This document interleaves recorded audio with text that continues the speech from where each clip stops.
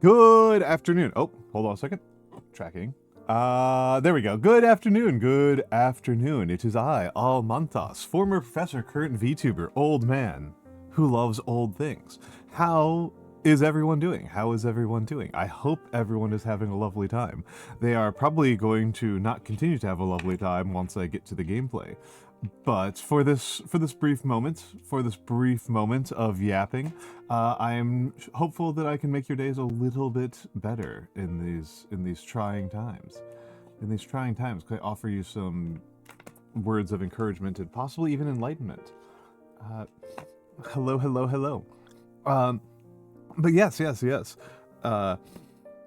for how I am doing, I seem to be coming down a little bit. I mean, it's much shittier, Tohu. It's a much less fun stream, on all accounts. So, sorry. But I am doing all right. Hold on a second. Somebody is at the door and I'm the only one home, so give me a moment.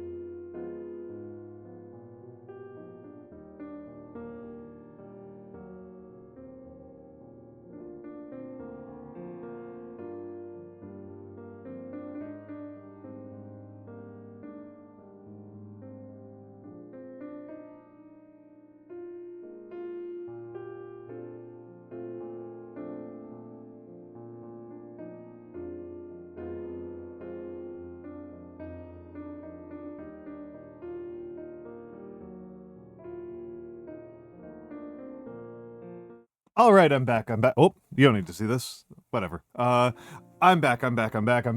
But yes. Yes. I, yes. I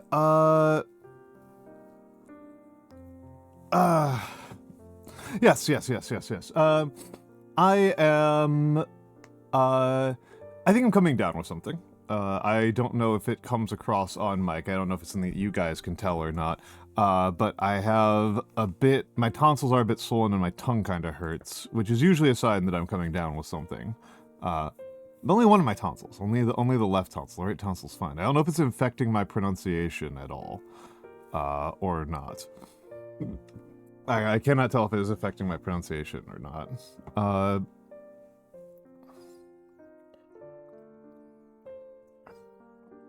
And, hold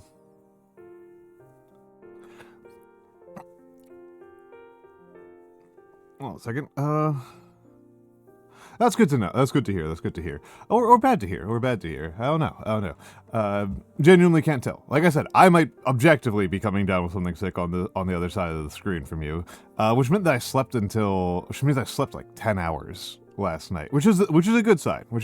If I'm sleeping, oversleeping is a good way to try to prevent yourself from getting sick. In my experience, lots of rest is important, and I think if there's anything that gets me sick, it's the lack of rest that I tend to get. So, that's pretty good, even though it meant I barely got to stream on time. Barely got here on time. Barely made it. But I did make it. Did make it. And, yes. And, the good news I had today was that I read a pretty good post on Bad History, recounting the question of the Lemnos incident. The Lemnos incident is a moment from Greek history. It's a moment from Greek history where during 1912, a Greek general went to the island of Lemnos, and the Lemnos is an island in Greece, and it had been at that point just conquered. It had been taken from the Ottoman Empire to the kingdom of Greece. I believe it was a kingdom. I don't think it was a republic at the time. I think it was a kingdom at the time. And the soldiers are coming out and they're doing like a little parade, and some children come and like are gawking at the soldiers, and the soldiers go, "Hey, what are you looking at?" And the children say, "We're looking at Hellenes, which, as you may or may not know, Hellenes is the Greek word for Greeks. Greece and Greek are exonyms to Greece. Hellenes and Hellenos are the internal terms, are the endonyms of those countries. And so they call it, I don't quite know how we got to Greek. I don't know the etymology of the word Greek, but they said, "Oh, we're looking at Hellenes," and the soldier says, "Are you? You're Hellenes, though." And the child says, "No, we are Romans." And this is often taken to mean this, like I was taught that this was like this really cool story about how Roman identity persisted in small pockets inside Greece, and that like Greekification was something that proceeded unevenly across the islands and the isolation of Lemnos itself. And this is apparently not true. Not true. Then this person's got, good lord, does this person have footnotes? So I'm inclined to take them somewhat seriously on this one. Apparently, Romanoi, are just terms that Greek people use to refer to themselves, in addition to Hellenes. In the same way that Americans will use both, will refer to themselves as both like Americans and Yankees, or Americans and Americans, right? That we'll use both of those kind of terms. And then a lot of people have this kind of thing, right? Where they'll have multiple ethnonyms for the same group, or like heavily overlapping ethnonyms. And these are not mutually exclusive identities. To be Romanos or I guess Romanoi, and to be Greek are just non-exclusionary identities. And so I think this is very funny and cool, and I think it's also very funny to use as a pretext to make an EU4 mod that changes it so that if you reform the Roman Empire, the benefits only apply to the 21st century borders of Greece. I think that'd be very, very funny. That you get the Forum Roman Empire, and it does not give you claims on like every single thing that a Roman ever saw at some point in their life during ancient Rome. And I mean, that's that happens a lot, Blasphazar. There's a lot of, I don't know how we got Greece or Egypt for that matter. I genuinely don't know where either of those come from. I know like Germany comes from Latin, because Germany is the endonym for Germany is Deutschland. And so we came down to Germany because that was the Roman era name for the area. There's a couple that I know and I don't know. China, it turns out, is actually contested. So the historical, that one's less confusing. I believe Japan is. I believe the etymology on that one is like, Japan is actually like an older endonym for Japan, but I'm not sure about that. That was what I remember hearing years ago. China is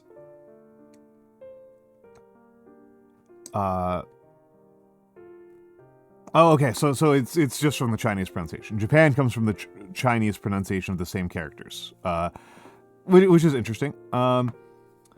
And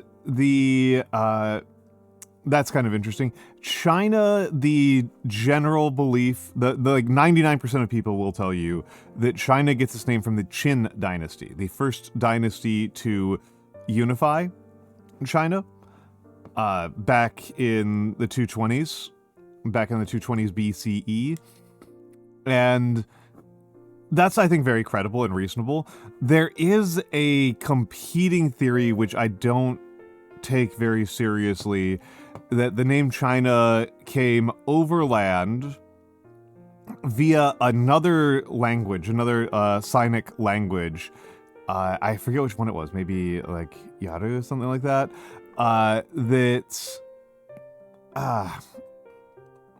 that eventually got over to the West via that mechanism, and the name stuck. Official name of the Republic of Korea in Korean is, I cannot pronounce Korean. Korean, I'm really out to sea on Korean vowels. I know that Korean vowels are not, like, in principle very hard, I just don't know them. I have been told by Korean speakers that it's, like, actually not that bad. But I just still don't know them. Some of them are... I think most this happens all the time, right? This is pretty typical. Sweden is Sverige, for example. Ireland is Are. And the one that I do kind of get a little bit weird about, that I'm like, about, is that is what Blasters are in backhandedly referenced, which is that South Korea is officially known as the Republic of Korea, and North Korea is officially the Democratic People's Republic of Korea, which produces the pretty reasonable ROK and DPRK acronyms. And so I don't know, I'm like really used to those acronyms, and so I kind of get a little bit thrown when people, like, when I hear people talking about North and South Korea, I start getting like, about it. I'm like, why are they saying this? Why are they saying about this? Which is not, like, reasonable of me, I guess. That's not,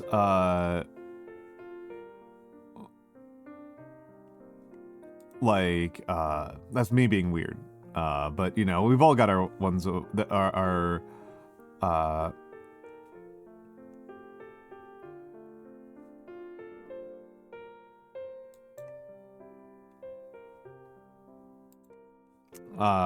effectively weird. And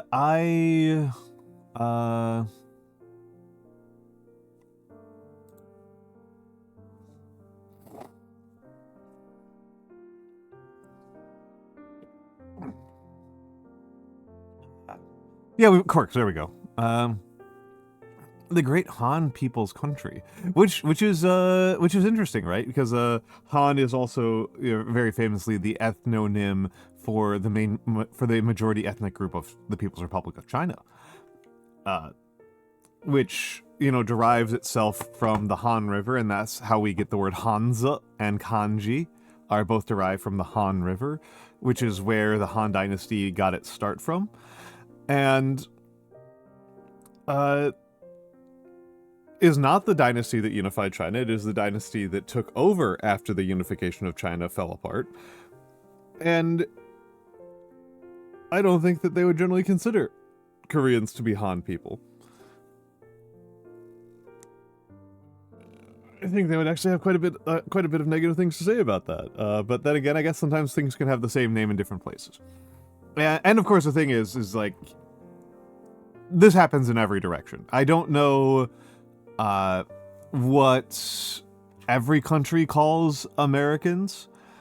I find it really funny that I've known some Brits who insist on referring to the to Americans as USians. I know that in Chinese we are Megwa. We are Megwa, beautiful country, and in Japanese we are Beikoku. Usually they just call us America. Usually they call us America, but Beikoku is also an option, and that's rice country. That's rice country, which I always find really, really fun, especially because the way that Japanese works, right? You can use the same kanji to be pronounced in multiple different ways depending on context, and so that be is also pronounced me. So there's a way to write America in kanji that includes that rice character, which I think is quite funny. I think that's a pretty funny that's a pretty funny thing to do. And there's some word there's some word for Japanese American relations.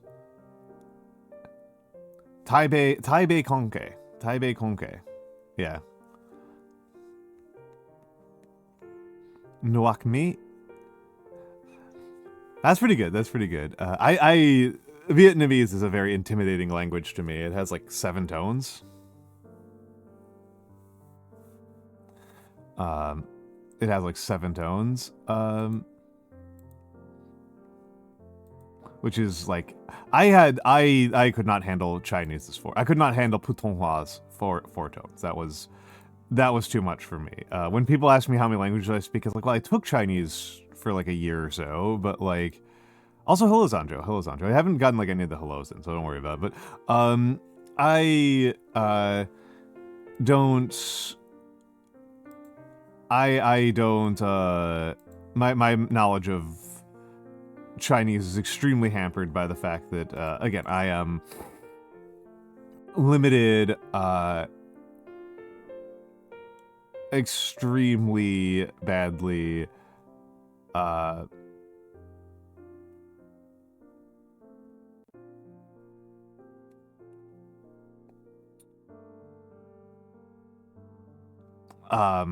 my tone deafness.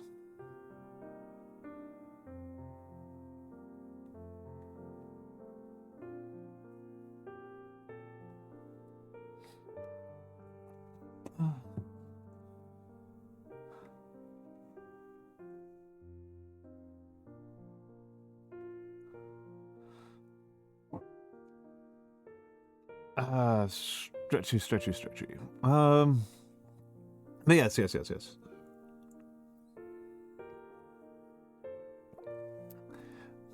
Hello, Gamma. Hello, Patware. I may as well get the hellos in, right? Hello to Pekoneko. Hello, me. Hello, Seribot. Hello, Zanjo VT. Hello, Tohubohu. Hello, Blasphazar. Hello to Gamma, and hello to Patware, and of course hello to all of the lurkers and the VOD watchers. Hello everyone. Hello everyone. I hope you're all having a lovely day. I hope you're all having a lovely day. Let me... Like I said, I am still kind of waking up. I'm still kind of getting myself together. This happens. Hello, Wandermyth. Aren't that bad once you pick up on all languages being tonal? I mean, there's an extent of that, but like I said, Blasphazar, my issue is that I am tone deaf. I am not the most tone deaf person that I am aware of, but I am pretty tone deaf. I remember my brother trying to teach me how to play guitar and being like, okay, so like you hit this string and like this happens, and I'm like, this doesn't make any sense to me. I don't understand what the difference is between these. Like, this is that I don't hear a difference. I don't know what's going on here. So in Chinese, my grade when I took Chinese class, I was very fortunate that when I was taking Chinese, our grade was almost entirely based on our writing ability. So my overall grade wound up being a B. I had something like a 95% on the written components of the class, and I don't think I passed a single spoken exam. I think I literally failed every single spoken exam for Chinese class. 100% failure rate on those. It was pretty brutal. It was pretty freaking brutal. The part that I remember being particularly funny, I've talked about this before, was the tests would be typed out. They would type out the quiz that would be printed, I should say.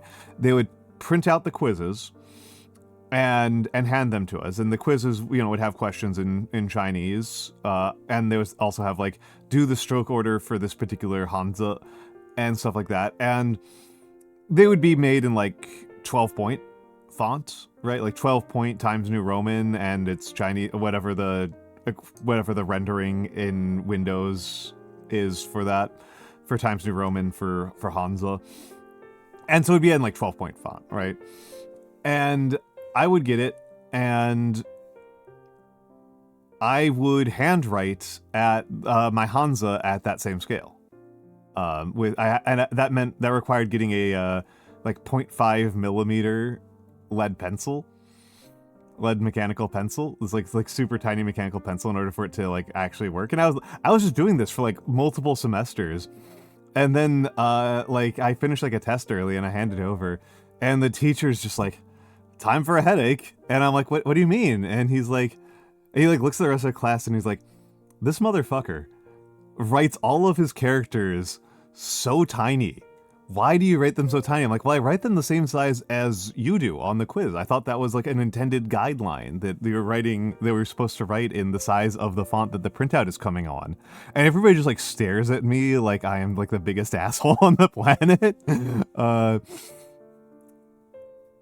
And yeah, I always thought that was very funny. I like that quite a bit.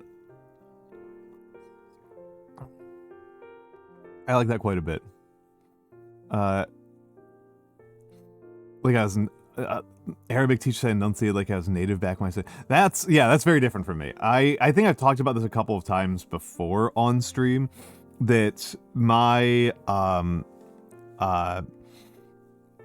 my knowledge of English is based much more on writing than it is on speaking. And so my grades always improved in classes when I took more extensive notes, because that meant I had more written information. That meant that I was taking knowledge from speaking and putting it in from sound and putting it into visual. I think most people are the opposite. I think that this is an example of me having a bit of a learning disability that hampered me for a lot of my education and was a bit, definitely increased the amount of work I had to do in order to get the same results as other people. And so like this is unsurprisingly why calligraphy is my main art form, right? Is that for me information is in writing, and my to the extent that I have an internal monologue, it is visual, right? Like I don't hear my internal voice metaphorically speaking. I see my internal voice metaphorically speaking. And I tend to also say that if my much more honest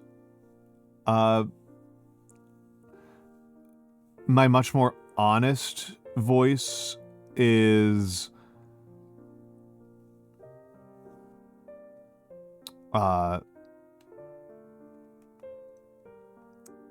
only in writing. My much more honest voice is only in writing. It's not in when I speak, I tend to kind of adjust my speaking voice and my speaking tone, my vocabulary choices a lot to reflect the people I'm talking to. And I don't think it tends to be a super sincere version of my voice. I think my voice in written essays is much closer to my actual non-pretentious life.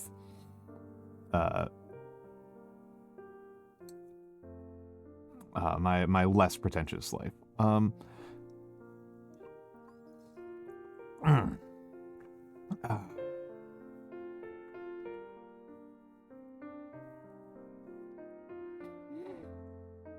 Yes. So that's kind of where I don't know. Languages, I wish I was better at languages, I'll be honest. And non-trivial, I just kind of wish that I had spent more time studying them when I was younger. Frankly, with grad school in particular, I really feel like my time would have been much better spent not working as much on historical methods and not working as much on theory and working just on language. I think that if I had basically flipped my ratio from being like 1/9 language, like maybe 1/3 language, to being like 2/3 plus language, I think it would have been much better.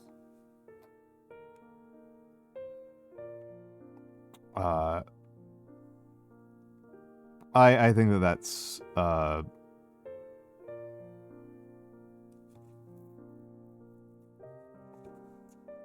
I think that's much better.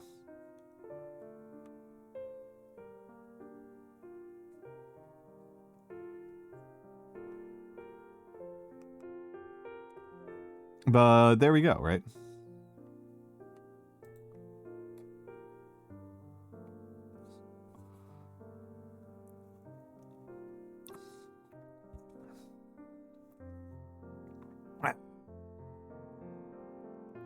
But yeah, I wish I had worked on my languages better. My Japanese at this point is toddler-esque, and given the amount of time I've put into it and such, it should be like genuinely and authentically, like, I should be like at like near native fluency, and I'm nowhere near that, right? I'm nowhere near that. Not at all near that.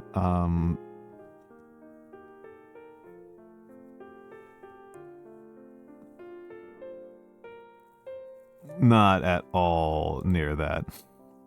But yeah, that's... And I actually rather like studying kanji. I rather like kanji as a thing to study. Keigo is what killed me, and I'm wondering if doing Keigo again this time will go for me better. As I move along with my Japanese. But as a Ute, I found Keigo to just be absolutely fucking miserable, and I think it was partially because like my teacher was not very nice about it. Was not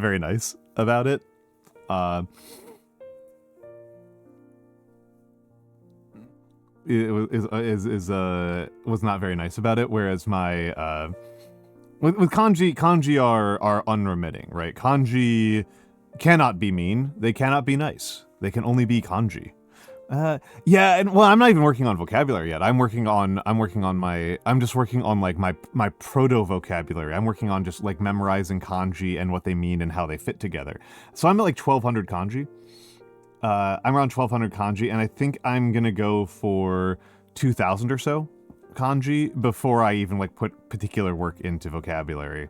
This is largely driven by the fact that like anytime I learn a vocabulary word where I don't already know the kanji in advance, it's actually like way harder for me to remember.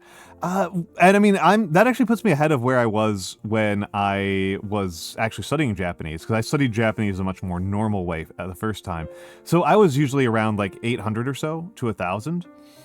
And it's actually kind of fun. Like, I'm using the Hessig method. And so like, I still have a lot to go.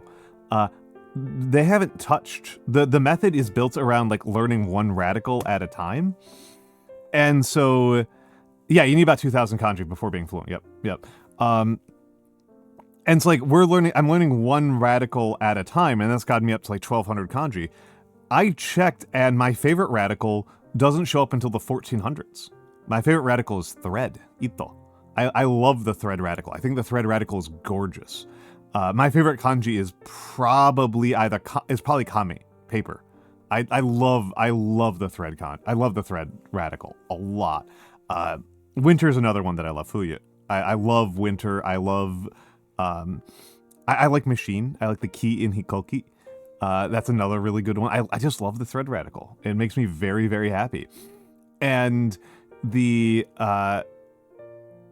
yeah, no, that's Blast. What you're doing is much more normal. But like I just found it so frustrating when I did go back and I started trying to learn vocabulary again, and it's like, what the fuck is this kanji? Like, that made me like so frustrated. It made me so frustrated that I'm just like, you know what? Screw it. I'm going to just learn thousands of kanji first, because I find it comforting and soothing to sit down and do an hour or two of kanji drills a day. Like, that I actually like. Doing an hour or two of kanji drills a day actually makes me happy, and I actually feel like I'm making progress. Whereas learning vocabulary first, I felt like I was like getting constantly stuck. And that really frustrates me when I am not the best at dealing with that. With like getting snagged a lot of different ways. Like, when I'm in the zone, I kind of want to like keep on rolling. I kind of want to keep it going smooth. I want to keep it going smooth.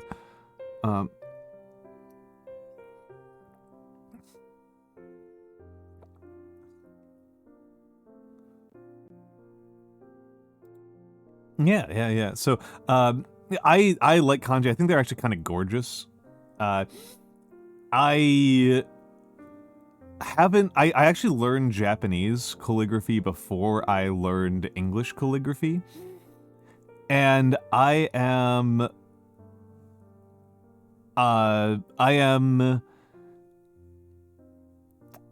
excited, I suppose. I am optimistic, maybe, might be the better word. Hold on, what's the word I'm looking for here? What's the phrase I'm looking for here?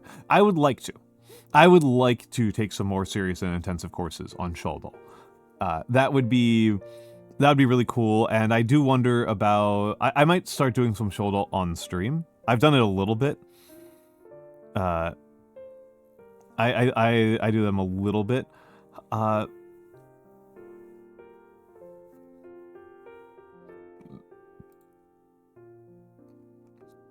But it would be... Yeah, shoulder I like quite a bit. I do have a shoulder set. It's just not with me. It's elsewhere. It's in storage, so I need to pull it out of storage. Then again, I think I put shoulder supplies on my throne. I think I've just put like the brush pens on my throne. Is I think what I did. I think my brush might not be in any good shape anyway. I think I might need to buy a new brush regardless. Let me take a look at Amazon. Shoulder brush.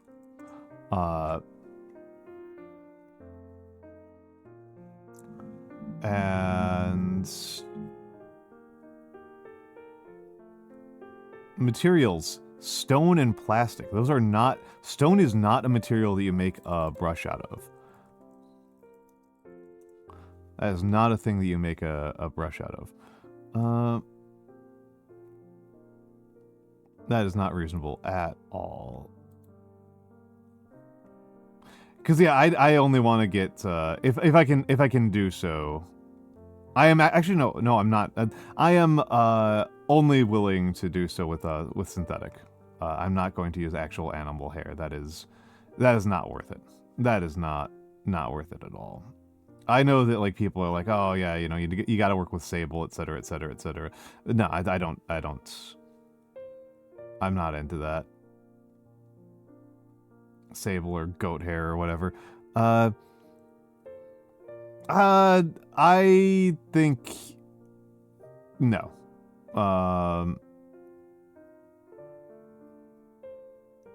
No. For one thing, the limiting factor is not at all my brushes, right? Like the limiting factor is 999,000% my lack of experience and skill, right? Like it's not. I do not think I will be likely limited by my. I think in general people think that they are much more limited by their tools than they are. If you are struggling to learn how to cook, getting a better knife is not the main thing that is holding you back.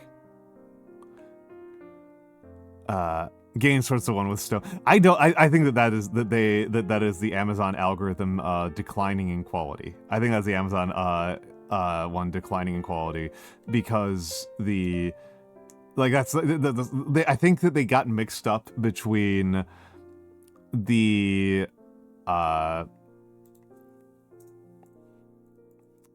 brush itself and the inkstone. I think it got mixed up between the brush and the inkstone.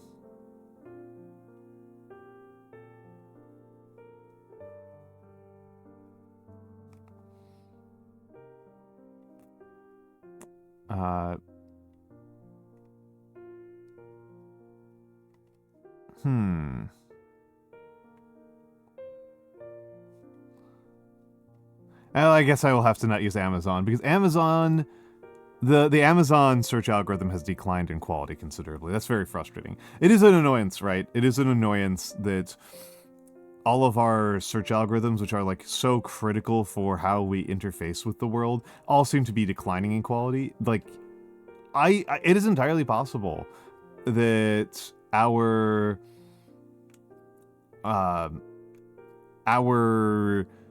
children and our children's children will simply not believe us. That, like, you used to just be able to just like Google things. Like, we're already at the point where let me Google that for you is a joke. Right, it was a joke in the past for one reason, and now it's a joke for a completely different reason. It's a joke for a completely different reason. And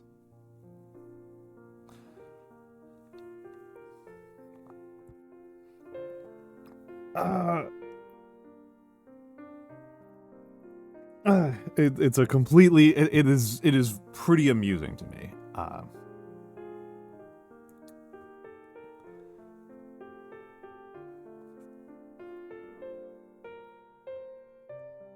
Oh, it's so rough. And now, like, DuckDuckGo keeps on giving me AI summaries, and it's like, I don't need this. Like, I was looking for a specific website when I asked this question. And given the preponderance of AI slop, if I do want a summary that doesn't come from any particular website, I want to be able to take a look at the website to see how credible it appears. I usually am trying to find something that's on, like, a specific recipe website or on Wikipedia or something, and it's just completely interferes with my ability to get to the stuff I'm looking for, that has really frustrated me. And I am very, very... It's just, like, I don't want this summary that comes from nowhere. Like, I want a summary that comes from a specific place. Hello, Beautiful Angel. Hello, Beautiful Angel. I want to be able to cite the footnote, and I can't cite the search algorithm's AI functionality as the footnote. That's not useful to me. That is not useful to me. And so I'm starting to wonder, like, is there... I might need to switch off of DuckDuckGo. I might need to switch off of DuckDuckGo. The Google AI, I think, is the perfect encapsulation of the cognitive dissonance a lot of people have concerning generative AI. Could you expand on that, Blasphazar? Because I don't know what the... my encounters with how people talk about Gen AI in my life is... It's just a disagreement. Like, I don't see a cognitive dissonance in anybody. I see two camps of people who have very different opinions. Hello, Satine Fiore. Welcome in, Raiders. Welcome in, Raiders. I am Almantas, former professor, current VTuber, old man who loves old things. What were you up to? What were you up to? You're doing Lockdown Protocol. How was Lockdown Protocol? Were you playing with anybody fun, or is this all like solo, or were you playing with like randos or something? But welcome in, Satine. Welcome in, Sakura12186. And welcome in, Scaldy. And for the Raiders, yes, I am Almantas, playing with a collab of people featuring a couple of V siblings. Excellent, excellent, excellent. I have not done a formal collab with any of my V siblings, and one of them is in chat with me right now, so that's kind of awkward. That's kind of awkward. Blasphazar is my brother. But yes, we were having a bit of a discussion about the collapse of search algorithms. You got killer first round, had no idea how to play, and then employ the rest of the rounds. Pretty funny, pretty funny. I have not played any of those games. I have not played Duck Duck Goose, or I've never played Among Us. I've actually literally never played Among Us. And I think I'd be very bad at all of them. I'm not a good liar. I'm just really not a good liar. I am very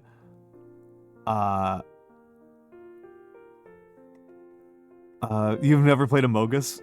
Oh, excellent, excellent, excellent. I hope that you had a good time. I hope that you had a good time. I hope that you did not ruin too many of your friendships. I hope you did not ruin.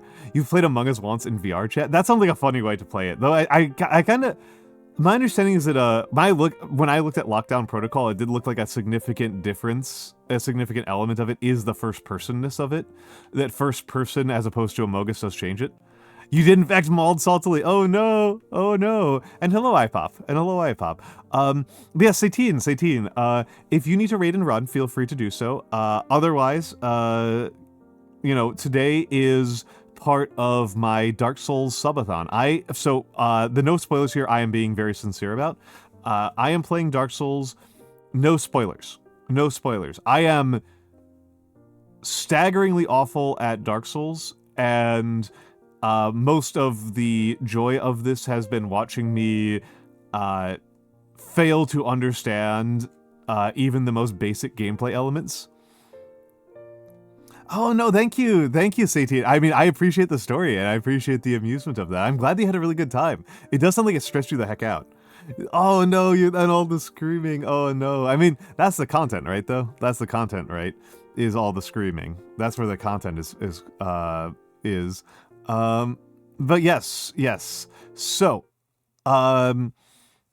that people know, this is my Dark Souls subathon. I have been, I played Dark Souls in July of last year, so if you want to get caught up, I've put all of the July VODs on YouTube.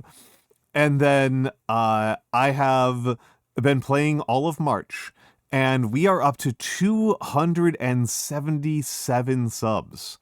250 was the actual goal, but I put it at 500 because I'm a silly Billy.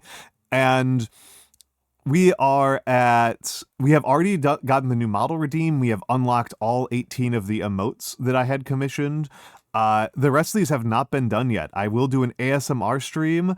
I will do a stream where I edit some papers and talk about my editing philosophy and what that looks like, because my other job is I am an editor. I say I'm a former professor. This is true. I did used to teach sociology at the college level. But nowadays I am an editor. I'm a nonfiction editor. I have not been in front of a classroom in a while, unless you count the time I was in front of NYU as a VTuber, which was funny. I did get to go to NYU as a VTuber, which was neat. But as a sociologist, I haven't been in front of a classroom in many years. I will drink some Malort. The PNG tuber is still cooking. It is not complete. It has been commissioned, but is not cooked. Yes, excellent, 18. Please get some rest. Remember to stay healthy, stay well rested. This is a common affliction of the VTuber, is to not get enough sleep. So please work on that. And I will play my favorite video game. of all time. I'll probably spend a week on it, which is King of Dragon Pass. I love King of Dragon Pass. King of Dragon Pass is a completely insane game. It is a watercolor strategy game from 1999. It has no animations. It is such a trip of a game. It is such a fascinating game. It is a game about being a magical Bronze Age Viking. And it is a game where you play the leadership, with the advisors, yes. You play the leadership of a clan of these Bronze Age Vikings, and most of the gameplay is resolving various types of disputes within your clan and between your clan and other clans, or your clan and the trolls, or the centaurs, or the ducks. Those ducks. Gotta love the ducks. And or the worst one of all, the solars. You know, always worry about the solars. If the solars are showing up, that's a bad sign. But you'll have a turn where you'll have control over things, and you'll get to do things, and then you will almost always have some sort of dispute, some sort of problem that comes before the clan ring. The problem will be things from a vampire is stalking the land. How do you deal with it? to dwarves have come to your settlement and are attempting to trade. Dwarves are absolutely dog shit at trade. Dwarves are terrible at trade, but they are extremely dangerous. So, dwarves are a funny one to deal with.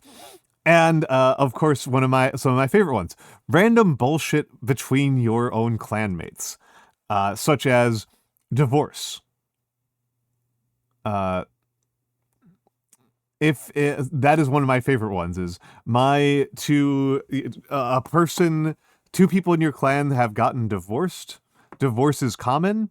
The level of acrimony between this couple is uncommon. In particular, the wife is insisting that her dowry of 2 cows be repaid by in the exact same cows. And it will not just be other cows. It will just be it has to be the same 2 cows that have been long dead. How do you resolve this problem? Or 2 of your farmers have gotten into a fight over the location of boundary stones between their herds. How do you handle it? And one of the solutions that has worked, it doesn't always work. It depends on if these farmers are any good at combat, which is something you just have to suss out. You have to figure out, are these guys any good at fighting? If they're really bad at fighting, give them swords and have them duel, and they'll just get themselves winded and embarrassed and then shake hands and go, okay, that's enough of that. It's a funny and fascinating game. It is a game that truly SUSS, suss out, is to do detective work, to understand, to study, to explore, to figure out the meaning and the relationship between things. That's what suss means. And it's an incredibly cool game. There's nothing like it other than its own sequels. There's just nothing like it other than its own sequels. It is like the most compelling game that's ever been made. It's awesome. I mean, I've been known to say that, and you probably would be able to provoke me into that, except for the fact that we are getting ads in seconds. So I get to run the ads and use the bathroom and tune up the fan art gallery. So see you in a minute.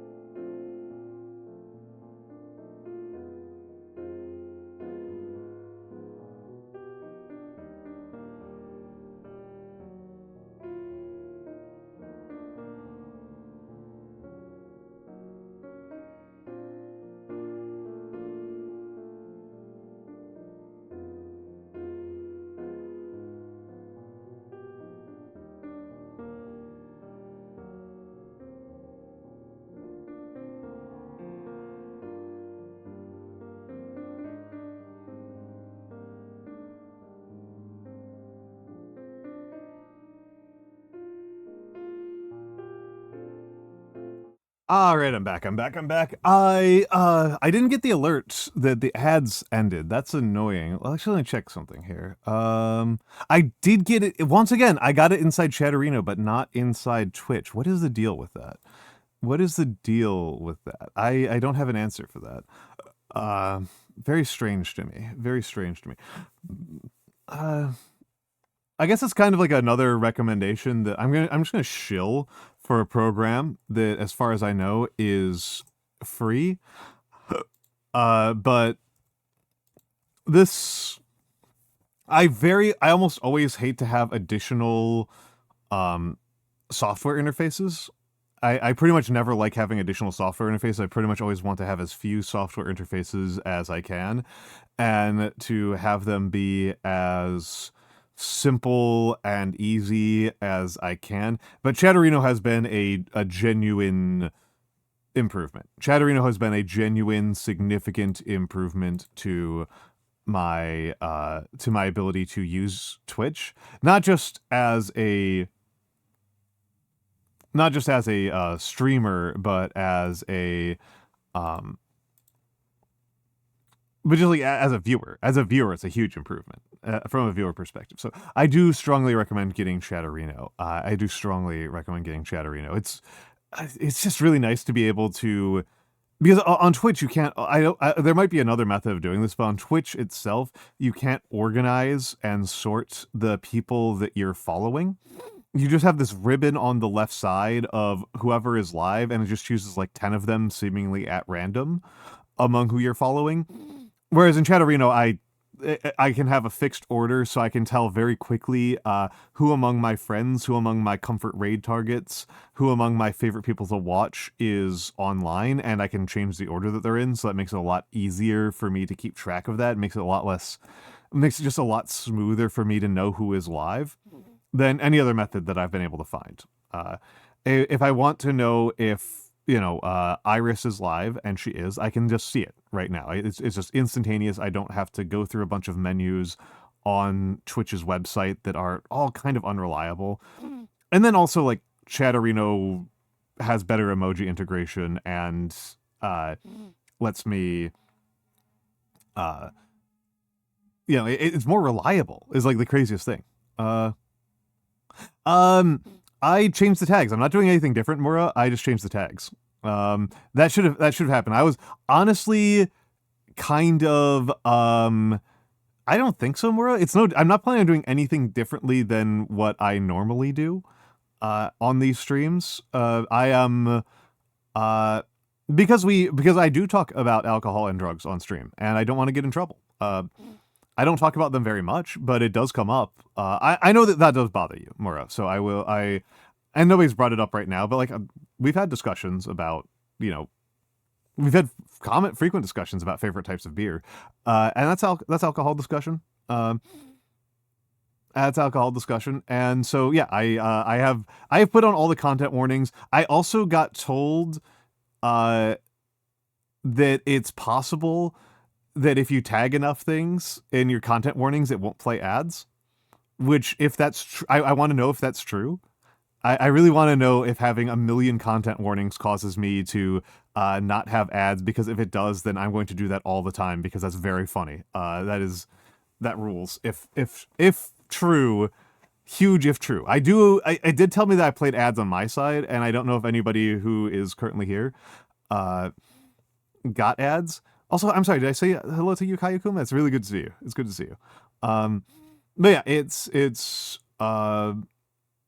yeah, I did add politics. So, and politics is probably the one that I talk about the most out of all of those. I think I talk the most about politics. But like I actually thought I had all of those tagged before. I genuinely thought I had all those tagged before, but I definitely talk more about politics than I talk about the other topics. And like we do talk. I don't think me and Mura, I don't think we beef about politics. Unless you mean like, I guess maybe like we kind of beef about like, does America have a cultural identity? Like a little bit. Like we beef about like stuff that's like really peripheral to politics. Yeah. Yeah, so if any unsub chatters, please let us know about your ad experience. Absolutely. Absolutely. I might make that the pinned the pin. I may make that the pin.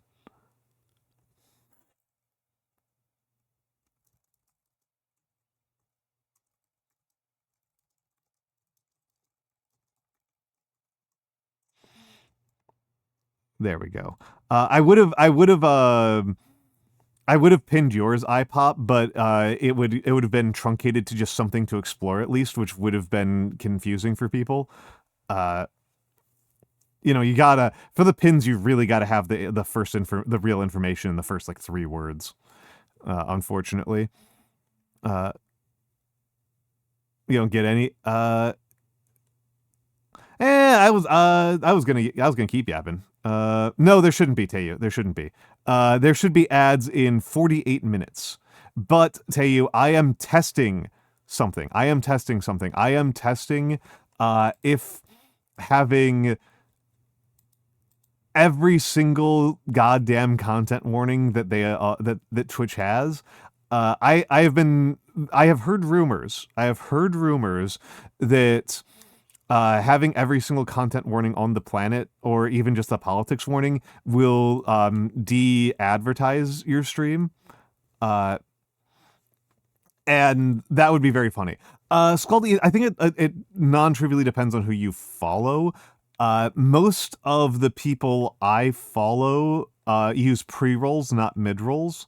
And if it wasn't for the fact that I like taking breaks, I would primarily use pre-rolls. I was using pre-rolls for a while. I've gone back to mid-rolls because they're a little bit nicer for raiders, and also because it turns out that in observed practice, I need to take a break about once an hour.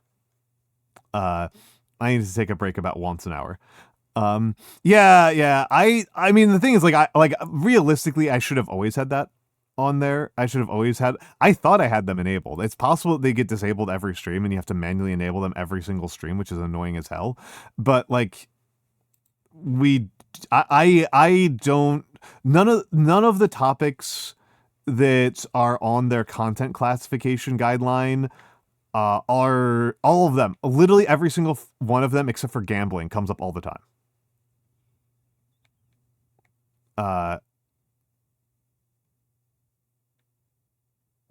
I know that most I watch don't use pre-rolls. Interesting. Yeah, because most of the bigger ones use pre-rolls. Like Clonk uses pre-rolls, Barry uses pre-rolls. Me and Clonk have talked about it repeatedly. What's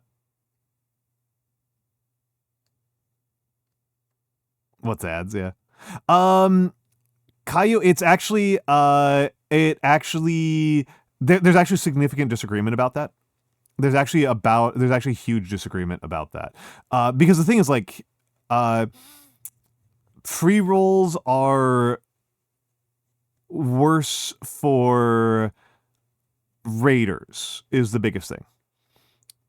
Pre-rolls are worse for raiders, but otherwise, the experience that most people I know have is that mid-rolls are overall worse. And I still kind of go back and forth about this. I might actually go back to pre-rolls, even though I still take breaks pretty frequently, because mid-rolls, if you commit the click, you can wait 5 seconds. That's the big thing. It's worse for raiders, but if for non-raiders, it doesn't fucking matter. I get pre-rolls when I go to berries, and I just don't give a shit, right? I mute the stream for 5 seconds. The thing about mid-rolls, so like you have to do pre-rolls or you have to do mid-rolls. You don't get around it. You don't get to just do nothing. You have to have some sort of ad if you want to have emotes. Ads are your tax for having emotes. And so you have ads on, you have to choose between pre and mid. And the thing about mids is that they kill you on retention.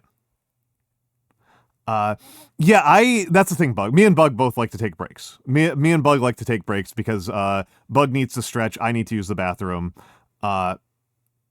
I've never gotten pre-rolls for 5 seconds, Scaldy. I usually get 15 seconds. I get between 5 and 15 seconds. Mid-rolls are usually, in terms of the total amount of time people watch commercials on your streams, mid-rolls are way higher. And this is why Twitch really wants us to use mid-rolls. they really push mid-rolls to us on the back end, and it's because like mid-rolls involve viewers seeing way more ads. It involves them seeing way more ads than they would on pre-roll. And it's like my mid-rolls are 180 seconds every hour. That's an enormous amount, and the way that Clonk put it, which I think is correct, is that it's just so many opportunities for somebody to click away. It is so many opportunities for people to click away. No,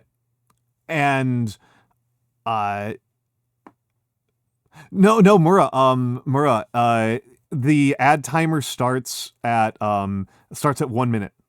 If you restart stream every hour, you'll get a new ad at that when you do it. They have thought of that one. They have thought of that one, unfortunately. They have thought of that one. You get 1 minute before ads, and then you get ads.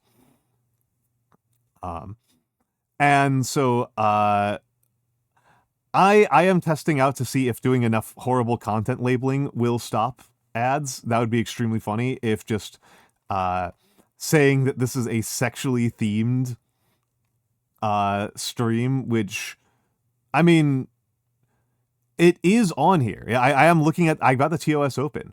Non-graphic conversations relate to sexual activities, preferences, fetishes, etc.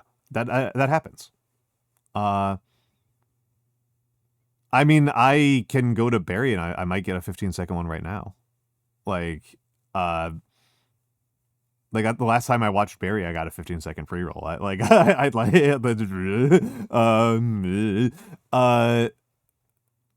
Yeah, you're allowed to do that. I've never stopped that. I have never stopped that.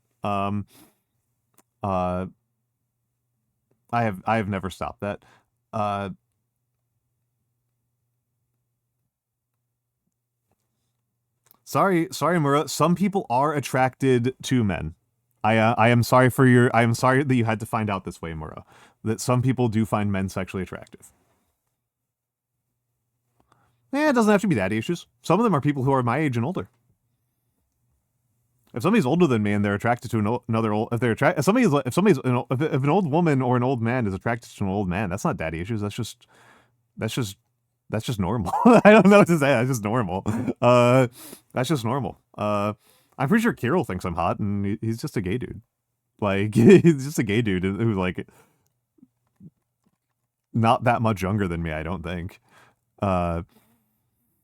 Yeah. Bug. That's what I see. That's for.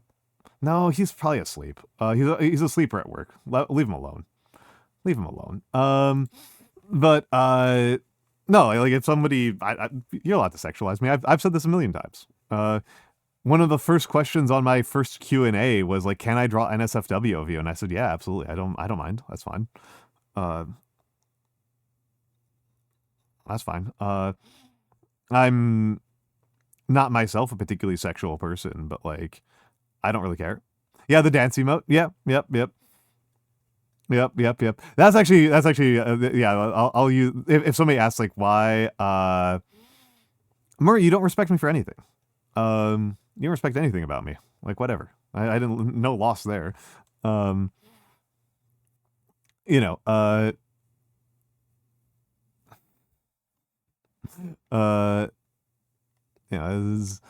Yeah.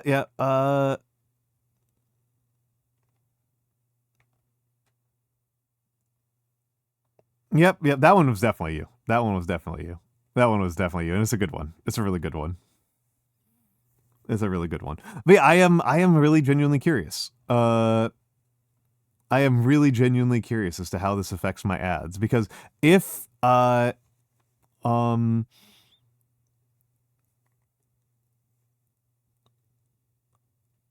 it's great. It's amazing. It's amazing, Mura. It's beautiful. It's perfect. It's perfect. I always love the detail that it's a poorly that the rose is like is messed up. I've always really enjoyed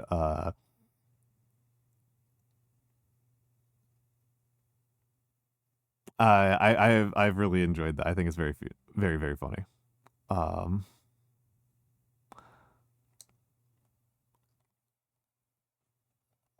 I really enjoyed you have a single rose and you chewed on it a lot. Yeah, yep, yep, yep, yep, yep, yep, yep, yep, yep, yep, yep. Have a single rose and I've just chewed on it. I've just worried it to death. I've just worried it uh to death. Going like, hey, quail egg. Well, as I've said, I mean, this is like a definite difference between me and my own chatters, right?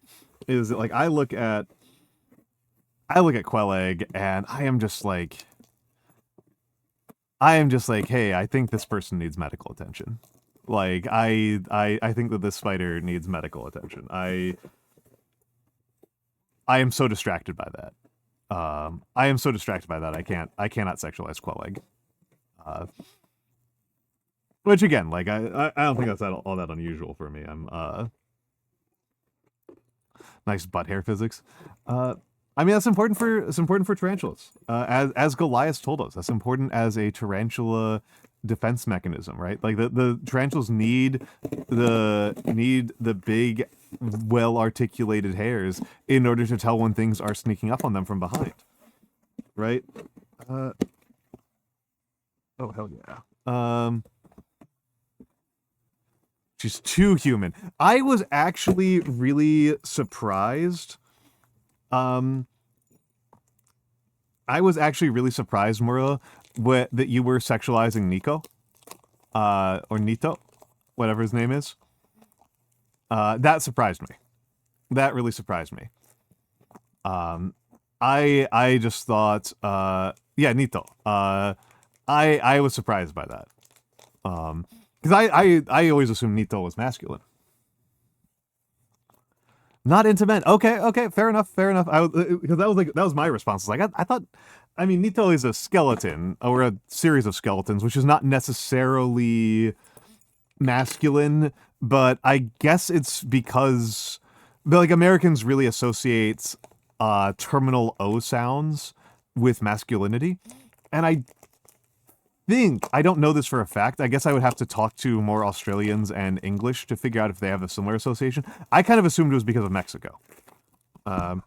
I kind of assumed it was because of the amount of cultural exchange between the U.S. and Mexico. That because terminal O's are masculine, are almost always masculine in Spanish.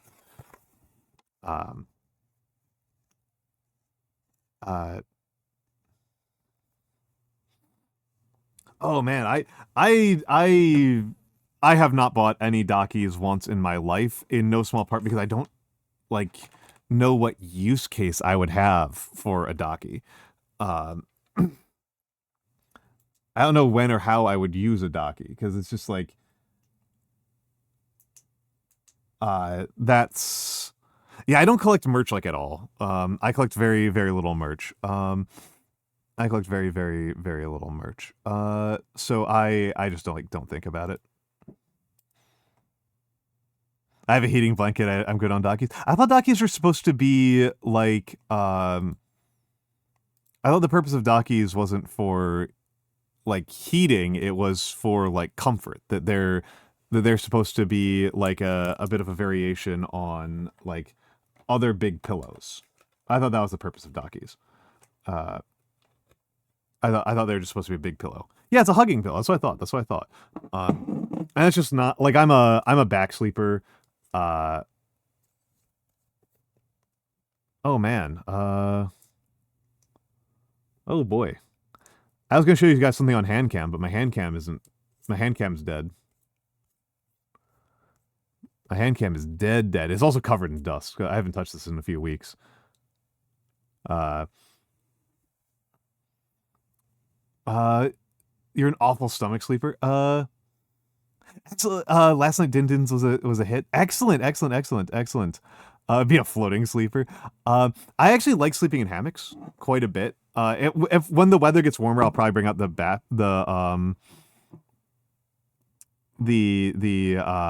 hammock. I'll probably bring out the hammock. I like hammock sleeping. It's good for my back, but it's if it's cold out, it's really a pain in the ass. Yeah, absolutely, absolutely. Mura, let's see the Mura approved male sexualization. Let's see it. Let's see it. But Gamma, what was the dinner? What was the dinner? What was the dinner? I am excited. He had some chopped tomatoes, bell peppers, seasoning, oil. Excellent, excellent. Served over rice. That does sound very good. That does sound very good. I'm hoping you had a bunch of basil as well. I always love basil plus tomato. That's one of my favorite combinations. You have the Gabriel Ultra Kill Docky. Bug, I have no basis for this other than the fact that you are a VTuber. I have a working assumption that is like not like well grounded, but my assumption in VTubing spaces is that all of the women in VTubing are exclusively attracted to women, and it does seem like Gabriel Ultrakill is the main exception to this. You would like Mirabelle is a is only attracted to women, and Gabriel Ultrakill. So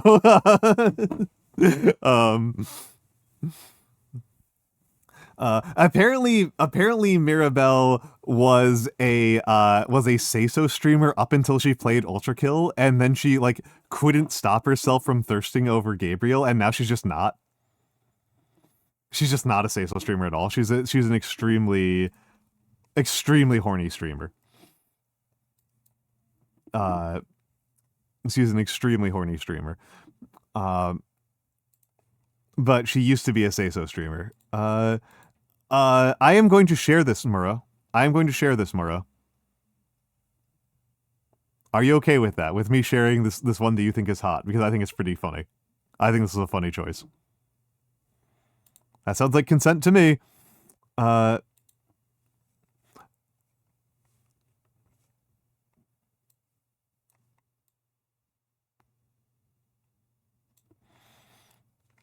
will be honest, iPop, I don't get the Garrus thing.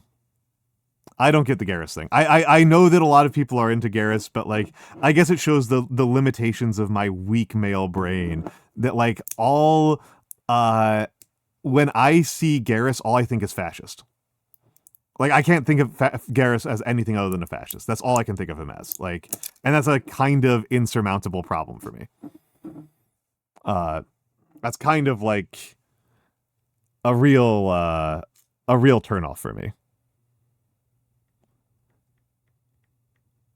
Yeah, but he's still a fascist. I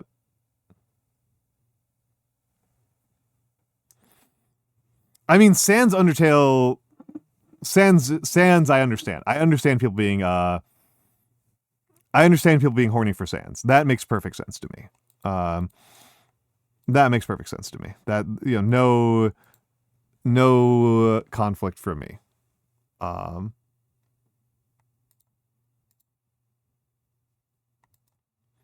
Hold on. Did I crash? No, I didn't crash my OBS. Okay, hold on a second. I mean, yeah, you can. More clothes can be hotter. More clothes can be hotter.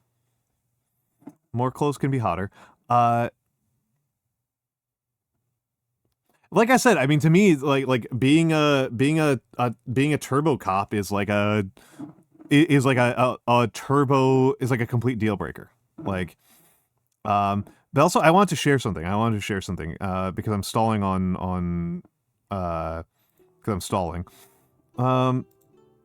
So did get my hand cam working again. Hello, it's my hands. It's been a minute. This was what came in the mail just a few minutes ago.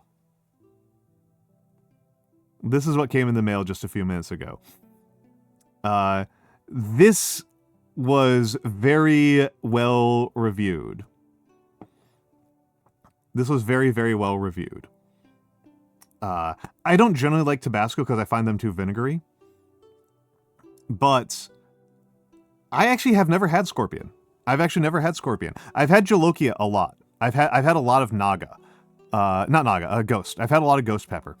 But I don't tend to like it very much.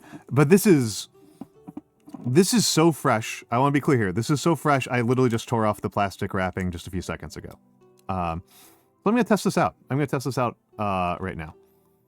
I'm going to give this a test.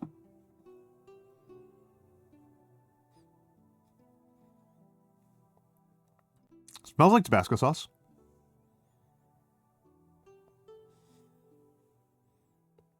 I am a little bit distressed by the lack of the little plastic cap to make it easier to get out a tiny drop, because I just wanted like a little tiny drop. I just wanted a little tiny drop.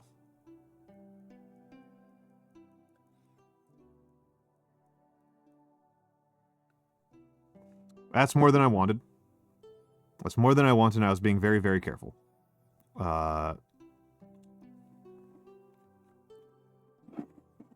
Yeah, a spoon's good. A spoon's a lot. A spoonful weighs a ton. A spoonful weighs a ton. Let's give this a lick.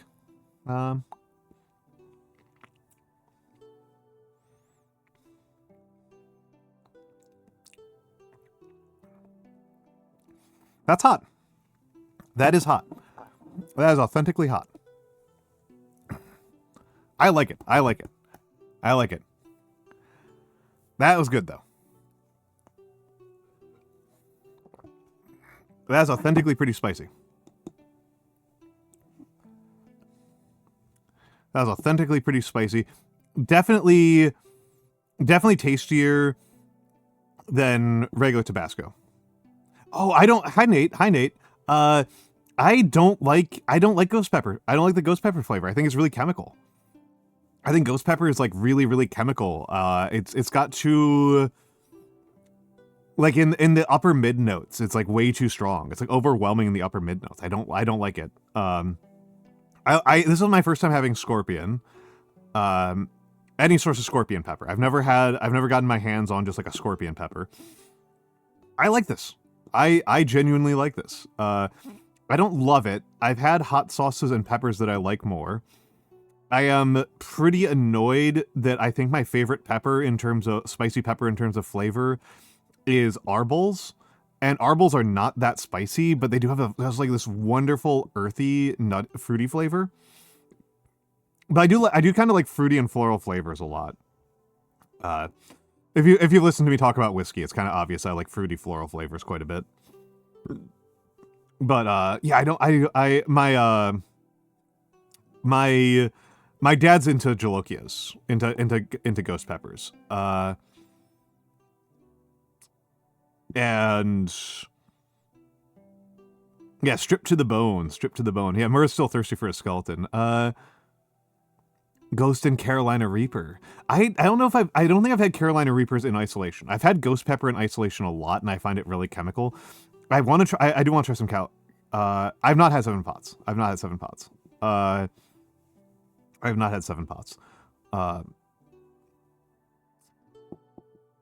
it sounds delightful. The hot sauce I grew up on was Dave's Insanity sauce, which this is not nearly as hot as. This is not nearly as hot as, I mean, your problem.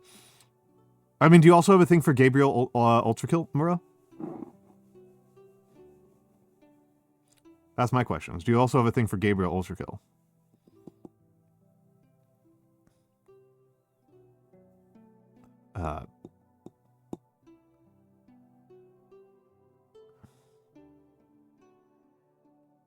But yeah, on the subject of Mass Effect, the one Mass Effect character that I did understand people being hot for is Rex. That one made sense to me. Rex made sense to me. Don't like self-centered god wannabes. Okay, fair enough. So it isn't about cleanliness. It isn't that's the robot fucker thing, right? Is like the robot. I was wondering if there's like a robot fucker skeleton fucker overlap of like liking the cleanliness. I think Rex is funny. And he is not a fascist.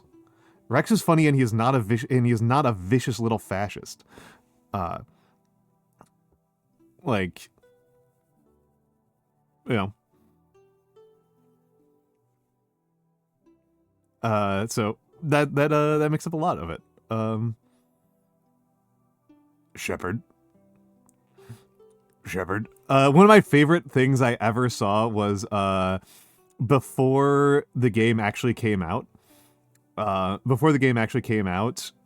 was already a controversy over people sexualize over like you can have sex with the aliens in Mass Effect, but like the game hadn't been out yet, so people didn't know for certain that it was Liara, even though that was the obvious choice. So I saw I remember this fan edit that is like stuck in my brain forever, where it's Rex talking to Shepard, and he says, "Shepard, what is this kissing?" And it's just like, okay, this is so good. The implication that the alien you're having sex with is Rex is amazing. Yeah, you should be able to romance an Elcor. And a Hanar. Come on. Are you seriously telling me that you don't think the Mass Effect fandom would be down for fucking a Hanar? Like, come on. Come on.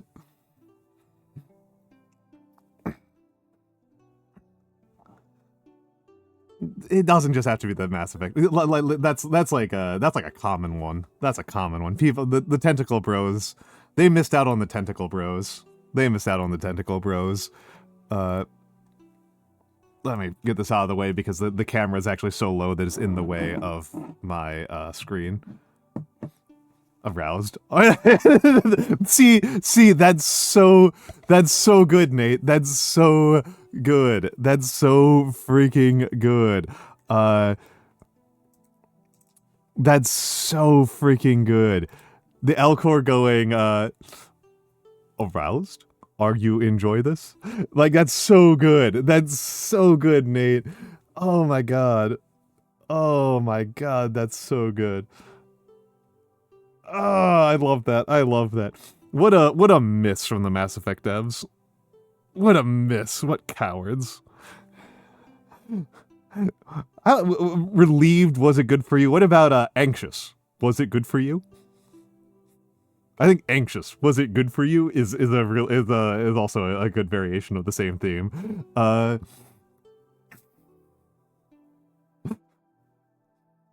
Insincere. Please stop.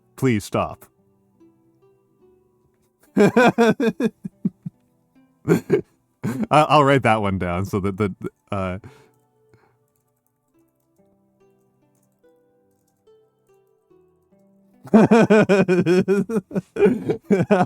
there.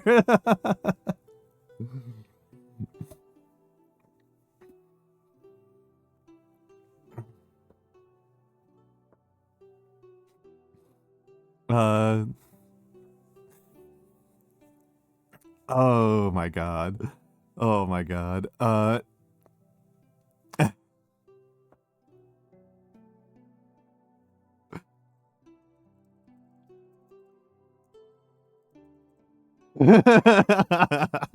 This is so good. Nate, this is correct.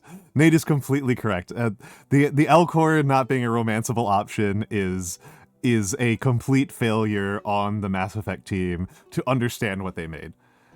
Honestly, not having a playable Elcor is a complete failure on their team. Disingenuous. I have a thing to do in the morning. I cannot stay. them not allowing, failure on the sex front, but also like just in general failure on understanding what they got done with the alien species by not having Elcor and Hanar on as playable characters, as recruitable NPCs, I guess is the more correct term. Complete failure. At least they let you have Legion. But they didn't let you have a freaking Hanar. They didn't let you have an Elcor.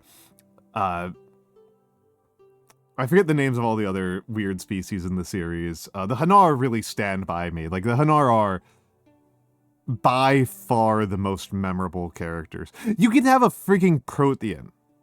Like, You could have a stupid frigging Prothean who were way more interesting when they didn't actually exist.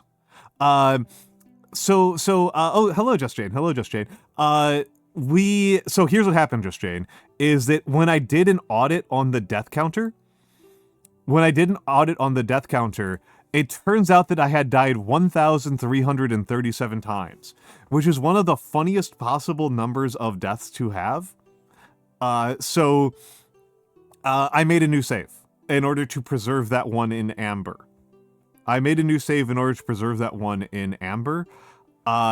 So we started a new save, and it is at 6 kills and 53 deaths so far. Yeah, I'm elite gamer.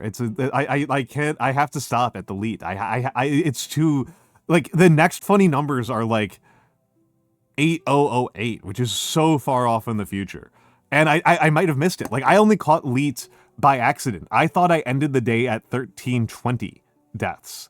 And I was wrong. It turns out I ended the day at 1337 deaths instead, which is much, much funnier.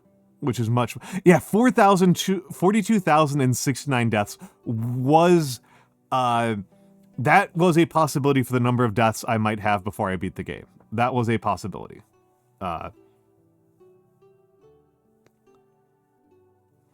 Let's go, lesbians. I'm not used to people using the 6 for the G. That one's a more bespoke one. So that did throw me off a little bit. Also, I don't know. I just don't use lead speak a lot. So it always took me a while. Yeah. One day we'll clone it to populate a theme park. Yeah. I missed that run already.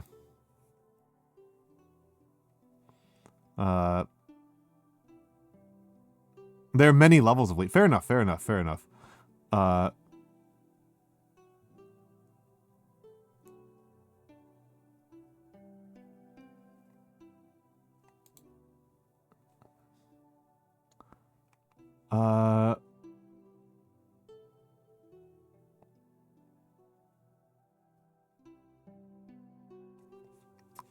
So yeah, no, there's many levels of lead. I was pretty much only used to like total vowel replacement, which whatever. Worse ways to make passwords, better ways to make passwords, but there are worse ones than leet speaking some common words. There's better and worse ones than that, but certainly worse ones. Yeah, that's you can definitely do worse than that. Just Jane. There is absolutely a possibility of doing worse than that.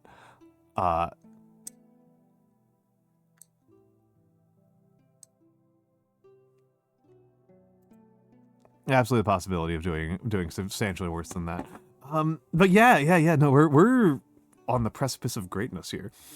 Over here on the subathon. But yeah, yeah, I haven't touched the hand cam in a minute, so it was out of battery and it was dusty. I'm gonna lock it against what charges faster. Did that lock it or did that take a screenshot? No, it locked it. That locked it. Yeah, use your social security number or regional equivalent for your password. Yeah, Scaldy's got it correct. Scaldy has it on the money. That is the correct way to make a nice sturdy password. Hunter 3. I've always been a fan of this is one of my favorite passwords from a video game. NSF001 Smash the State. That one always amused the hell out of me. The NSF are so funny. I love the NSF. What a bunch of goobers. They're so funny. There's something so funny about this group that's supposed to be like a bunch of like incompetent children having like very serious military uniforms that include full face covering. That's always amused me quite a bit. God, I miss Deus Ex. Though I do think that Deus Ex has some weaknesses. Isn't the top 8 for leaked passwords? That's an interesting one. I love you. That's an interesting one. That's a really interesting one. Because, like, it's so ambiguous. Like, who is you? Like who is this for? Is it like I love myself? I love the password generator? I love, like, what? What are we talking about here? What are we talking about here? But yeah, I don't know. I'm not like a password. Yeah, I love you, computer. I love you, computer. That's what that looks like to me. It's like, I love you, computer. I love you, password database. I love you, password database. I love you, password parser. I love you, Gmail account. I love you, Windows 11. I love you, Bank of America. That's very goofy to me. That's very, very goofy to me. Oh yeah, no, that's a good point. Students stark contrast to the angry passers. I imagine typing "I love you" every login gives a better feeling than "frick the world" or whatever. That's a very good point. That's a very good point. I mean, it's a kind of insane thing that just like saying nice things and smiling does make you happier. It is kind of wild, and obviously it has limits, right? Like, this is one of those things that I find kind of the most interesting, because I grew up with hippies,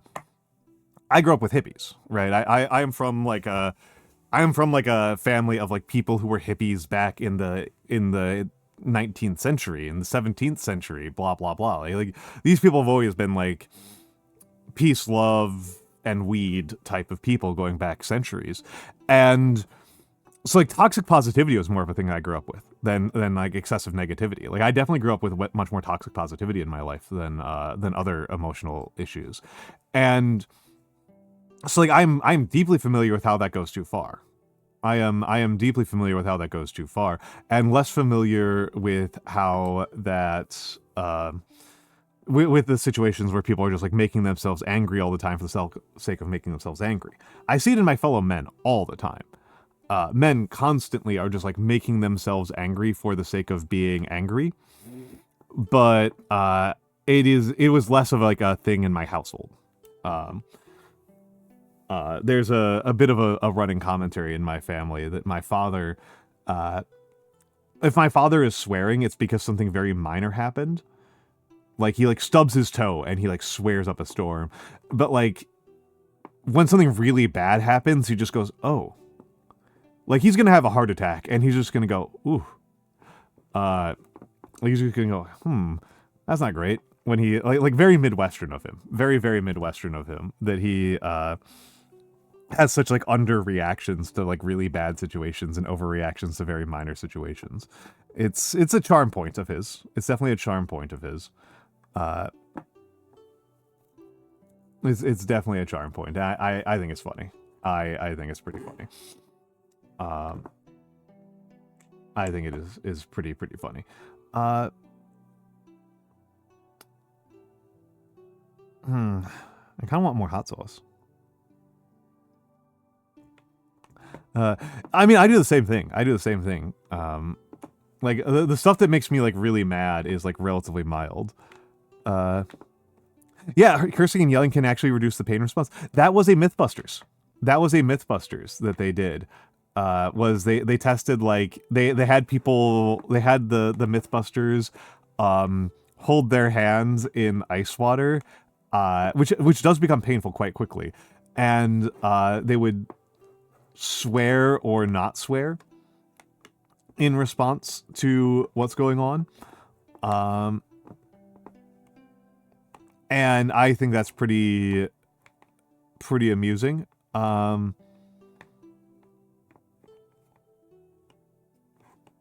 I think that's pretty funny.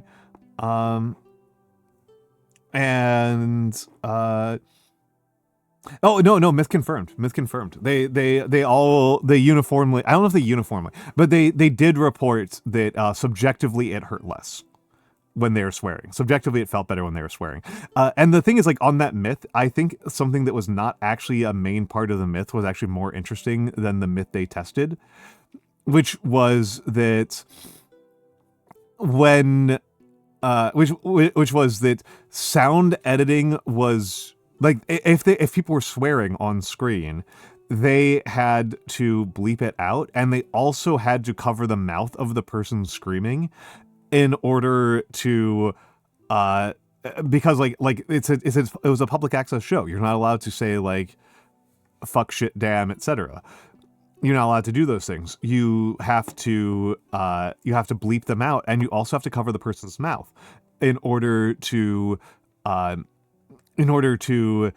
reduce, because of people who can lip read. So the bleeps are cheap, but doing the video editing is expensive. The video editing to put the pixels over back in the day, the pixelation video editing, that was much more expensive than, because this was back in the day when that kind of video editing was not just like a trivial piece of software that everybody had access to. It was something that required a certain amount of specialized effort. The pixelation was expensive, but the bleeps were really cheap. So what they did,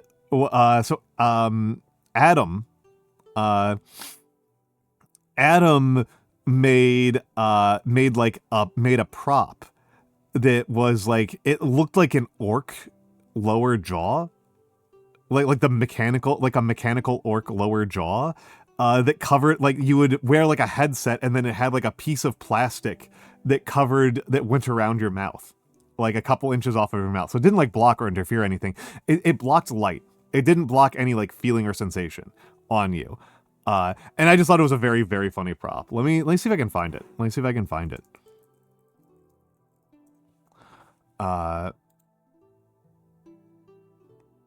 Yeah, here it is. Here it is. Let me pull it up. Because I find this one pretty funny. Yeah, here it is. So like, look, they put this thing over the person's mouth, so that like to block the camera from being able to see them swear. I thought this was really funny. I thought this was really, really funny.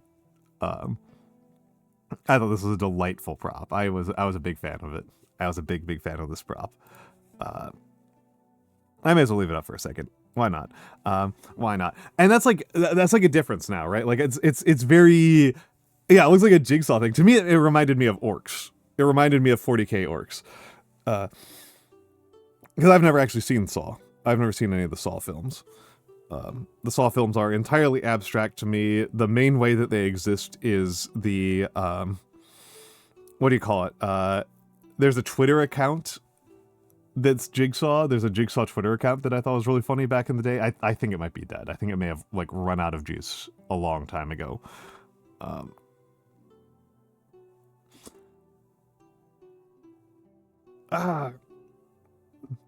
Reverse bear trap ass mask. Yeah.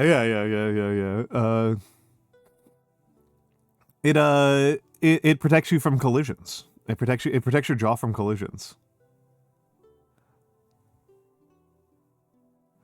Back from the curse search, nothing that funny.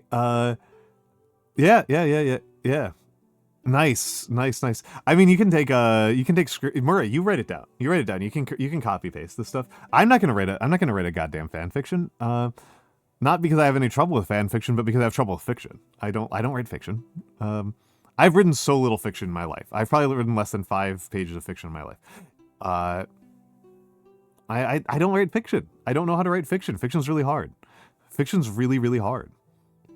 Fiction is absolutely brutal. Your jar can't be collision if you don't have one. Yeah. Chat, get on it.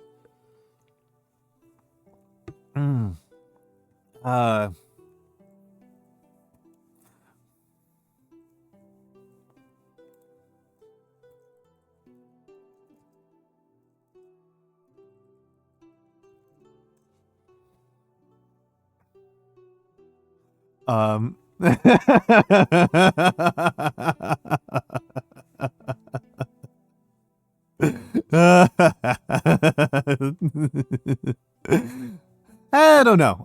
Maybe. Gameplay, maybe. Gameplay, maybe. I don't know. Tuesday was like Tuesday was without a doubt the worst of the Dark Souls stream by a considerable margin.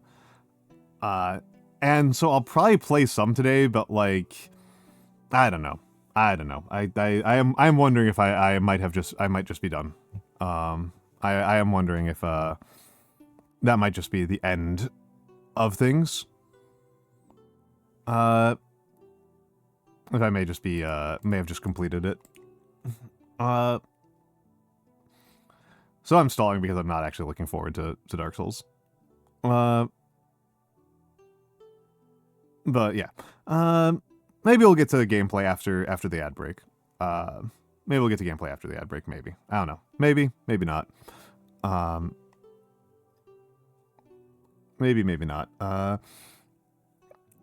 You know, my twin conflict between only do art that you can be proud of and follow through on your commitments, right? That's where I'm currently at, is the conflict between those two things. Only do art that, hello Sheriff Bikin, hello Sheriff Bikin. This is an image from Mythbusters, from when they tested out the myth that swearing makes things hurt less.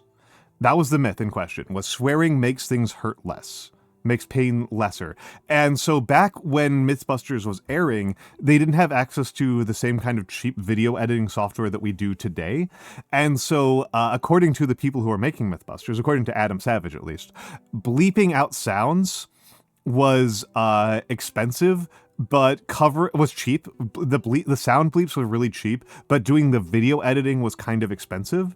And so as a matter of saving costs on production, Adam Savage made this mask to cover up a person's mouth so that the camera wouldn't be able to catch the lip syncing, the lip reading of somebody swearing. And it's just very funny and orc looking. And I just thought it was very delightful. Yes, it did. It did, Mura. It did. That was their conclusion. Was that swearing makes pain subjectively hurt less. Yeah, well, and pain is intrinsically subjective. It's why doctors hate pain as a symptom. Doctors absolutely despise pain as a symptom. Well, it's definitely one method of dealing with pain. I personally prefer to like clench muscles. Is my preferred like basic level of pain management is like muscle clenching. It's like I clench muscles elsewhere on my body, and I try to put my thought in other places. But I also do like a lot of meditation. So like that's something I have a lot of familiarity with, of like taking my mind and putting it elsewhere. Yeah, like your toes, like clenching your feet is like a pretty good one. Pain localizations, yeah, and pain radiation, yeah, they're pretty good. Yeah,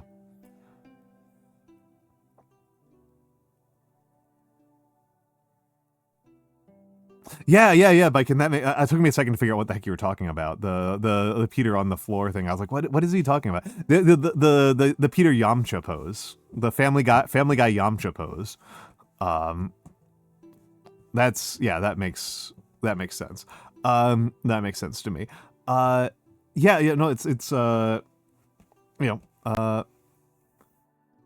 wouldn't be surprised, Maura. I wouldn't be surprised. As a rule, women tend to have higher pain tolerances than men, for the very simple fact that women tend to suffer more pain than men. And so, yeah. Oh, that's bad, Caillou. That's bad, Caillou Kuma. Do you have a mouth guard? Do you have a mouth guard, Caillou Kuma? Because you really should if you're clenching your jaw a lot when you sleep. Really, Tohu? I think it was like my worst performance. I think it was my worst stream in a year. That said, we're getting hit by ads. We're getting hit by ads. So enjoy the fan gallery.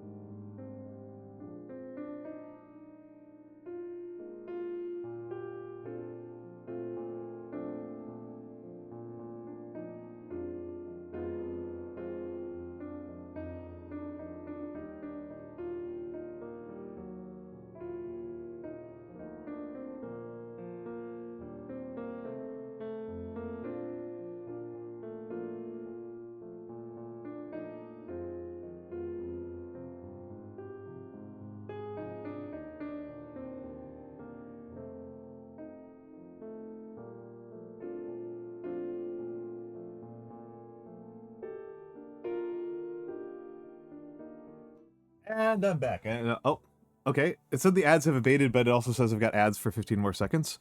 Well, Big T is listening. Big Testosterone? I just want to know if I can break ads. And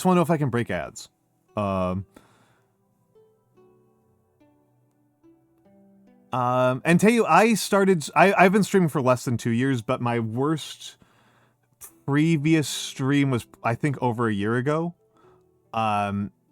Which was Against the Storm. I had an Against the Storm stream a while ago that sucked.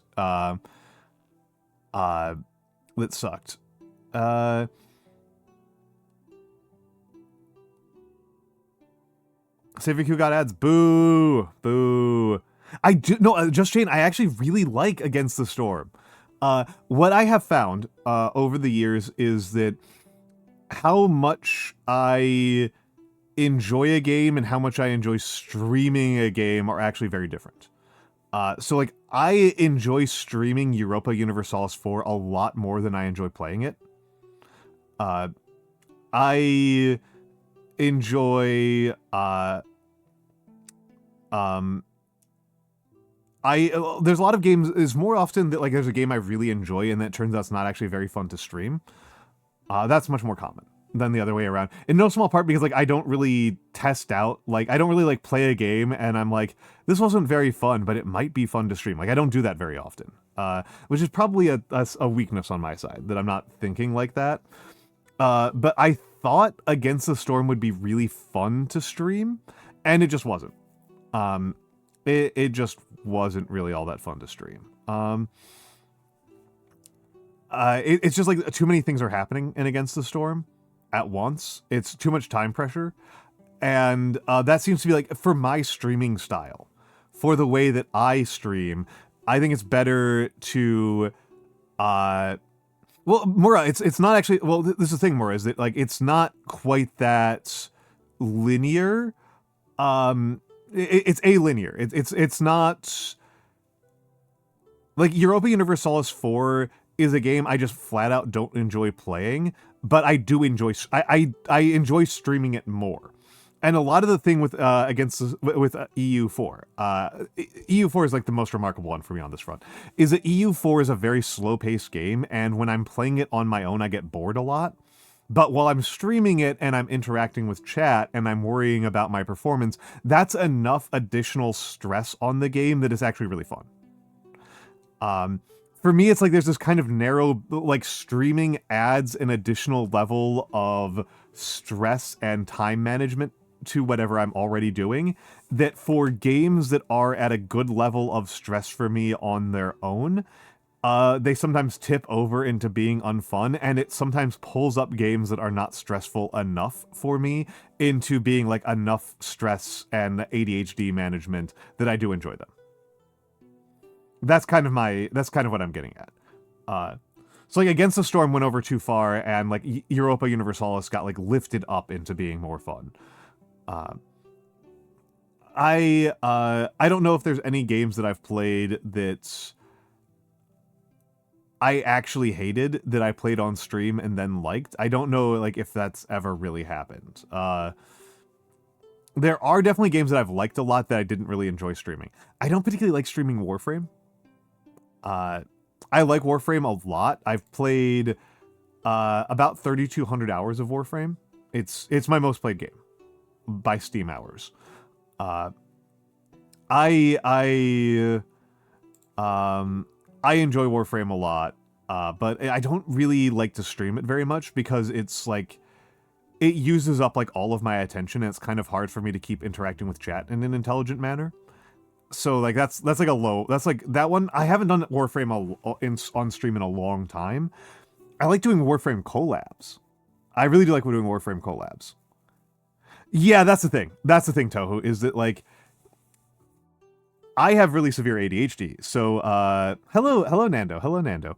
Hello, Nando. I gotta give the shout out to the Nando, because the Nando's birthday is tomorrow. It's the Nando's birthday tomorrow. Oh, Age of Empires 2. That's actually a good example, Nando. I was talking about games that I like to stream versus not stream. Age of Empires 2 was like the most severe one in terms of like, this was not fun for me to stream. I know that you can stream it, which is a remarkable trait.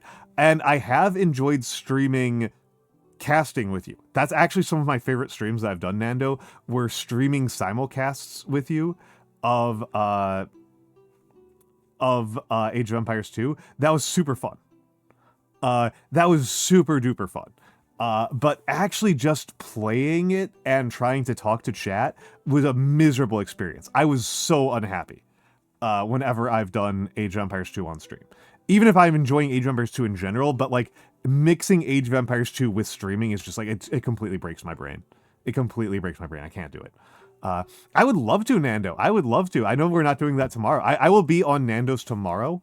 I will be streaming here, and then I'll be raiding into Nando, and Nando will be interviewing me. But so we won't be doing some Age of Empires casting. But I would like to. I thought those were super fun. I thought those were super duper fun. I actually still need to watch that tournament set that you and EA were talking about on the server. I haven't gotten it yet because I only watch tournaments when they get published on T90's channel, so I always end up watching them super late. I end up watching them on like a really long delay. But I'm assuming it. I mean, Hera's incredible. Hera's incredible. Watching. So yeah, you went 3-0. Which tournament was it? Which tournament was it, by the way? I know it wasn't Titan League. That would be really funny if you went 3-0 in Titan League. But which one was it? And also, I have actually briefly talked to Hera over the community version of Titan League. Okay. I did actually briefly talk to Hera over like Reddit. He was doing some like Reddit posting, and I was like, so what? Like I think it's really cool when we have like nomad tournaments, right? Because there's that one guy, there's one sicko who is willing to put down serious money to fund entire nomad tournaments, which is like a map type, and it's a non-standard map type that Chinese players tend to be better at for historically contingent reasons, and the. So like there's entire nomad tournaments, and I was like, what are some other good ones? What would be some other good ones? What about a Navy only? What about an all water maps tournament? And I think this is a funny idea, Nando. Like if we can get big, if I had power over the Age of Empires community, I would want to do a tournament where it's all island maps. Just the worst maps in the game, and just absolute dog water. Hello, Matthew. Hello, Matthew. Welcome in. Yeah, so you're the worst water player out there. That is staggering. Because I've never seen or heard of you playing water. I didn't know that you had a reputation for being worse at water than at other map types. I do know that you are an archer rusher. I do know that you do archer rushing, that is your thing, that you do archer flushes, which is normal, very normal behavior.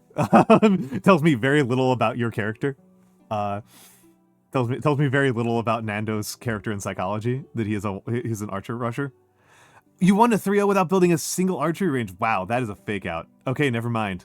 You're fucking with me. Your community told me that you always archer rush. No matter what. You always do Ethiopian archer rushes. That's like your thing. If your signature move is the Ethiopian archer rush. See, I'm just wrong.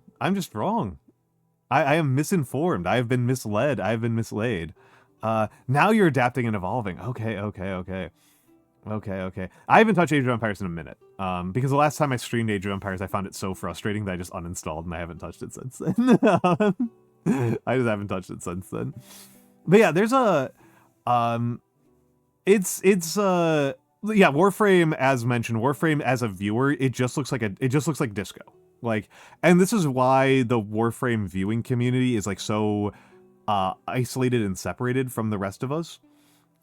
The Warframe fans, the people who want to watch other people play Warframe, like, they're really their own breed of people. right? Like they're their own type of person. They're doing their own thing off there in their own segments of Twitch. And like they're not really portable to following other people. It's a special kind of brain rot. Yeah. And it's, well, and also like, I also know that like they won't go to other people's stream. They won't like watch your non-Warframe streams. Is not like a totally cynical reason, totally like, cynical content creator reason for me not streaming Warframe, other than the fact like I kind of like having it as a game I don't play on stream, is that they won't watch you play other games. Like they'll abandon you. They like given the choice between watching their favorite streamer play not Warframe and watching somebody who they don't know play Warframe, they'll watch somebody new play Warframe. And same with fighting games. Interesting. I just know fighting games is like a debuff category. That's the lingo that we use on the back end. Is we talk about fighting games as like the debuff category. That fighting games, like, people don't like watching fighting games. And it's like, literally, unless you're Shimada Tiger, I don't think anybody else does it. Yep, and Matthew, that's kind of why I don't, yeah. In general, I don't care about appealing to the category viewers. I don't respect the category viewers very much. This is in no small part because the one time I streamed Voices of the Void, the category viewers that came in were extremely rude and annoying. They actually like turned me off of not just Voices of the Void, but category viewing in general. So, I mean, that's true. I just don't know Sejam. I just don't know Sejam. Yeah, that's the thing, Safer Q, is that fighting games require such a big commitment. Oh, the Elden Ring viewers are really mean? That's interesting. Okay, everyone watches in the fighting games community. Okay, I am not a member of the fighting game community. I know Shimada Tiger from VTubing. I don't know any other VTuber who gets anything out of fighting games as content. Like, I know other people who like it. Colt loves fighting games, for example. Hello, Jackathy. I do like Barotrauma. I've been meaning to do Barotrauma with what's his name? With Nuna. With Nuna.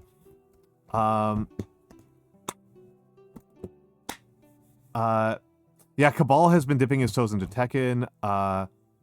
Yeah, no, that's the Toho. There are quite a few who do that, and they're just like I know like Crimbo has been like I remember watching Crimbo do some fighting games, and he was just like, I just really want to play this. I know that half of you people are going to leave as soon as I fire up the game, but like I just want to do it, so I'm gonna do it, and like I won't do it again for like 6 months because I know it's such a debuff category. But I just gotta play Street Fighter. Yeah, it's a famous debuff category. Like I think Zentrea sometimes plays fighting games. Yeah, I don't know Mogu. At all. Never heard of him. But yeah, like a lot of people play fighting games like really rarely. I have played a fighting game on stream. I've played one fighting game on stream. I have played Your Only Move is Hustle on stream, which rules. Your Only Move is Hustle rocks. Mogu was formerly Niju's. Yeah, that would be why I don't know him. The biggest corpo that I follow is 3 a.m. So, you know.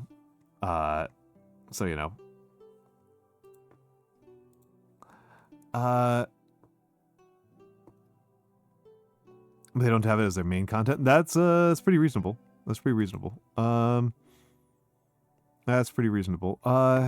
think I'm gonna finally do it.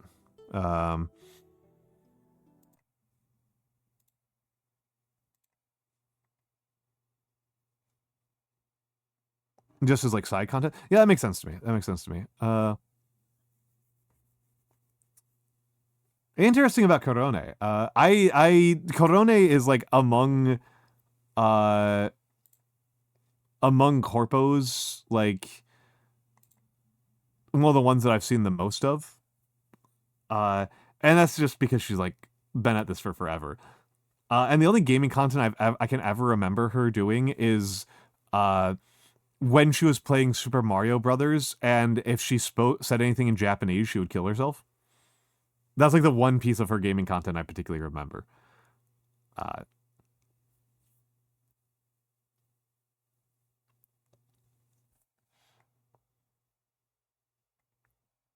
Corona is very funny. Corona is very funny. I do think she's quite funny. Hold on. Hold on a second here. I am having trouble with Steam. I'm having Steam problems.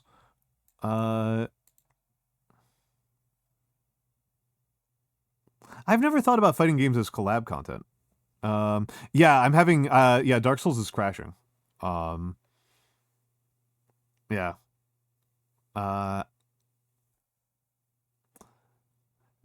mean, and this one cannot be blamed on me at all. This one cannot be blamed on me at all.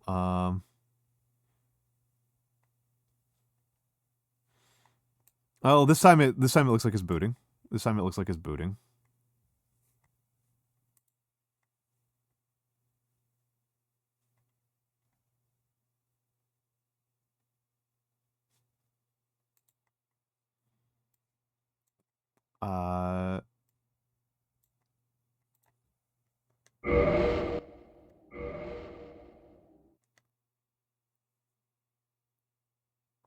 Interesting, interesting.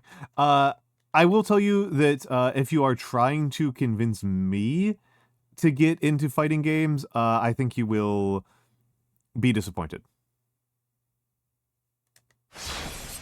All right, we're level 12 at 6 hours in. All right, I need to change the category to Dark Souls.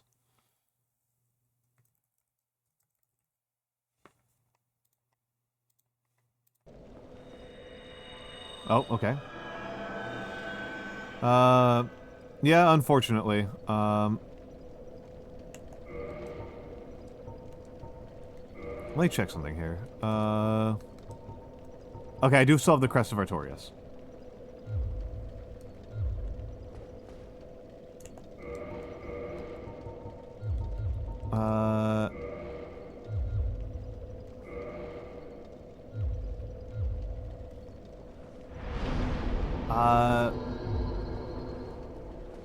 Post-apocalypse of the 90s? I mean, it is a subathon, so... I've been a pro as long as people have been spending money. As long as ever since somebody put down their first gift sub, while I've been doing this, I have been professional.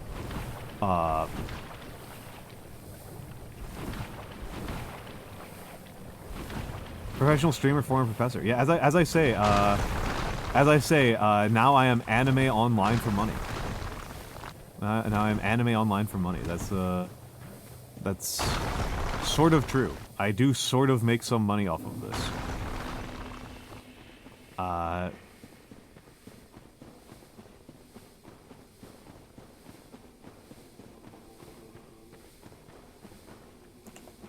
All right, I was wearing this to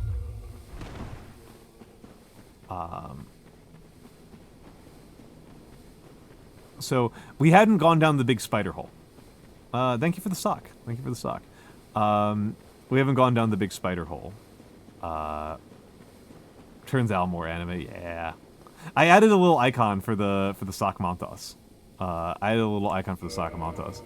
So I'm gonna increase this a little bit. There we go. Yeah, it was Tuesday stream. And let me just double check to make sure I did this. Okay, I was really curious as to what's down this hole. First Dark Souls game at all. Yeah, when I started this, Sheriff Bikin, I did not know what genre this game was. I did not know what genre this game was at all. I had no idea.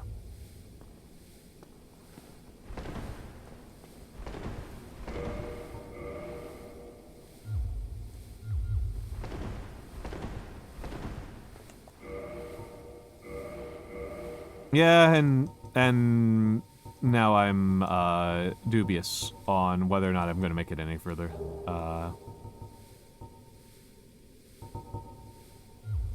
Okay.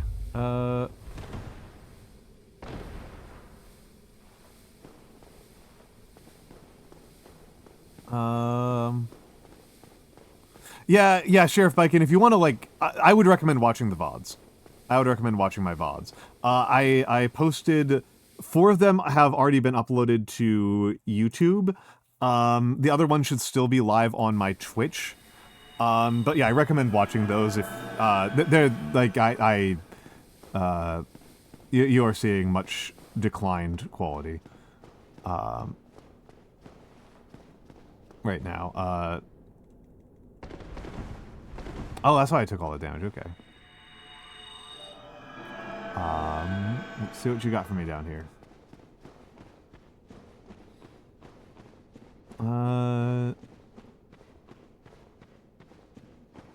Nope, nope, I am not. I am not Tohu. I am not. I can think of at least one other person who remarked on the decline.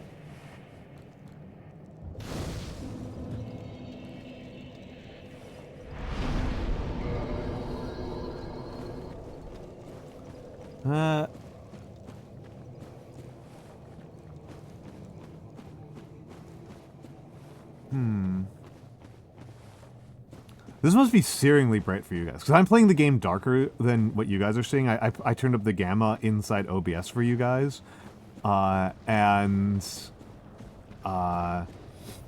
it's a lot.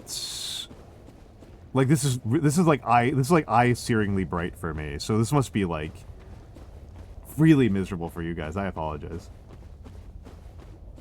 I mean, I play games older than that I love. I play games older than 14 years that I absolutely love. I mean, my favorite game of all time is like 25 years old. King of Dragon Pass is from 1999. And actually, for that matter, you know what? Nando's favorite game is 25 years old. It just celebrated its 25th birthday in the fall.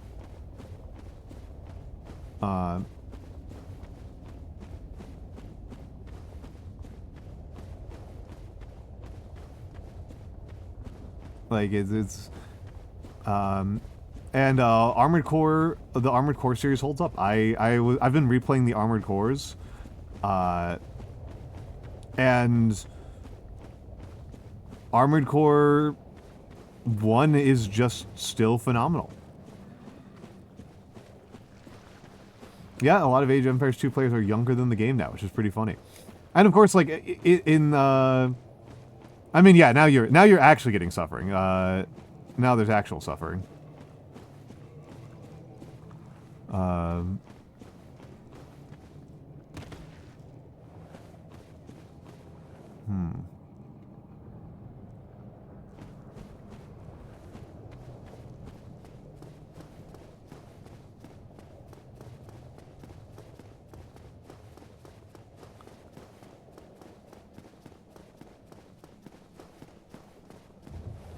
Huh. Okay, cum curtain.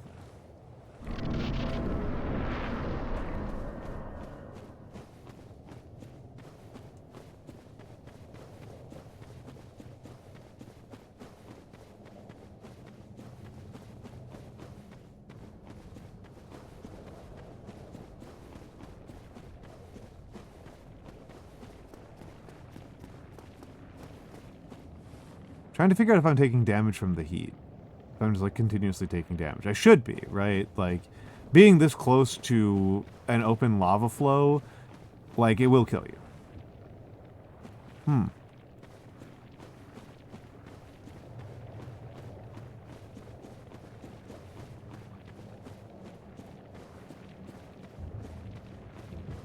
That didn't solve anything.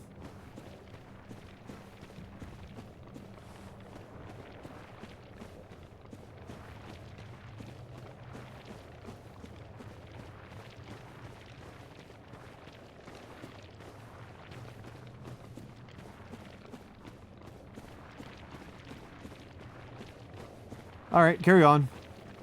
Very polite of you.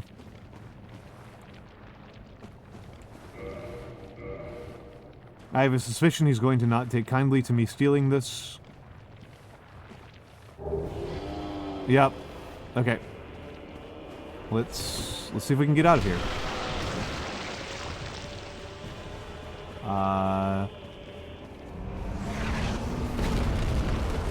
Ceaseless discharge. See, I told you I have to tag this as sexual content.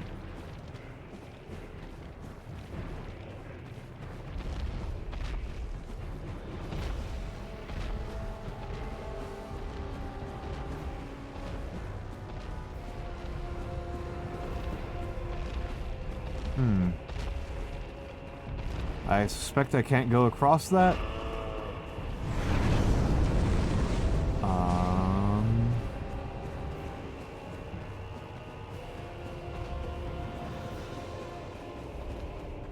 I suspect I can't go across that.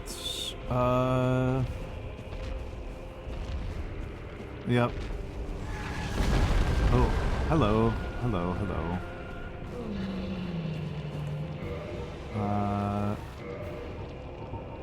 Dark sign.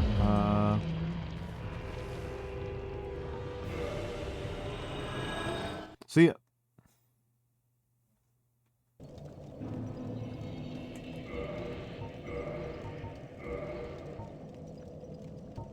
Neat.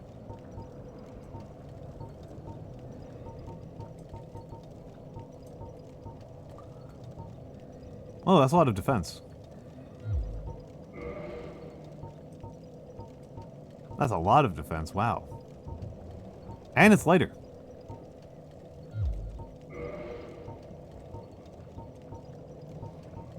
That's a huge upgrade. Oh, and... Alright, neat, thank you.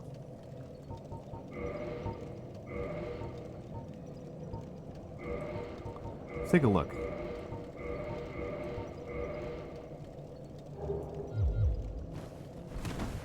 Okay, I'm still able to fast roll with this.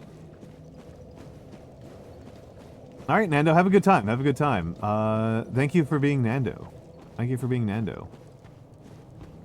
We'll see, we'll see. So that area's a non-starter.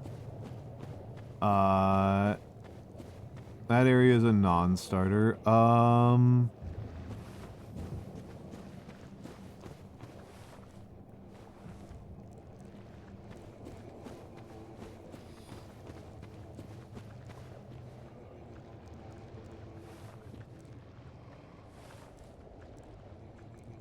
So that's a non-starter.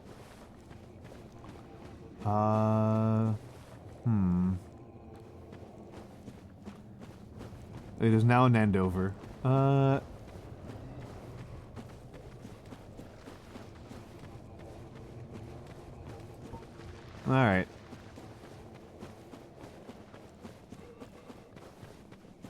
I guess I can just boogie on out of here.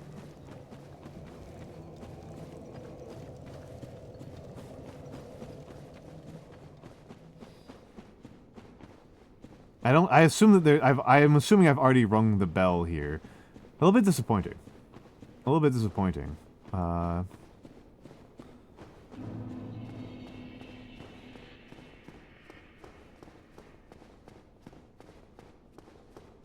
area's like kind of cool looking, but like yeah, I don't know. I was expecting more. Ceaseless discharge is chill though. Chill, dude. He didn't bother me too much.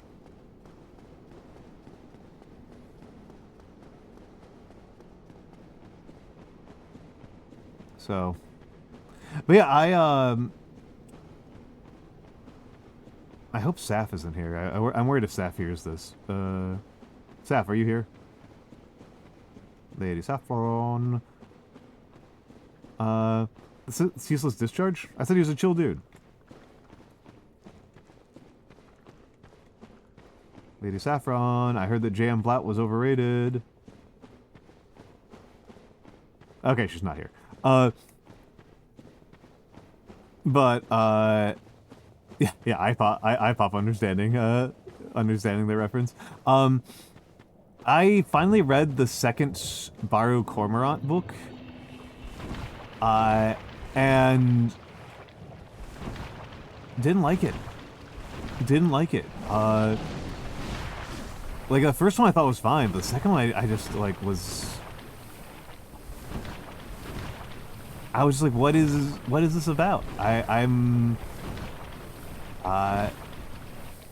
It had one of my big pet... Whoa, that was a lot of lag. It had one of my big pet peeves for a book to have.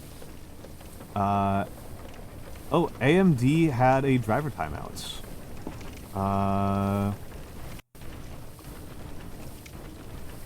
Okay, that would explain that.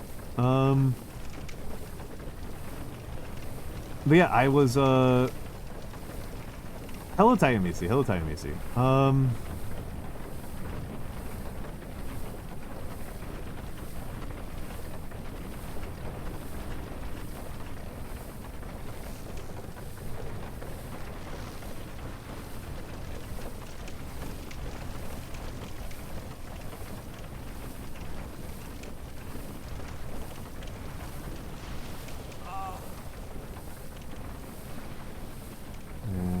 Let's take a heal here. Because now is the part where this actually gets to be kind of a dangerous run. Hoo-hoo-hoo.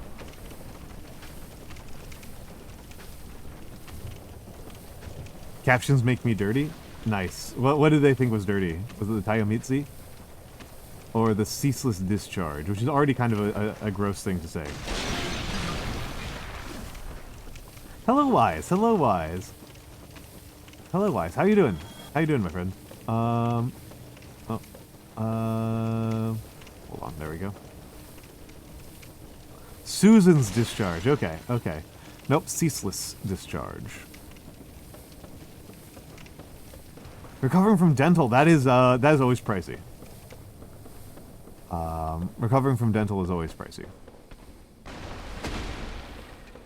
I hope it's not too bad. Oh, you're just roaring. Okay, whoop.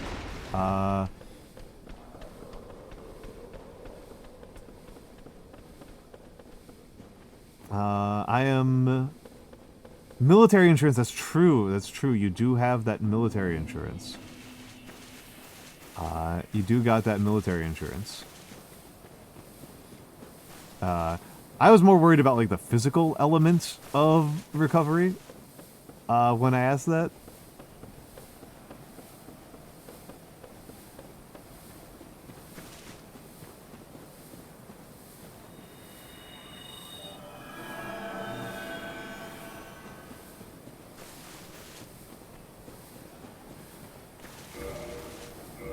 Oh, he woke up anyway, regardless of me taking it or not. Wow. Dang it, that's annoying. It's gonna be a long walk back. 54. Whatever. A filling fail, which I didn't know could happen. Yep, it can. And a cavity formed behind it, so I had to remove the filling and take care of the cavity. Yeah, that'll happen. That'll happen. That'll happen. Oh, whoops. That'll happen. Yeah, spicy high five on that dragon. Spicy high five on that dragon. Looking like you ate a bee. So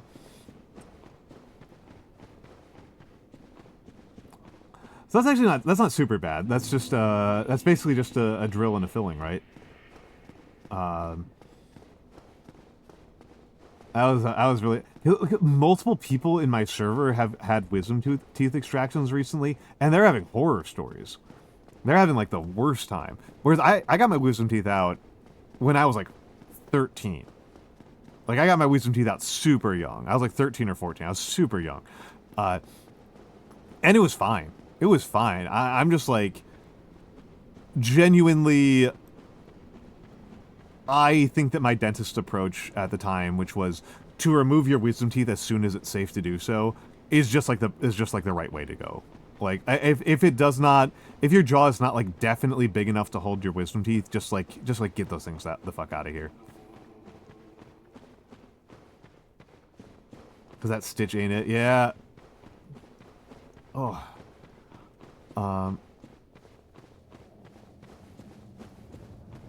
Cause that meant like 48 hours of not getting my ass kicked. Yeah, I mean, you that's a real winner right there. That's a real win. That's a real unambiguous big win. Oh,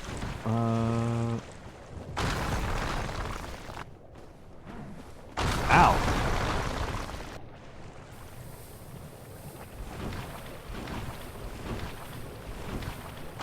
Might die here. It's okay. The run's okay. Had to get pig bone implants. Wow.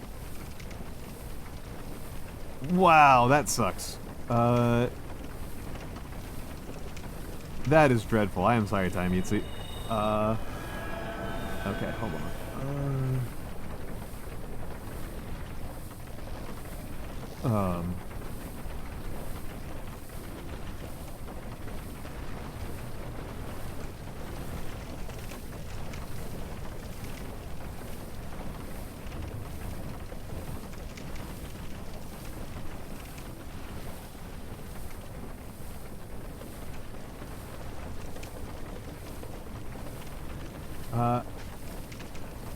That's understandable. That's understandable. That's understandable. I get cavities pretty frequently, and I'm pretty sure that in another era I would be miserable all the damn time. But in this one,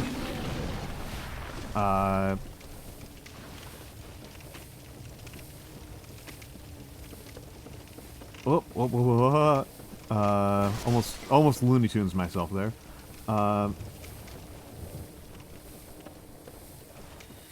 Just another heal. Okay, so I didn't have to loot the corpses in order to piss that guy off. That's interesting.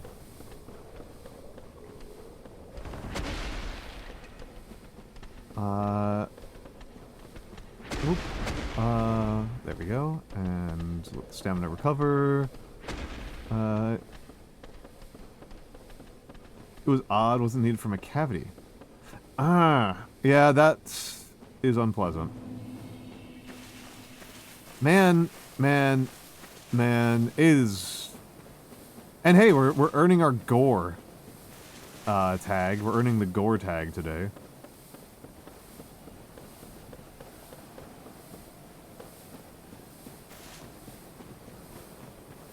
Okay, let's see. Let's just get you out of the way.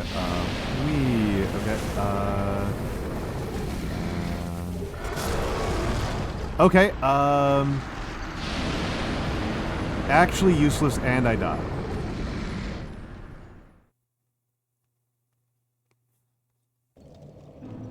Okay, I am going to go up to Firelink before I get the rest of that, because I want the shield. I want the shield. That's what I really want. Is I want the freaking shield.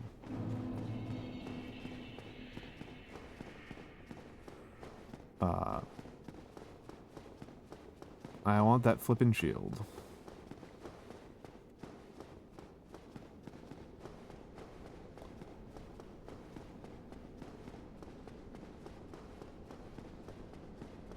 I want that shield. I don't know if I care as much about the sword, but I definitely want the shield that's there. In case anybody's at all confused, this is technically not my first playthrough. I'm still blind, so but I can only remember things from my previous playthrough, which I am largely ahead of at this point. Not completely, but largely. I did beat Pinwheel on the previous playthrough, and I haven't beaten Pinwheel on this playthrough. But I still haven't like looked up wikis. I haven't gotten any advice from chat. I haven't looked up the game FAQs. I don't know diddly. I don't know diddly.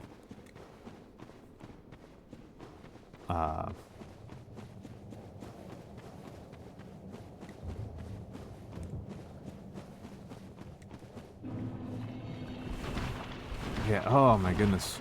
Yeah, what was that famous quote from there was a famous quote from an English philosopher from like the 17th century, which goes like, fully a quarter of all human misery is toothaches.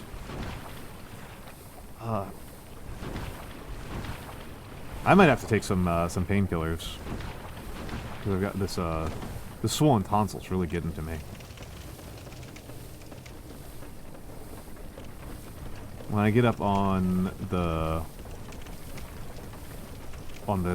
wheel, I'm gonna take a look at the ad manager.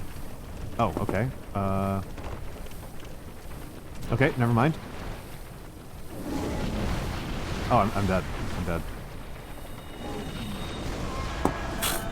What a goofy-ass way to die.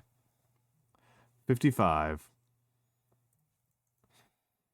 Yeah, I mean, he wasn't doing this on, like, he wasn't doing this based on, like, any, like, real measurements. He was just making a joke. But... Yeah, I mean, that's Dark Souls. That's Dark Souls. Shit just happens at random for no known reason. Hold on, I was looking up something here. Oh, right, I was trying to look at my ad manager. Yeah, 15 minutes, that's fine.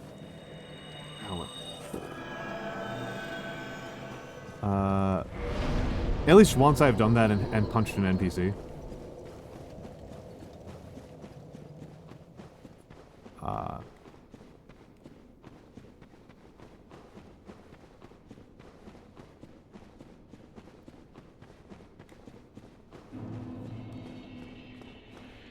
So you know. Worth thinking about.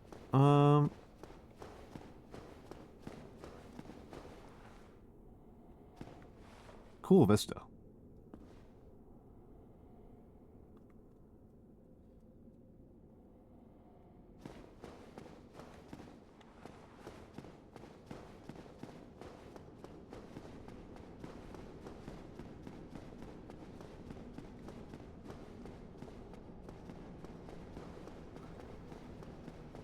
Cool vista.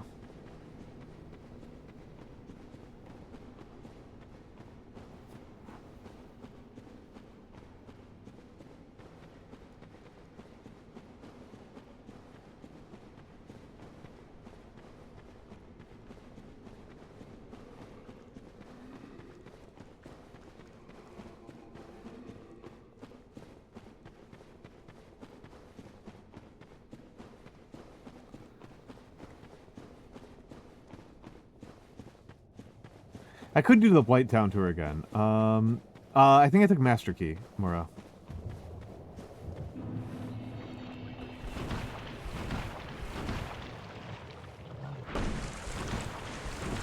Which has already paid dividends.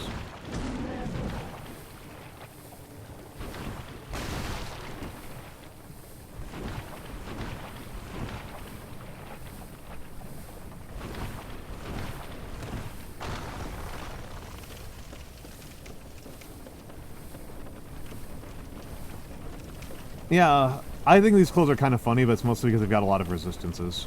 Apparently not enough. I might want to take them off. For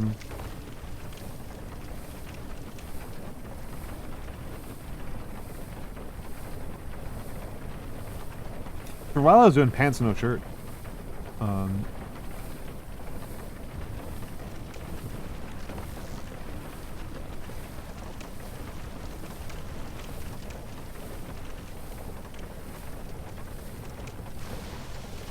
Save weight. Okay, now the tricky part. This is the part where I might die. Almost died there. Almost died there. That was really close. That was really, really close. Dodging those darts. Thank you for the coat toggle.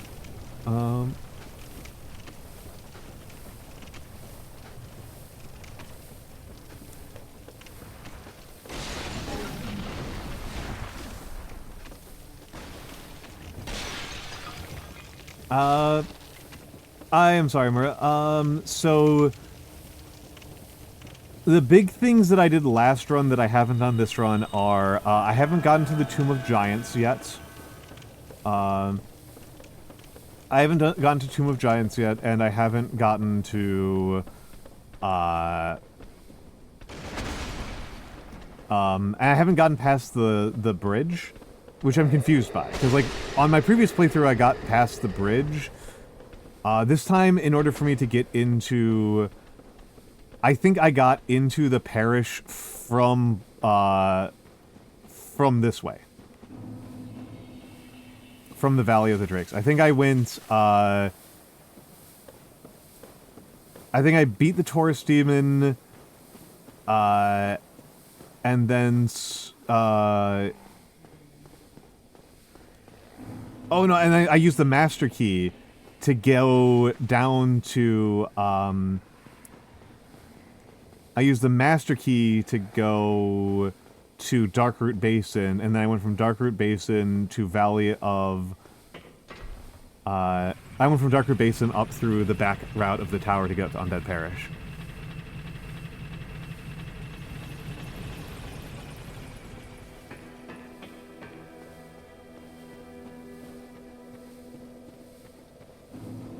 That's what I did. Ah, Poison Sound, we'll miss you.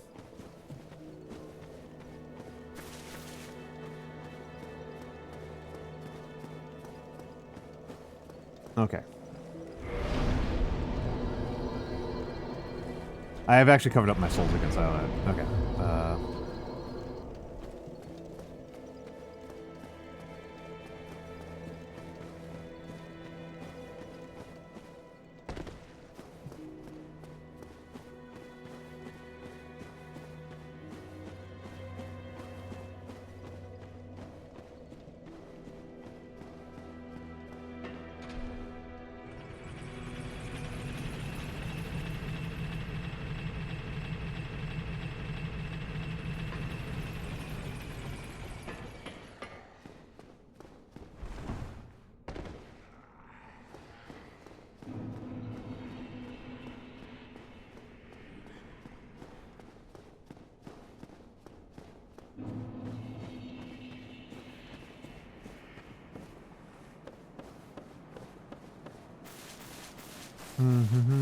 Walking down this pathway. Having walked some paths like that are this wide in real life, they make me very nervous. Not enthusiastic about them. Not enthusiastic about those kind of paths. It's also unusually stable rope bridge for saying I was running across it, right?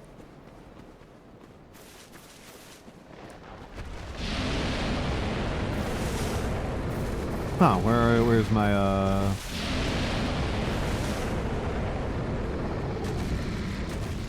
Interesting. Whoop.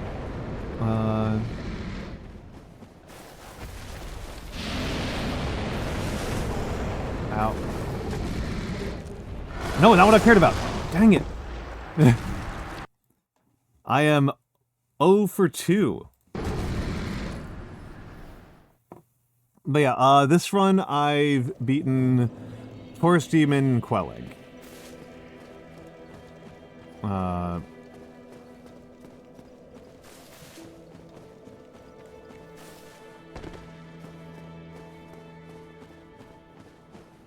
just want the dang shield.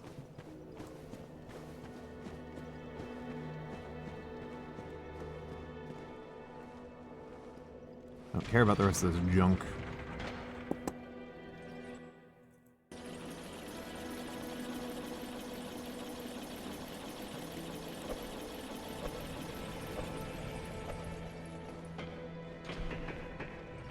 Pretty sure I can't even use the sword. I'm not sure I'd want to. Like...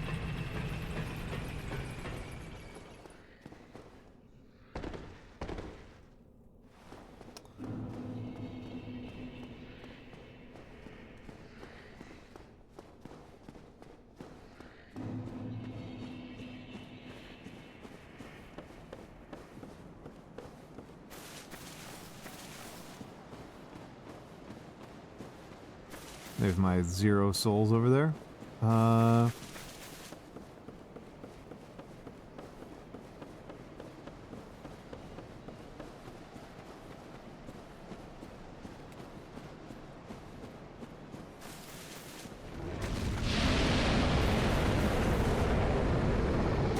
what I'm looking for.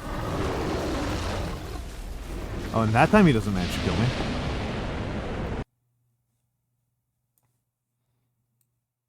Yep, still at 0. Might as well just dark sign my way back.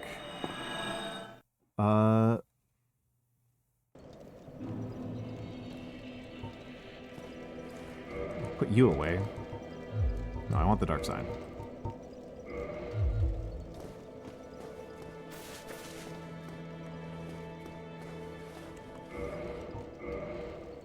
So let's do some experiments here. So...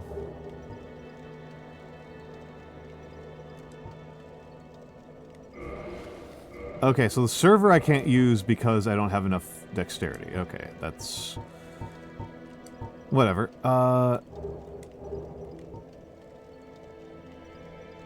This one I can use?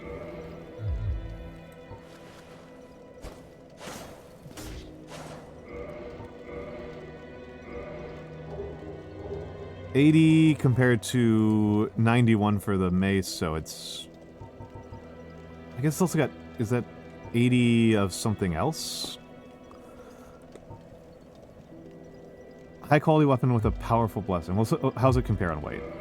3 to 4 for the mace.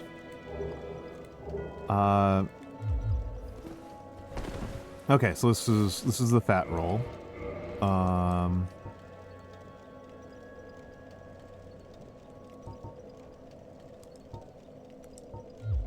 I think there's still something around here. I guess, yeah. Oh wait, what? That's new. That's new.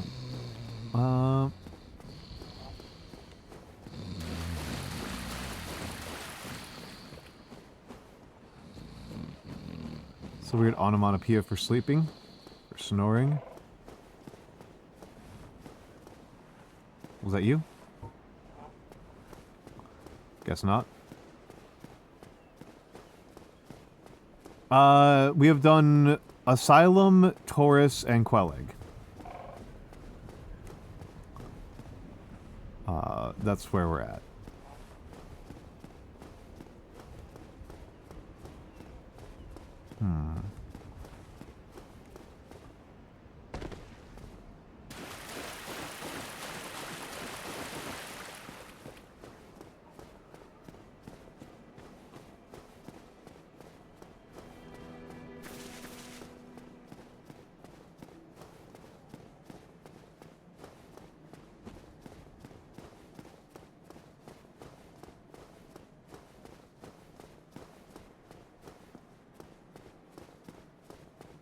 Oh, huh.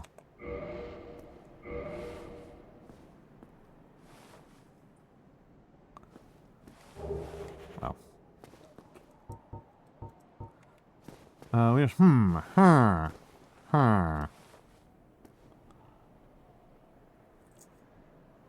My between G and J key stuff. I would worry about that. I would worry about that. H is a useful letter. Oh. Okay, that's how I get over here. Okay. I was pretty sure there's something over here. Cracked red eye orb.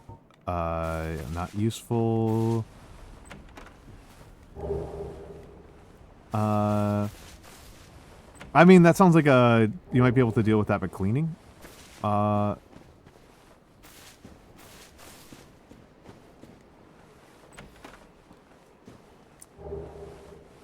Okay, let's get rid of you, because I don't care about you. What's the difference between these two?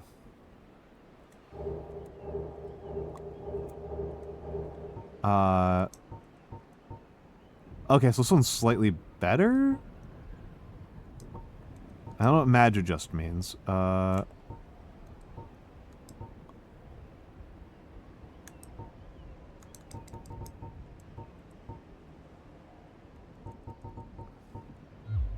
Okay, so this one is slightly better.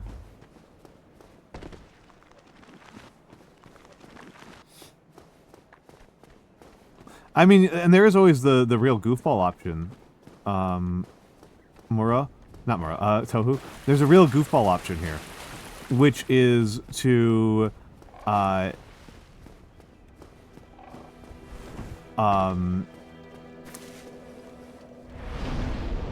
have a page open with the H on it, and then just copy and paste H. Use Control V as your way of typing H for a while.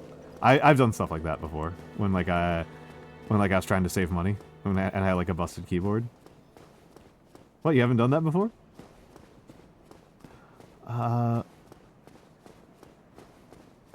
Yep. Oh no, your typing is degrading before our eyes.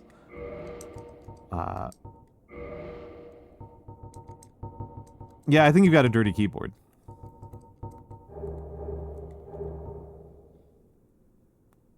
I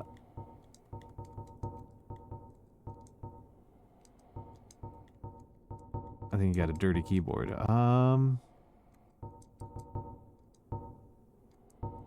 Yeah, you're what I was looking for. And...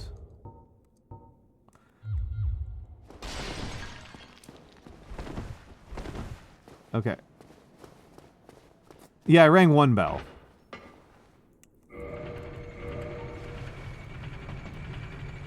I rang one bell. Oh, you think you might have gotten some juice on it. Okay, that makes sense. Yeah, save for Q, that's how I type math symbols. I used to have a couple of them memorized. But not at the moment. Not at the moment. Ow.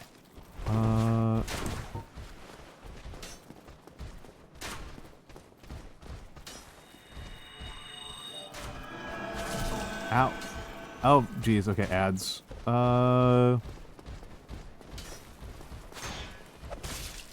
Excuse me, sir. And...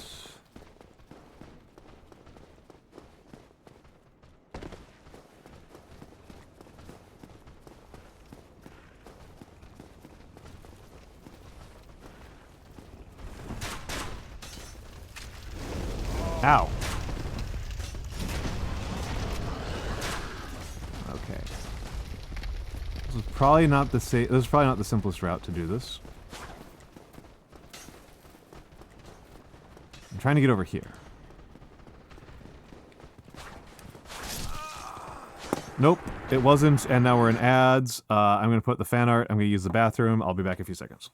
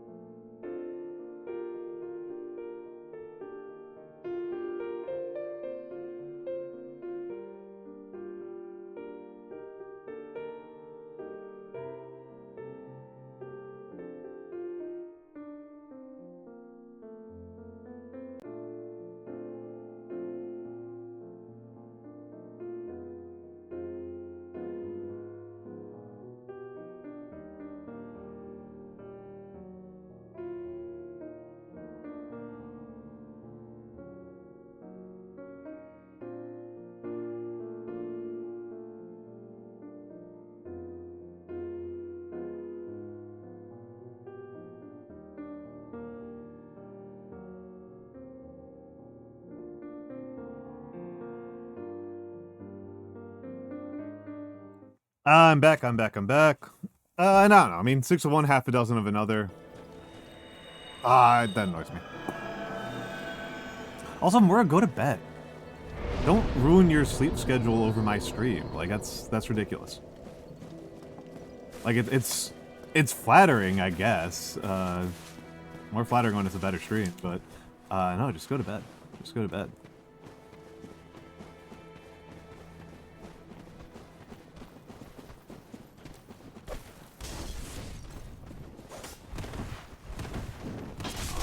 Owie.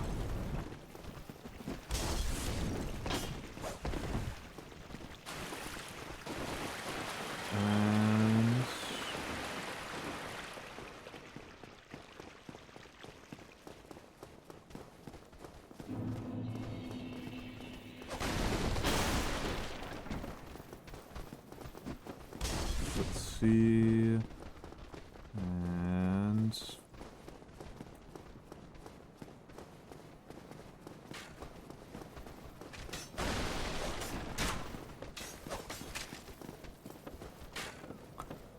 And up here. Take positional reset and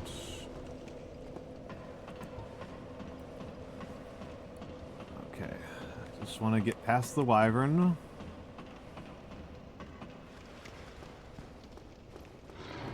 I think that I might have stacked enough fire resist with the shield to do it. Okay, so may as well not risk it. Ow! Okay, I risked it anyway. Let's see what happens. Let's see what happens. I die. That's what happens. Lol. No biscuit. No biscuit. Just death. Hi, Hoomter. It's fine. Hello, Goliath. Hello, Goliath. Have a good day at work, Hoomter. Have a good day at work.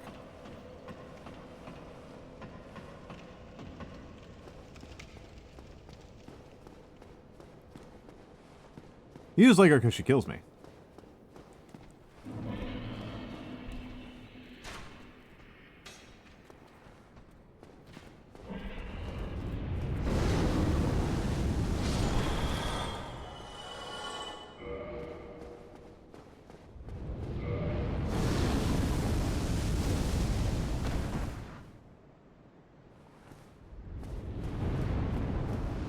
Okay, so the shield actually hurts me?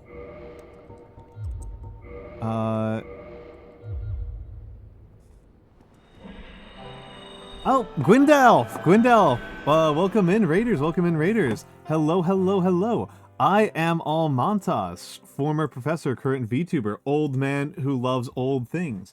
I do lots of calligraphy. I do lots of calligraphy. I do lots of what's what I'm looking for here. I paint miniatures. I play some old games. For March, I am doing a blind Dark Souls subathon. Please do not spoil anything about the game. Gwendalf, how was DAI? How was DAI? And welcome into Gwendalf, and welcome into Rainbow Pui, and of course, welcome into Ratmost, the rat with the most. You had the perfect raid target. So we are actually on the second play attempt. We are actually on my second attempt because my first attempt, we got an incredible feature. My first attempt, I died 1,337 times, according to dsdeaths.exe.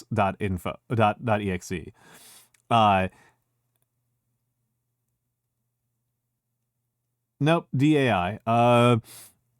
We died leet times, and I just had to preserve the save. It was too funny. So I started a new save on Tuesday, where I've only died 58 times, and we're about to die 59. We're about to die 59. But how was Dragon Age? How's Dragon Age?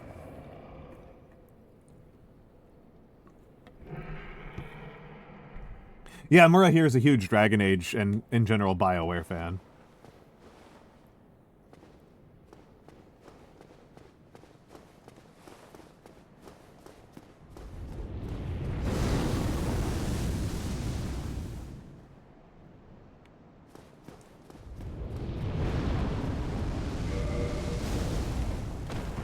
Okay, okay, looks like I've got enough fire retardant gear.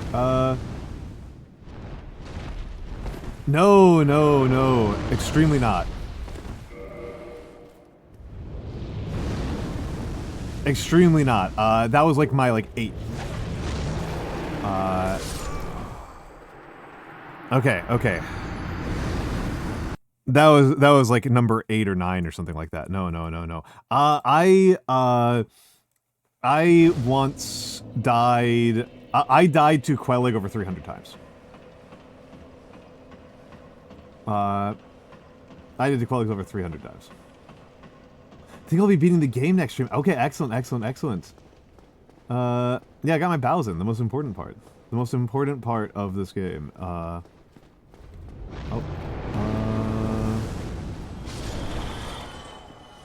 Hello, Spirit Wolf 8792. I mean, I don't know, Dark Souls. Okay, interesting. Interesting. 60. So I need to be, stanced up? Spirit Wolf 8792, thank you for the follow. Oh, that's Dark Souls, baby. I feel like that's generally how most of my deaths in Dark Souls, I'm pretty sure, have been just, falling into pits.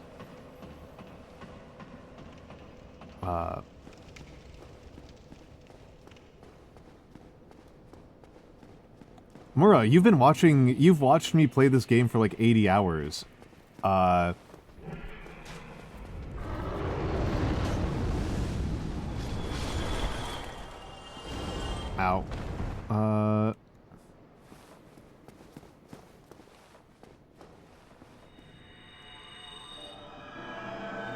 How many times have I died and been at least, and been even mildly cranky?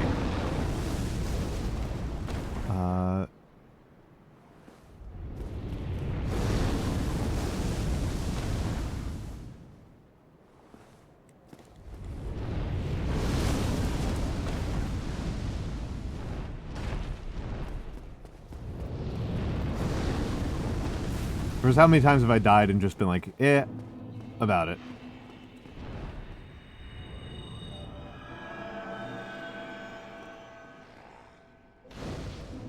Bonfire lit. Let's save here. And open this door. Yay!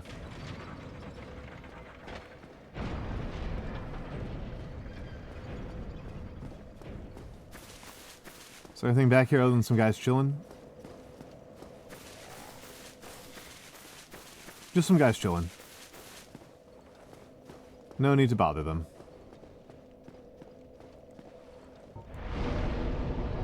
Oh, excellent, excellent, excellent. Oh, okay, so endurance increases my equip load as well. Okay, so... Didn't know that. So, vitality increases it like that. I've just been doing strength and faith.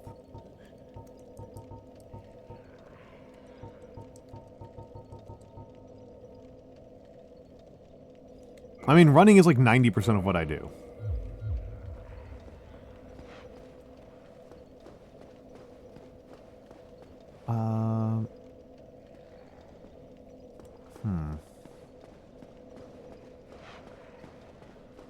Okay, okay. Have a good evening. Have a good evening. Have a good evening.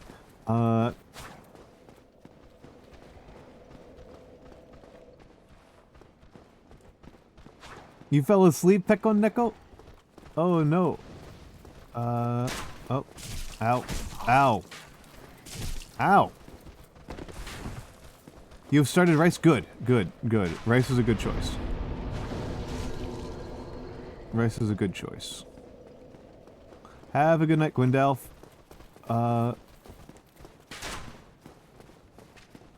Okay, cool, cool. This area's safe now. Oh, and your H is back. Your H key is back. Nice. Congrats on getting the H key back.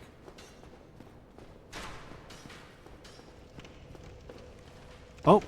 Oh. Oh.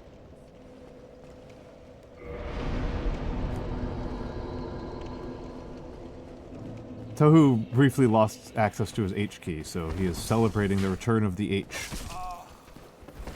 Which is something that people say when they find out how to get, oh no, might be back too much. Lol. Okay, okay. Oh, sorry, sir. Oh, dang it. Now I'm in trouble. Excuse me, sir. Pekon Neko is in a different hemisphere from us, Blue. Pekon Neko is in South America.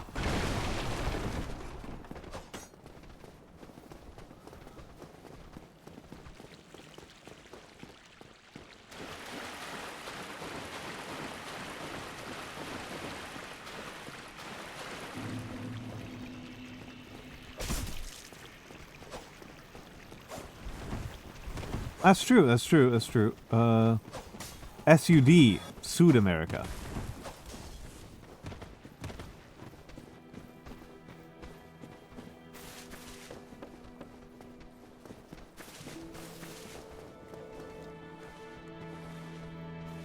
Oh, Excuse me, I'm just trying to get away from you.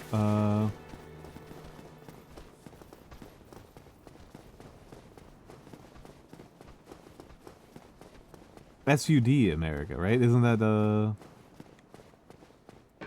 a method of saying South America?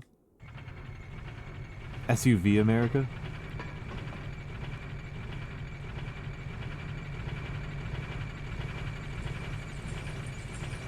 I don't know, do they use lots of SUVs in Brazil? I just like saying Brazil like that. Oh yeah, no, Pekon Neko, it's New York kind of like doesn't have spring.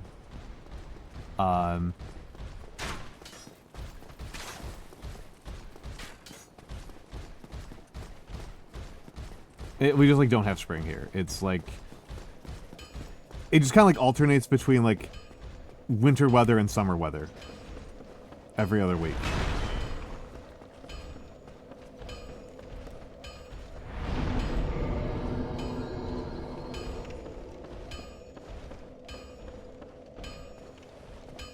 Yeah, Andre's down there still.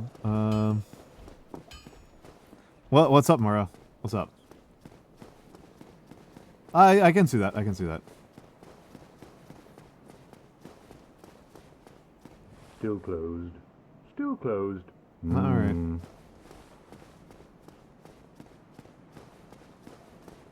Yeah, no, I can see that. I'm not bothered by that. I'm not bothered by that.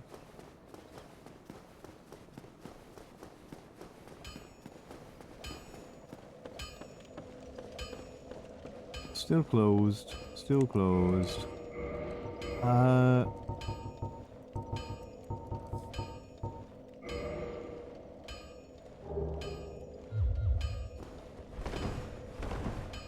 Okay, I do the fast dodge still. It's somewhere around 12 is where I stopped doing fast dodges.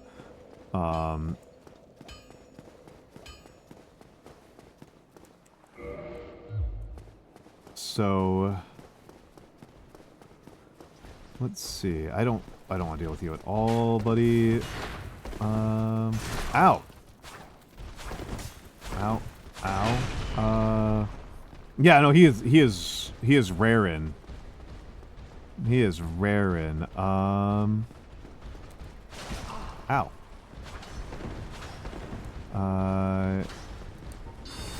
Oh, whoops, that's not what I want. Oh, whatever. Let me through. Nope. No through. No through.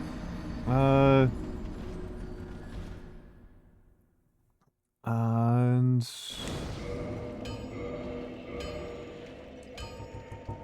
let's just check something here.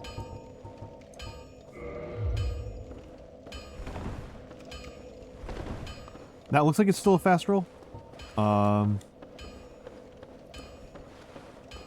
Looks like it's still fast rolling. Okay, so let's see. Are you in the way? Are you in the way, sir?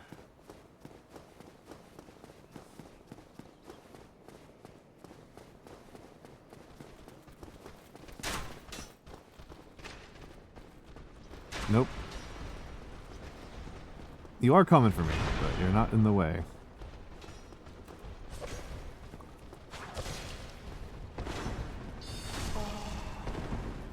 Let me through. There we go. It's fine. Whoop.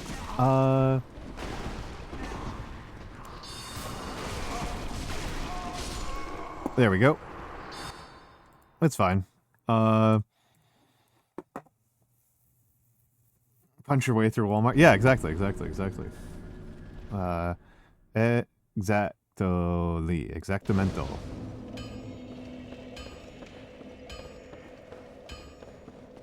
That's how we Americans do it.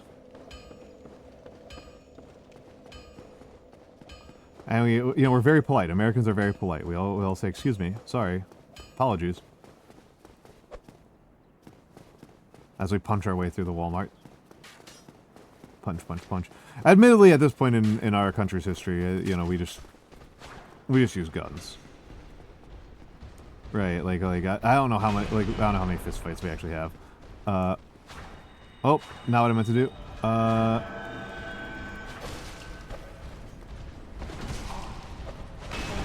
Ow! Okay. So much for this run. Oop. See about that heal. Never mind. That got me killed. I should have just kept running. I think I got a... Well, even other... it's actually kind of interesting, right? Because, like, Americans can compare ourselves to Canadians, so we don't feel like we're particularly polite. But the British think we're insane. The British think we're fucking ridiculous. They think that Americans are excessively polite, to a point of, like, being obnoxious and mocking them. Which, I don't know if they deserve it. But, yeah, and it's, like, it was honestly, like, one of the hardest parts about learning Chinese for me was learning that, like, Chinese people, you don't say thank you to waiters. Like, that's, like, seen as, like, really weird behavior in China. And, like...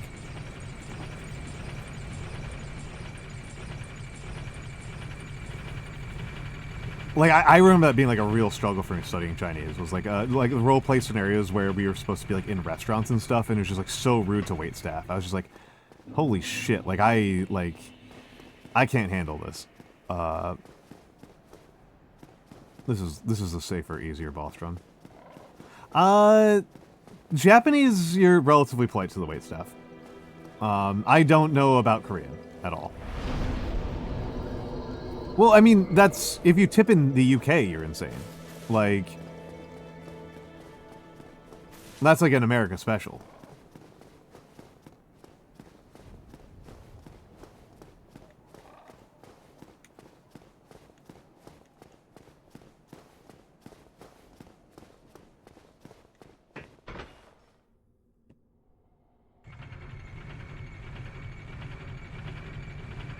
But you don't, like... You don't, like, you don't snap your fingers at waitstaff. Like, honestly, I think if you snapped your fingers at waitstaff in the US, I think it's actually entirely possible that another person would punch you in the restaurant. Like, I think if you like snapped your fingers at the waitstaff, I think, like, other people might actually like punch you.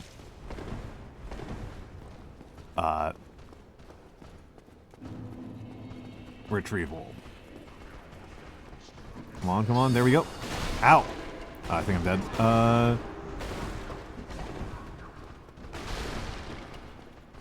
I am mostly just curious to see if the gargoyles are weaker than they were before. And JD, thank you for the sock.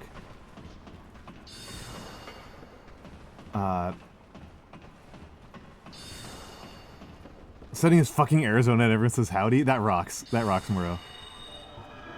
I am into that. I think that's very funny.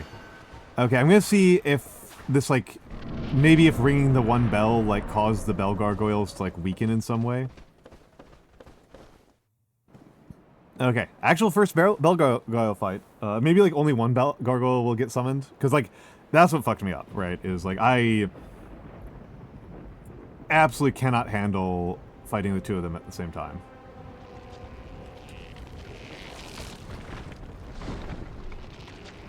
My time at Sandrock? Yeah, yes, it's that rocks. That rocks. You're making my time at Sandrock sound a lot more appealing to me. I'm not generally super into farming games.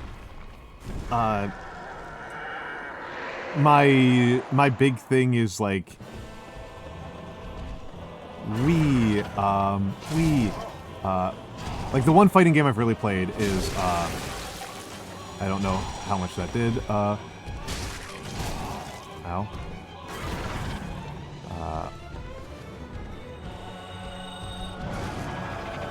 Neat, you let me get away with that. Scramble the coop.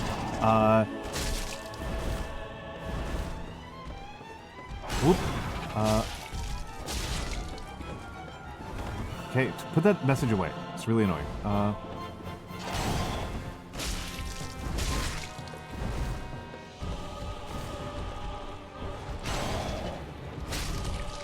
No, now I'm in trouble. I thought I might have only had to fight one now. Crap. Crap.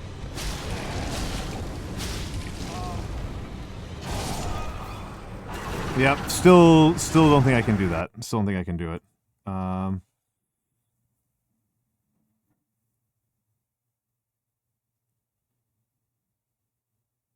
Really? I thought that was embarrassingly poor.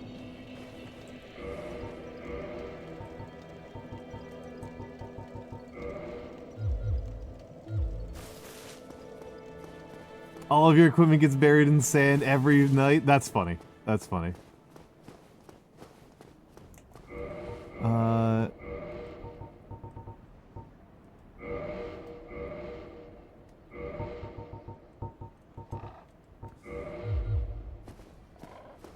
Really? I mean...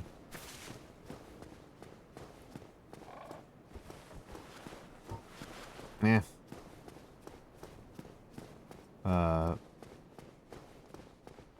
If it amuses Mura, I'll go die again.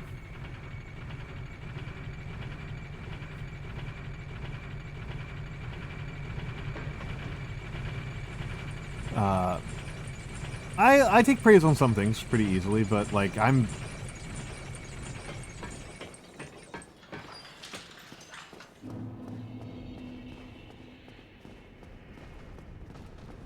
Oop. Oop.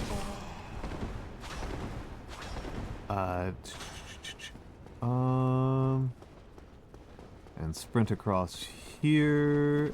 Ow! Okay, I'm in trouble. Oop. Thank you. Okay, there we go. That's better than usual. Yeah, unfortunately.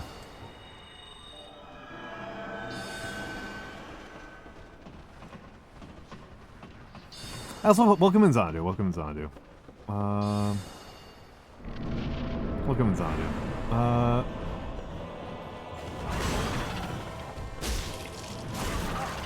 Okay, and...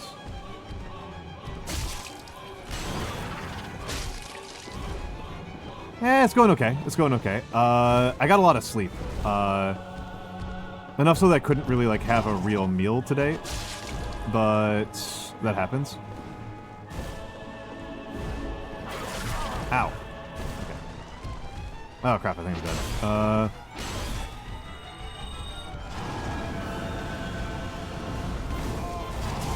Yeah, I'm dead. That's it. That's it. I can't understand what's happening. I guess. Oh, I also got a new hot sauce. I got a new hot sauce today that I really liked. Is that a thing that is known about the Dutch? I never thought of the Dutch as an especially honest people. That like literally never I've heard. I had no thoughts about whether or not the Dutch were more or less honest. It's a scorpion. It's the Tabasco scorpion sauce. It's I normally don't like Tabasco, but this is like way better than the regular Tabasco. I can recommend it. Hello, Fate. Hello, Fate.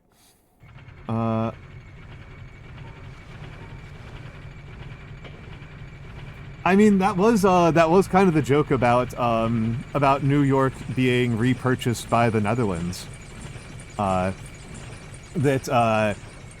It would be a reunite between two different groups of rude people who like to make money.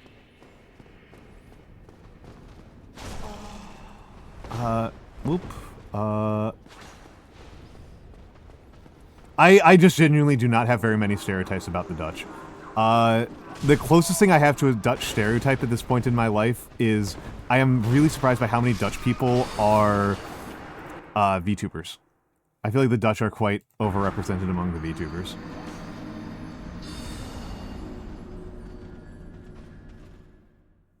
Which I think is funny. I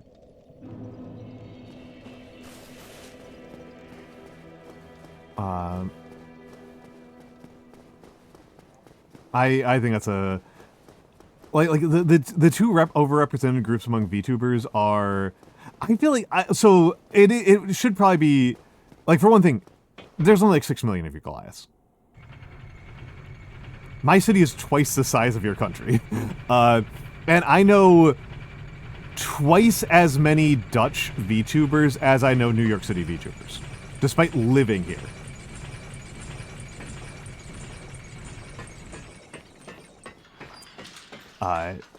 Like, it's...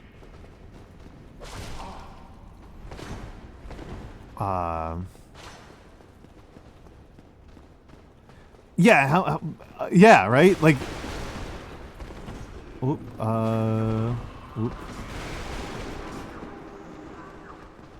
I thought it was 6 million, right? 6 million. Goliath can correct me, because you actually live there, but I thought there were 6 million Dutch. The Netherlands is like a turbo productive country. Economically speaking, they're a real like economic, like, Jesus Christ country. 18 million. Okay, I was wrong. Let it never be said that I was smart.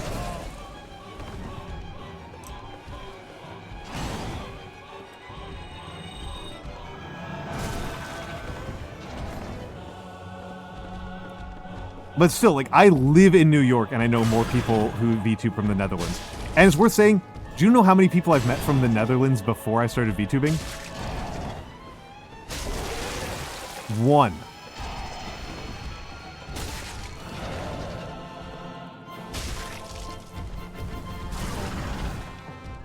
Meat. Okay. I just don't know what to do at all at this point. I think I just die. Like...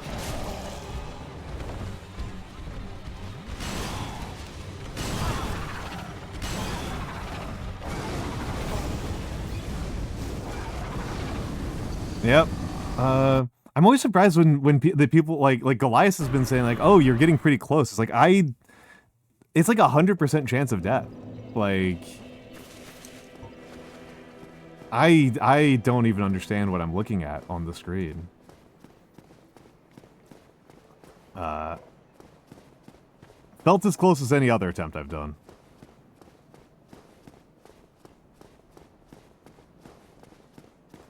Oh yeah, no, the whole state of New York's like 20-something million. But like that was not the comparison I made. I was wrong. New York varies between 8 million and 12 million depending on time of day, which I think is very funny.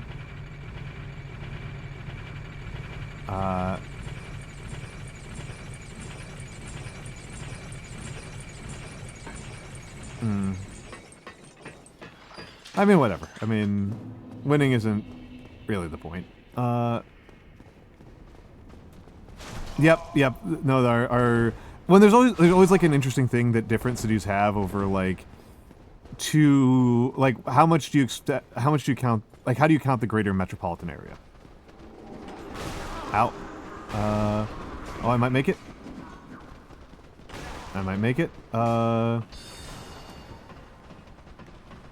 Wait, I need this one out. Nope. Not what I wanted. Pray. And pray. Lol. Waste of a prayer.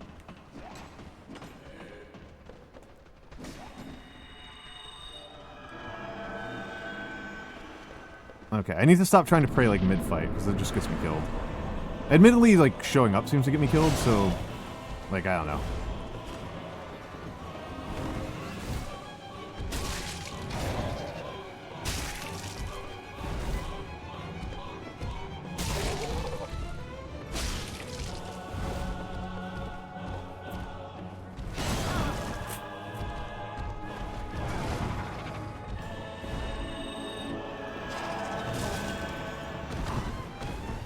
chug. Yeah, it's a really boring, oh,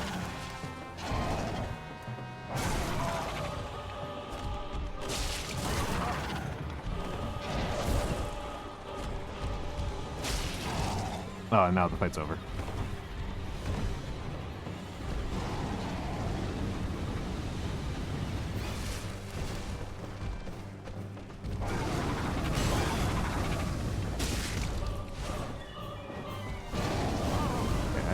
Maybe I need to be not locked on.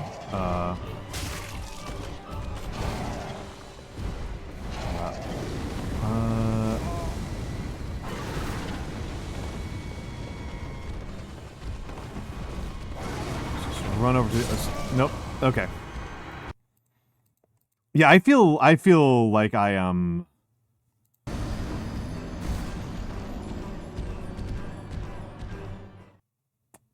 I feel like I'm much further from...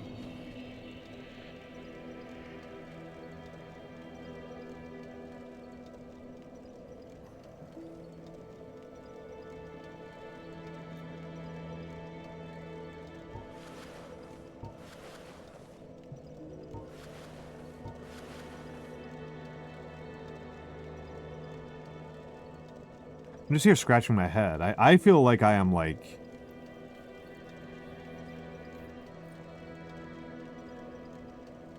much further than I ever was from Quellig. I feel like I understand that fight less than I understood Quellig after my second death. So like Quellig was 300 deaths.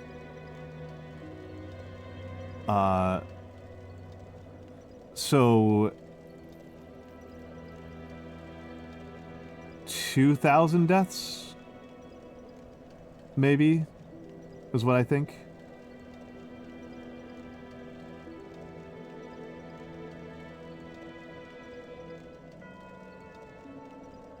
No, I think I'm doing my math wrong.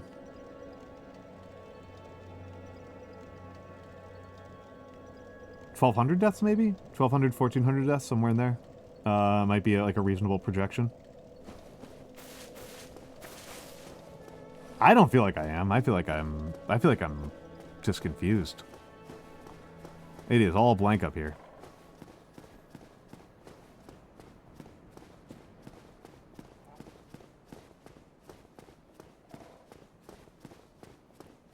This is head empty here.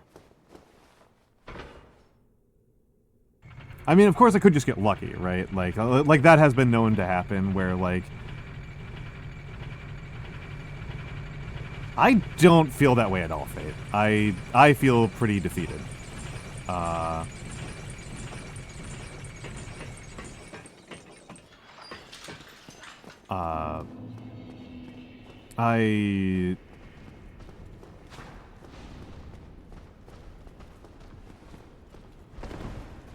There we go. Oop.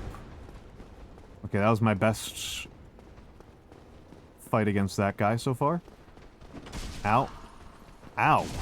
I make up for it.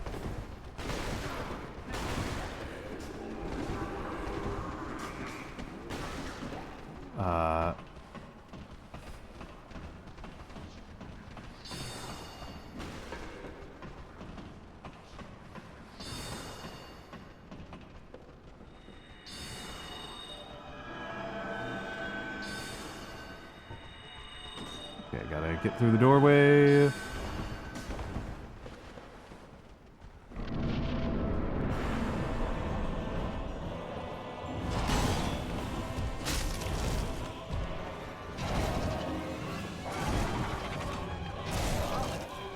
Lol.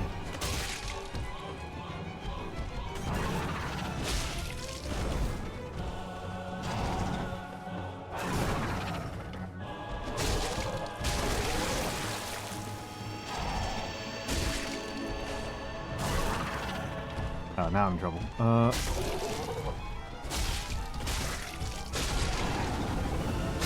Okay.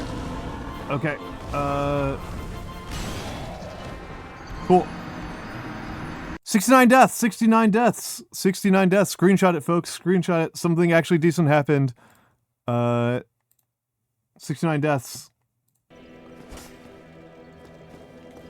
Something happened on screen. Something finally happened. We got 69 deaths. We got the best one. We got the best one.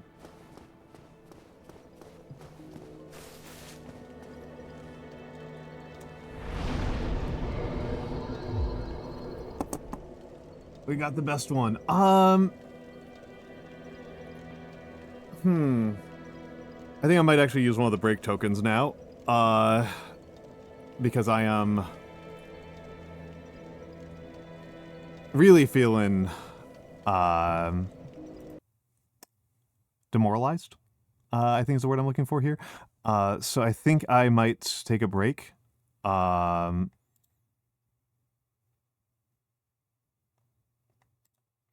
take a look at here. Properties. Hold on a second here, and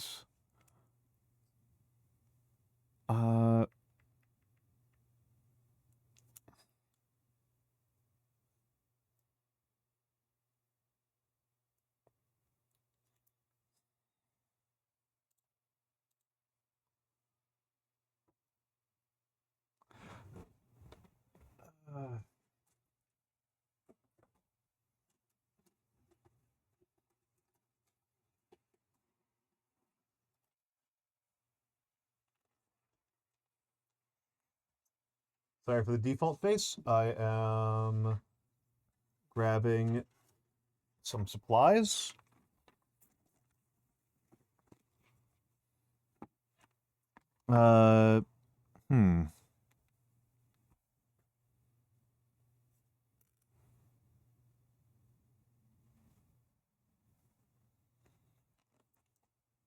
I'm grabbing some supplies. So apologies for the default facing.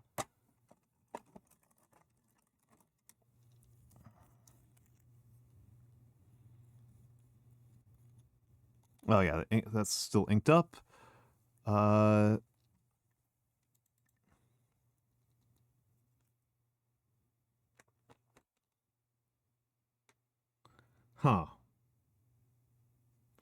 No. I don't want to do that.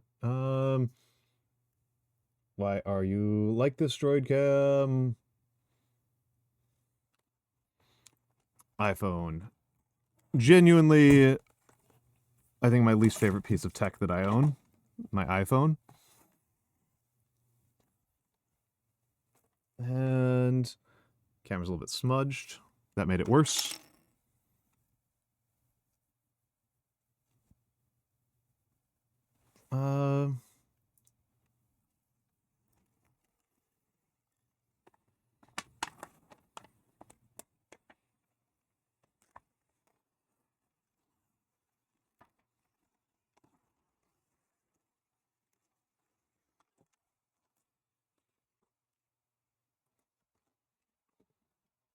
Okay, supplies are ready. Tools are on the way. And flashbanged myself. All right, chat. I just do a couple. So there we go. There we go. I put my tracking camera in a position that's like usable. Okay, there we go. There we go. And recalibrate. There we go. There we go. And there's Chatterino, and put you in a space that's easy. I'm just an old man.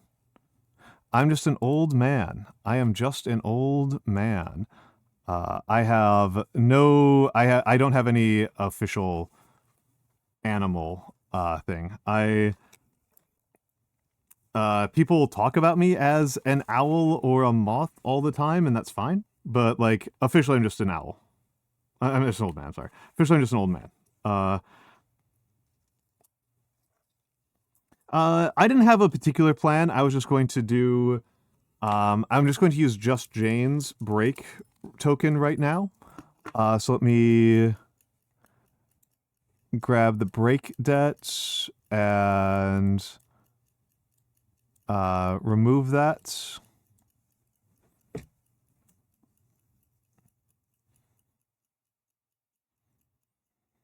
And so I don't know if you can hear it. I hope you can't. But there is an egg timer going right now for an hour.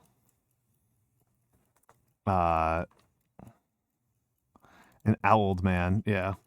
So I just haven't done calligraphy in a minute, and it would be nice to do something that feels good.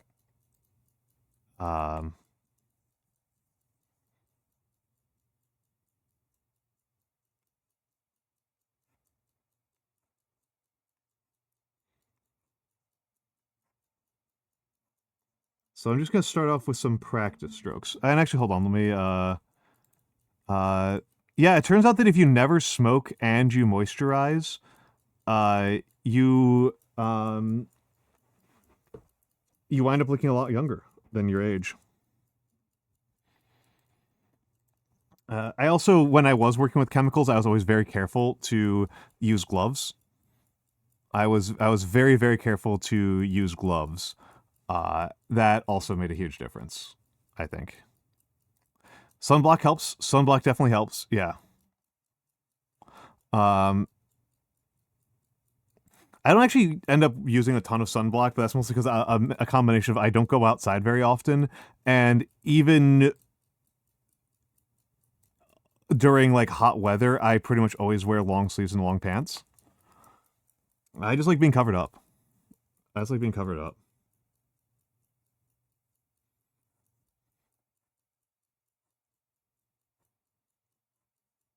But yeah, like I've got wrinkles and liver spots. Like I'm not like that young looking.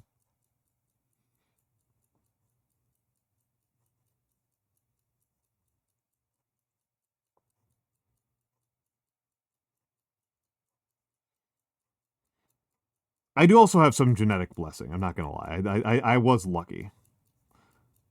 My father's side of the family ages very gracefully. All right, Tayu, have a good night. Have a good night. It's only 3 bosses. It's only 3 bosses, and let's get the. Well, what I'll start off with is I'm going to start off with warm-ups, right? Warm-ups always take a minute. So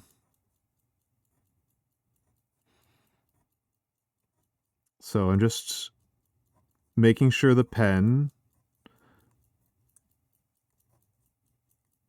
is cooperating with me.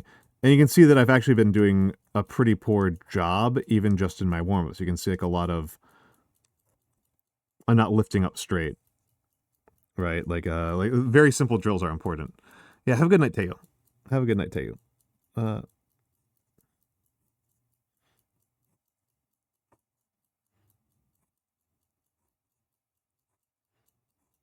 So just some X's.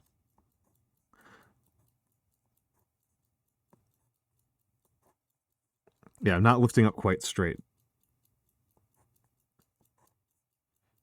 That's better. I haven't been practicing this as much lately. When I'm off stream, I'm pretty much always either like cooking, working out, writing, not handwriting, but like writing, or practicing my kanji. Welcome back, Emma. Welcome back. So my calligraphy is needs a little bit of a shake off. I don't have high expectations for my calligraphy performance today.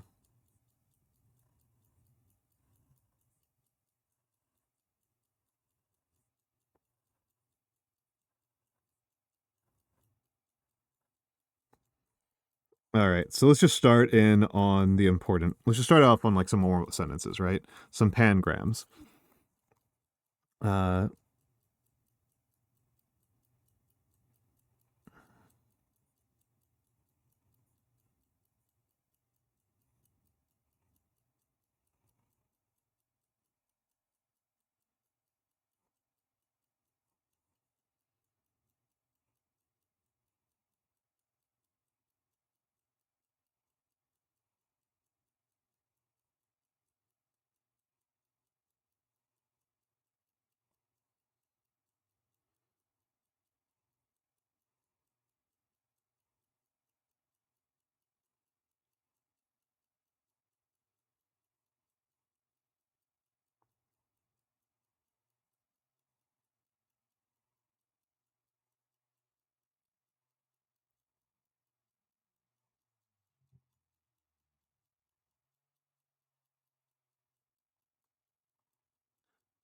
Yeah, I can see some shake in this. I can see some unsteadiness, right?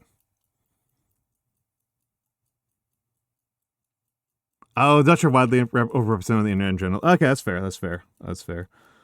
That's fair.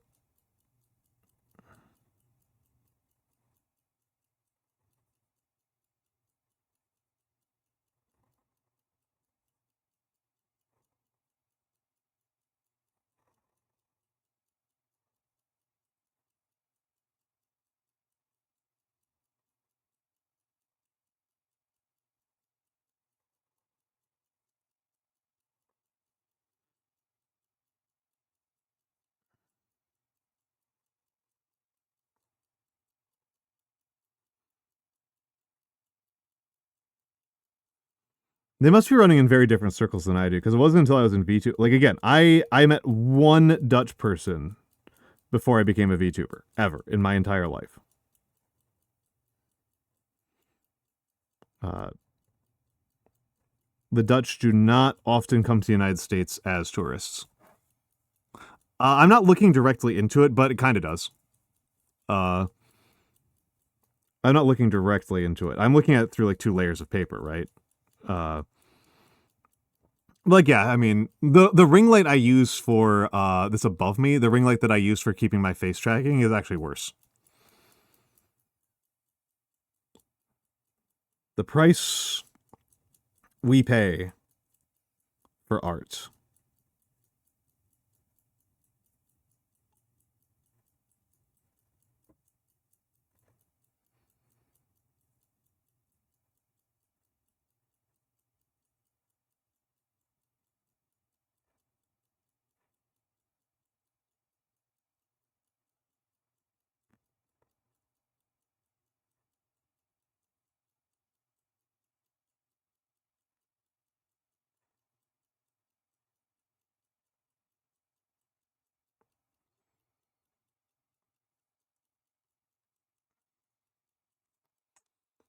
But we're online and always in the Anglospheres. Interesting, interesting. I wonder why I've met so few Dutch people in like other parts of the internet.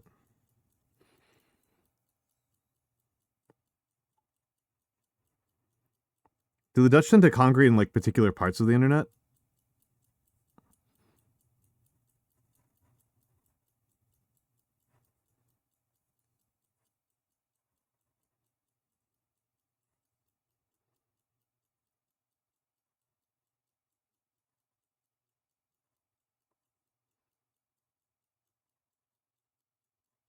Ah, dang it. Letters are slanting. Letters are slanting in an unfortunate manner. Hello, people. Hello, people bees. Hello, hello, hello. Oh, okay, okay, okay. Because like when I think about Europeans that I've met online, uh, it's like kind of actually overrepresented by the Balkans.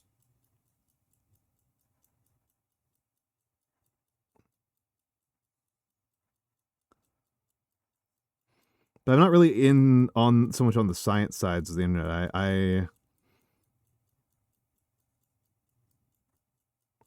Maybe I'm just not that online.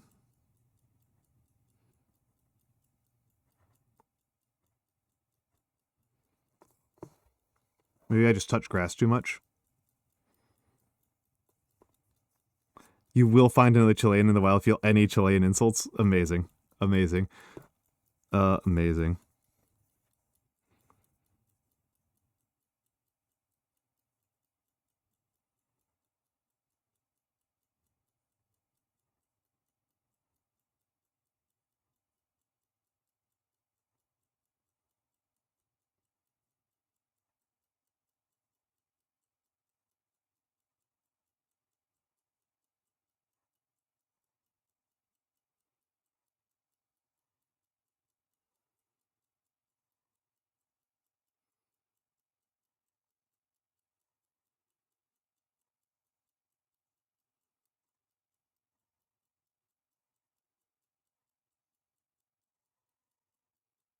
Bad D. Oh my god, that D's terrible. What a terrible D. And it's interesting that Malaysia wasn't even part of the Netherlands at any point, right? Because like the VOD had all of Indonesia, but I don't think it had Malaysia. Oh my god, I did. This is horrible. This is horrible. This is a disaster. I'm gonna finish this word, but this is a disaster.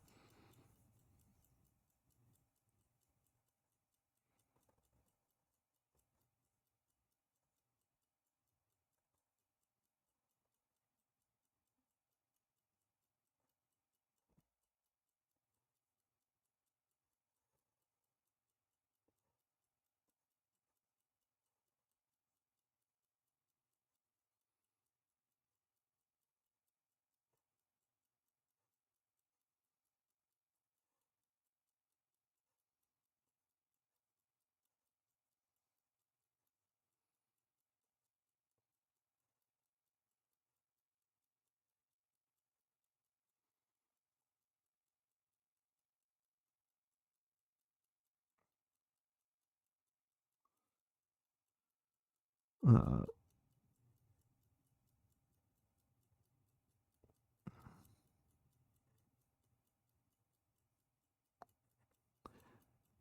one day I'll make a decent looking X. It's actually not the worst looking X I've ever done, but it's definitely not the best.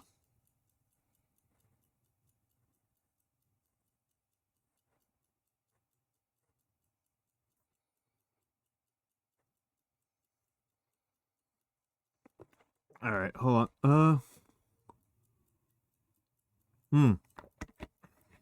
Barely share any culture. Yeah, that's interesting. That's interesting. I know that Saffron has a bunch of Malaysians in her chat. I've got one Malaysian. No, she's Singaporean. I'm sorry. I mix this up all the time. I keep on thinking that they're Malaysian, but they're actually Singaporean.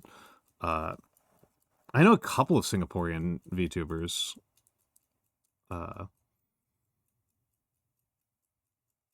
Which is interesting. Yeah, it has been interesting going on into VTubing because like I'd never met a Quebecois before I started VTubing,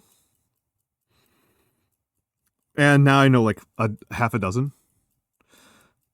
Oh, you are getting old, Mura. You are getting old, Mura. That's a deadly sign.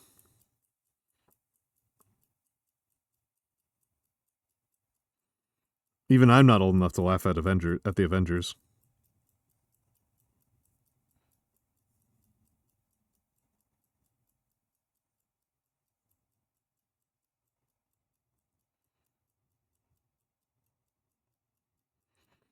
Like I knew a lot of French speakers before I became a VTuber, but they're all Haitian and from West Africa. And I know like Gamma is one of the few West Africans I've met while I've been a VTuber. Uh,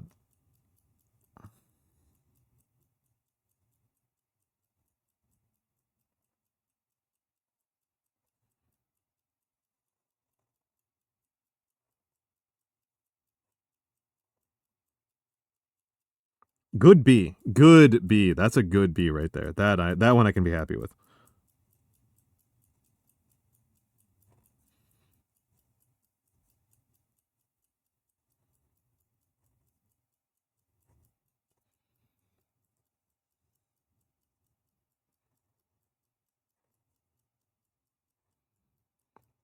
Like I don't know any Haitian VTubers off the top of my head. I don't know any Senegalese VTubers or Cameroonian VTubers.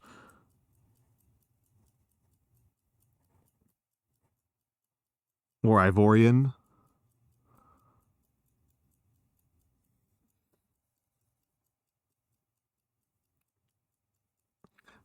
Poor Mura. Mura. I think you might just be tired, Mura.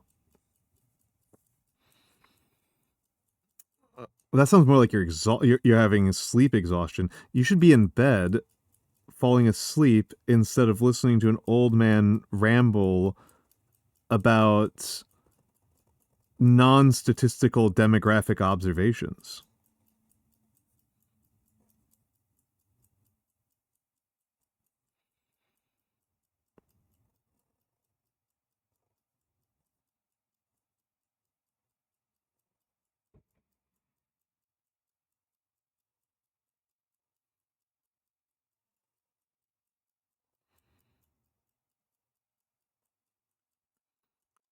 I also know very few Indian VTubers. Uh, oh, I didn't know that you, Mura, I didn't know that you watched 3 a.m. I love 3 a.m. My favorite VTubing group.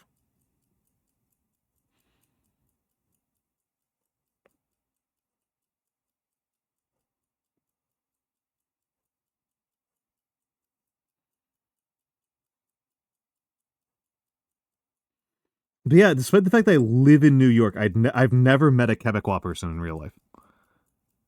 I don't watch Niji. I don't watch Niji. Why would I know? Why would I know people from something I don't know?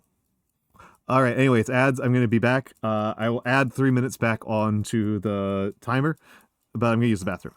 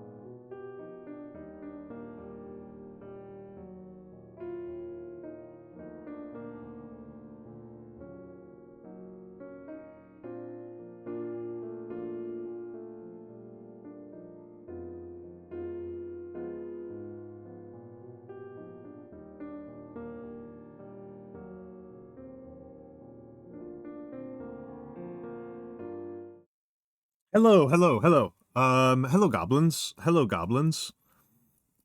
Welcome in, welcome in, welcome in.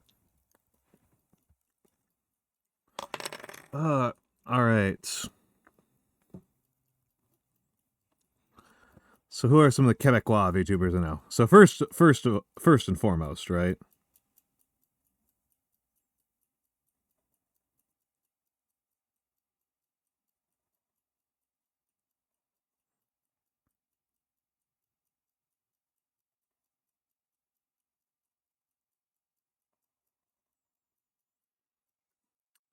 First and foremost. Sleep well, Mura. Sleep well, Mura.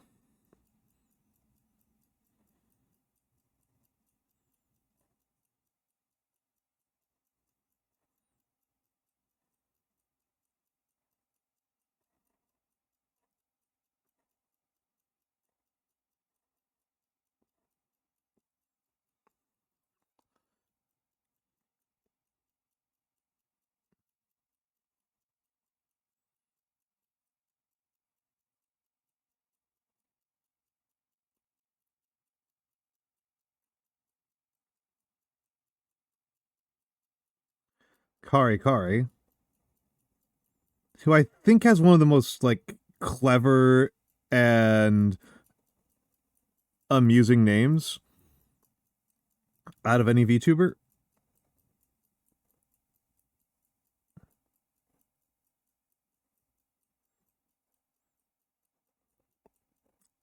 And has been like top like 5 people. Hello Nando, hello Nando. Welcome back in. Welcome back in. Like Kari has been one of the absolute most helpful people.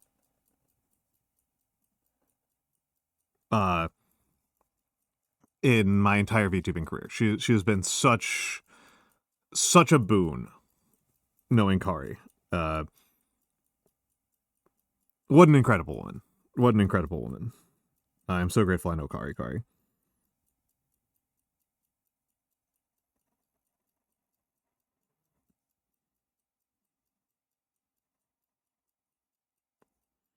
Then of course there's my dear friend.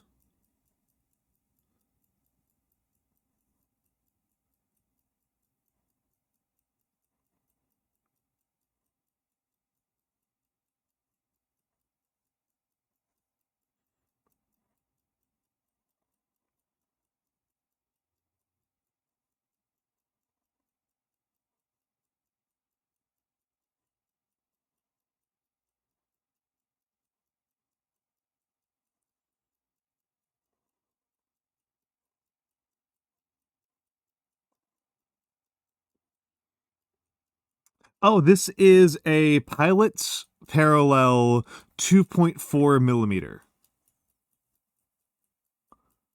2.4 millimeter. I have 2 full sets of Pilot Parallels and a couple of specialty tools, but I really prefer using broads.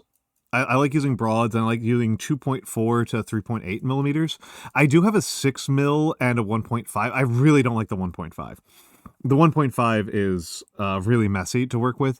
The 6 is fun, but it just like you will burn through paper so fast.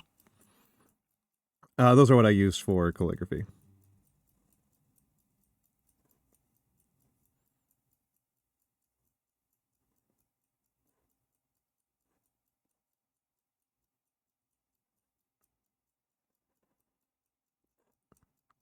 I don't think my 6 is inked up at all. I don't think it's inked. And of course, most calligraphers who do broad nib uh, prefer to use dips. Uh, they prefer dips like the speedball. The speedball set.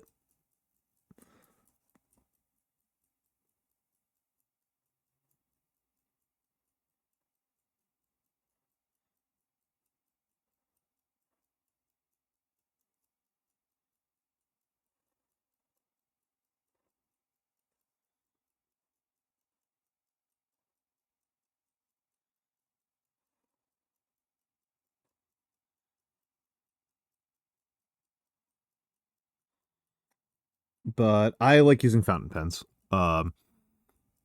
Mostly because I know fountain pen inks already. So, the Capable Mabel is a dear friend. I love Mabel. I love Mabel. She is so funny. She's so delightful. I think she's like one of the most interesting and cool people I've talked to in my entire time as a VTuber. I adore Mabel. If I retire from VTubing, I will. I really hope I am able to stay friends with Mabel. Uh,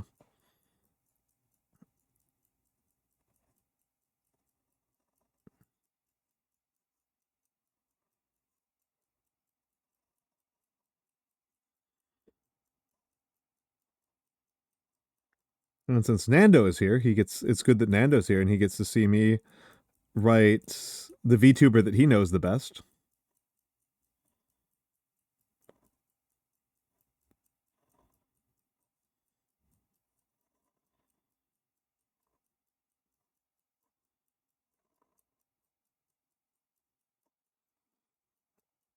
Uh,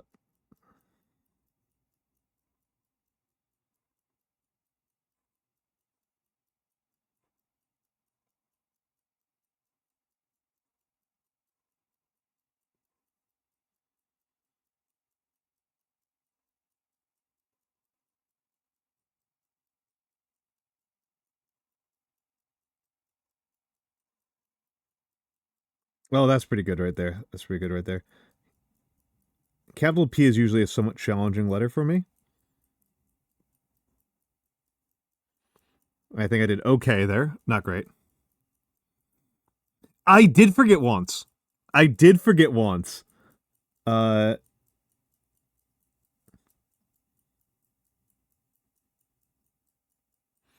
the first time we talked over DMs, uh, the first time we talked over DMs, uh, it was not over like voice. It was like we were just DMing each other. I was like, "Oh yeah, you're an American who moved to Japan, right?"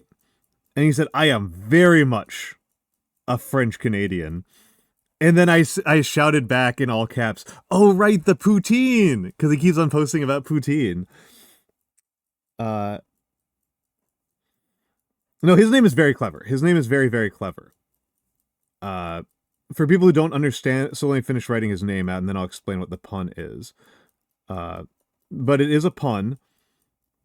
It is a pretty kira kira. It's a pretty kira kira name. Uh, so John Ken Palm. John Ken Palm is a pun on uh John Ken Pon. John Ken Pon is the Japanese for rocks, paper, scissors. So John Ken Pon is rocks, paper, scissors. John Ken Palm, as in potatoes, as in fries, as in poutine, right? That's what his name is a joke about. It is a mix of like rocks, paper, scissors in Japanese and poutine, his beloved French Canadian poutine. Uh, mm. There's another theory that I'm like actually close to. I know some others. Sir Alm, I don't think streams, but he's Quebecois as well. I've met a couple of others. It's just absolutely ridiculous how many of them there are. The Quebecois are like they're taking over VTubing. They're deeply overrepresented, and the Canadians in general are very overrepresented in the VTubing sphere. Yeah, these are talented names. My name is just a Lithuanian guy's name. I just have a random Lithuanian name. That's all I've got going on. Yeah, pomme de terre also equals apple. Yeah. Everything is apples. Everything is apples to the French. Yeah, I know. Pekon Neko, I actually love your name. I think I have made this very clear, Pekon Neko, that I think your name is extremely funny. Uh,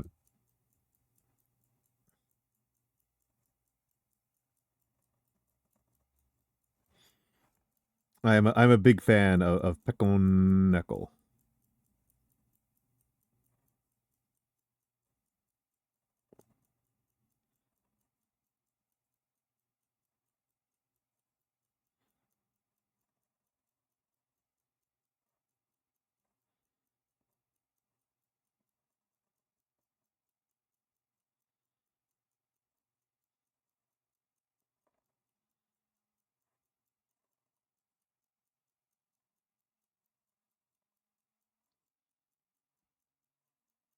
I'm partially just doing this to cement how many N's there are in your name. I love it. I love it. Pekoneko.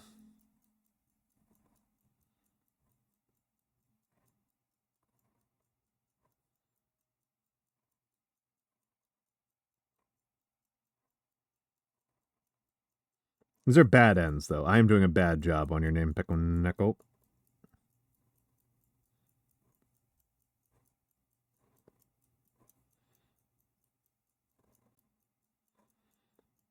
I'm definitely having a problem pulling my lines down straight today. I'd say I have to do a pretty good job on the K.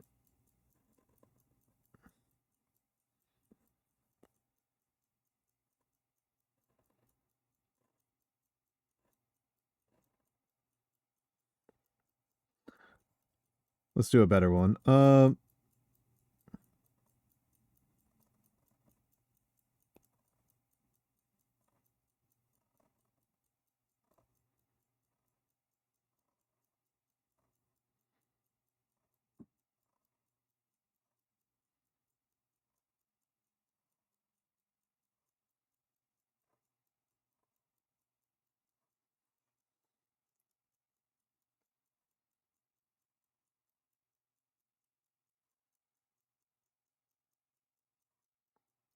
Locking in here for a second.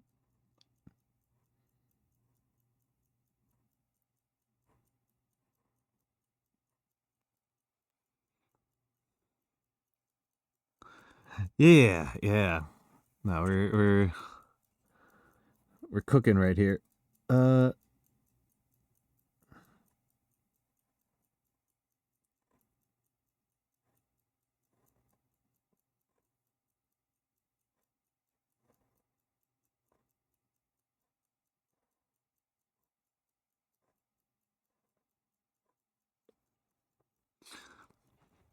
Minimum, the absolute, the most miserable word to write in Gothic. Or at least to read. To write it's fine. Writing it's fine. I'm going to do another one.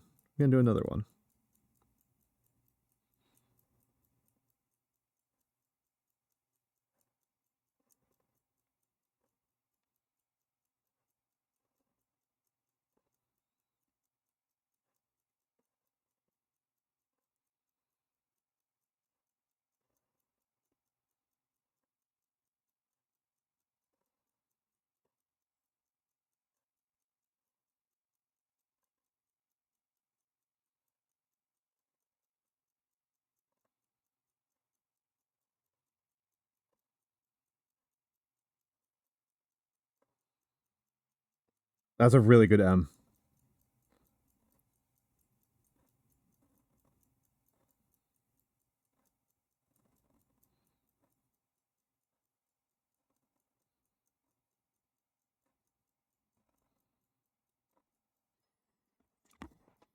Yeah, it's minimum.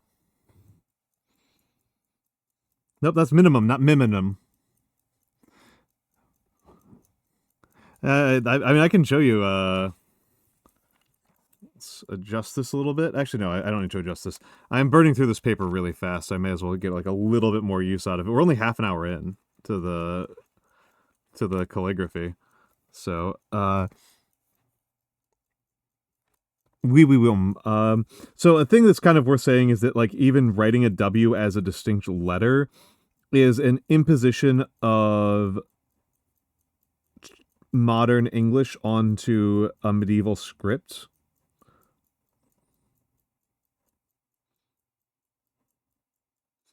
Because W didn't exist at the time, right?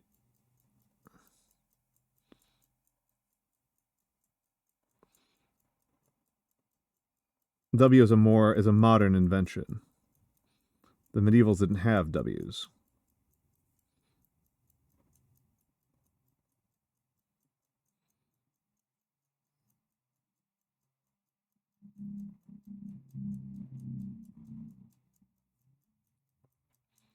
So the way that you would write a W is just use.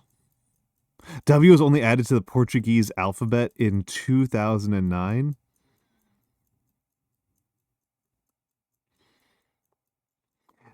Well, no, it added some too. It added some too. It both removed and added.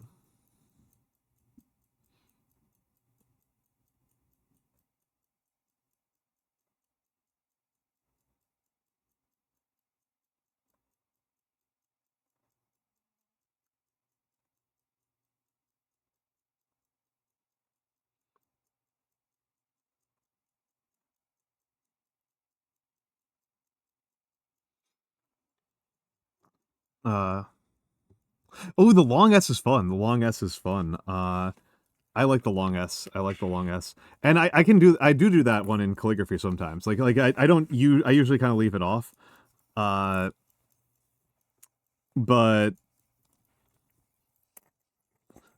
uh, needs to add the KW and Y. Interesting, interesting, interesting. So like you were like in school without like the alphabet changed after you got through primary school. You like finished your primary education and then like they added more letters. That's crazy to me. Americans get mad about the fact that like a few generations of people went through primary school and learned like a different number of planets. And like that's just so goofy. And like Americans like mad about it. Like they're going to die mad about Pluto not being a planet. Which like does not matter, right? Like how often do you really? Yeah, see, blues in here, and meanwhile, Nando's like all of the alphabet songs that I learned growing up don't apply.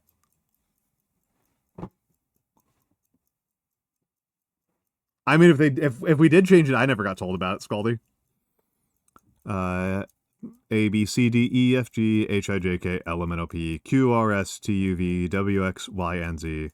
That's the alphabet song I knew. As far as I know, it's the same one. I've never heard any indication that it's been changed. Yeah, no, that's crazy. That's such a bigger change than going from 9 planets to 8 planets. That's so much bigger. That's such a bigger deal. What was I going to write here? Oh, Just Jane. Yeah, this is my main art form. This is my main art form.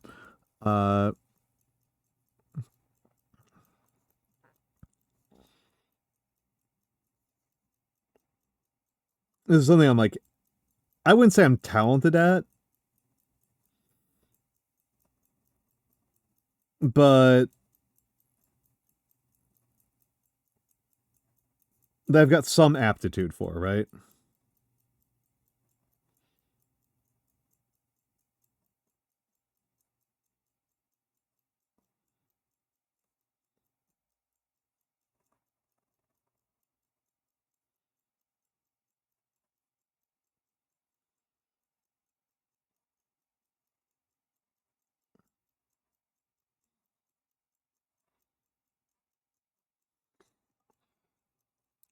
Oh, you also have this hobby. Yeah. Excellent.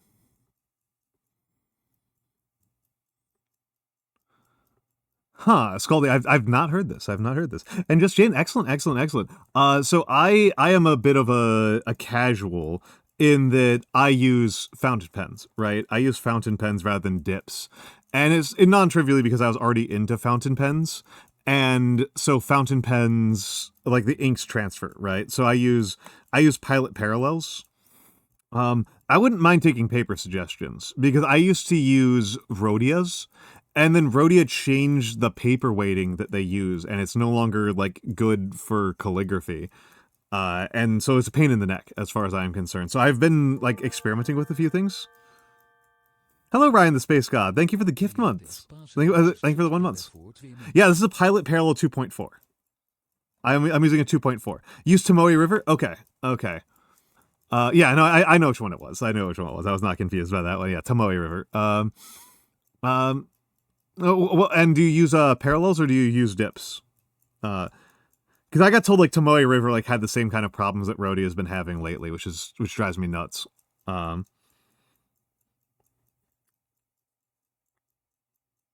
Pass. Yeah, this is a thing that we dropped in our language. Yeah. I think it was I thought it was that Claire Fontaine changed, and then Rhodia just didn't do anything. Was what I heard from the peeps who I know are like even bigger nerds about the materials than I am. I just like the techniques, right?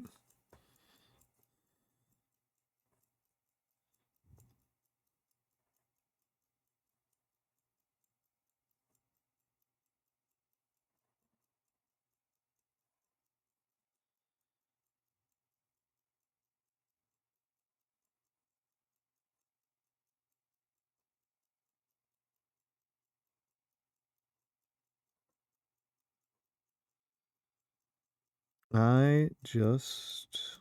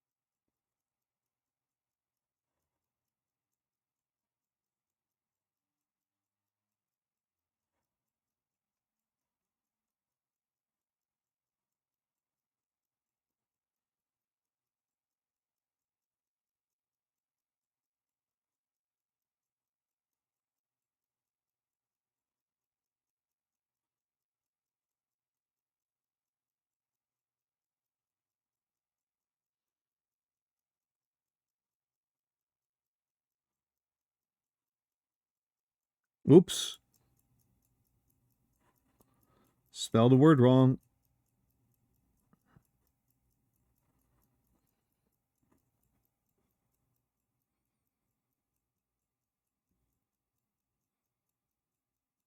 I use a Pilot Custom 902. Yeah, the better tools don't really make that big of a difference. The better tools don't really the poor craftsman blames their tools.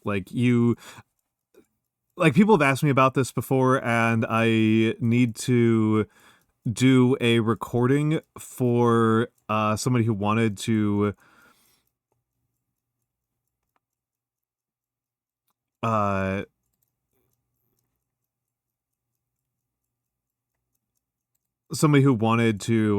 hear my opinions on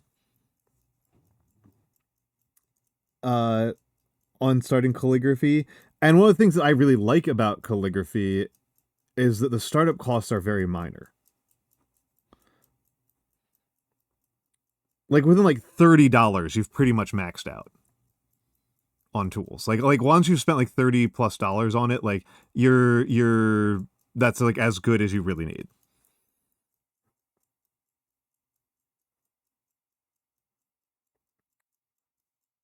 Like $30 will get you a good pen, really good ink, and good paper. Like maybe you might go up to 40 at that point, but like I'm pretty sure you can do it at like 30. And it'll last for a very long time. The paper is the part they'll run through pretty quickly. The pens will obviously last like forever, and the ink lasts a very long time. Ink lasts a very, very long time.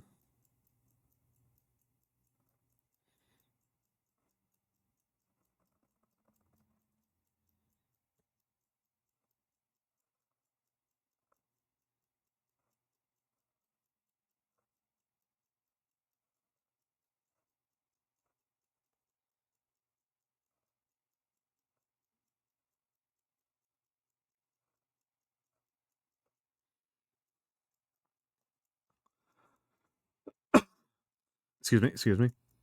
The pen usually does, but like it's not a lot of ink. Like the pen does come with like enough ink for like some amount of time, but like the amount of ink that you can get for like $10 is enormous. Yeah, you will get through you'll get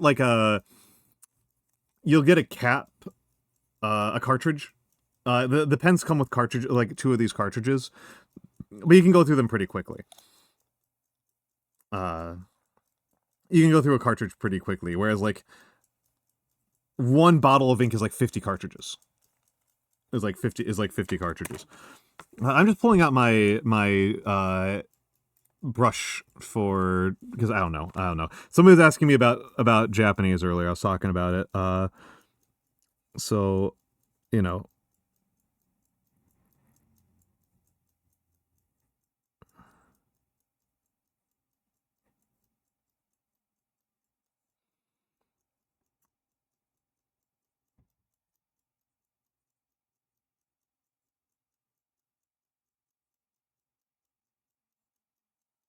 My Japanese is pretty is a lot rustier. My shoulder is a lot rustier. Let's try that a little bit bigger. Let's try a little bit bigger.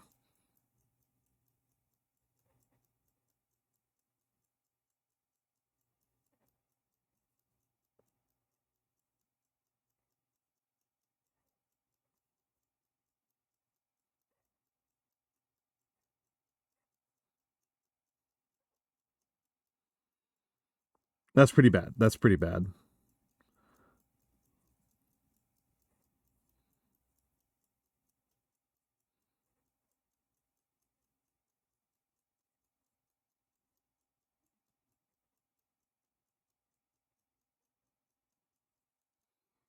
That's pretty poor, but it's, you know, you got to start, right? You got to start.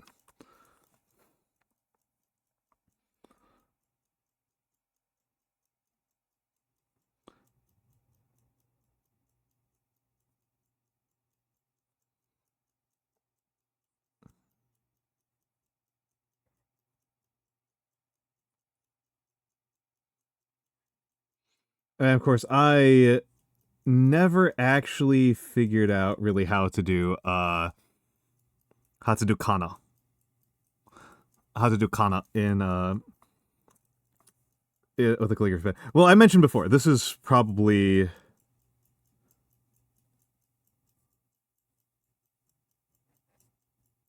my favorite radical. That's my favorite radical. And this is probably my favorite kanji, which I did not do a very good job on. Kami. My regular daily fountain pen is Pilot Metropolitan, extra fine. I use an extra fine Pilot Metropolitan. It's not my favorite pen, but I mostly write in Japanese these days, and so like, you know, it's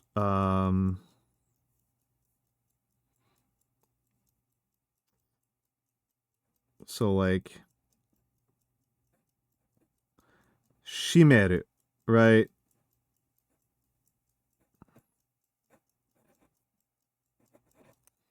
To tie up. Shimeru, to tie up. So my favorite pen that I have, it's not currently inked, is a, let me grab it out, is this Faber-Castell. This is my favorite pen. This is my favorite pen, but it's a European medium, and you can't write a European medium that thin. I need a European extra fine for writing in Japanese. Is the issue. That's what I need. I need a European extra fine. But yeah, I used to, when I was in lecture, I would write down literally 100% of the things that people said during class. And that, a fountain pen actually made a big difference. Honestly, like legitimately, when you are writing like multiple pages of text per hour by hand, you really, people talk about the vanishing point all the time. That thing stresses me out. The vanishing point stresses me out. I believe Nano has one. I believe Nanomancer has one, but I find that thing I find that thing stresses me out.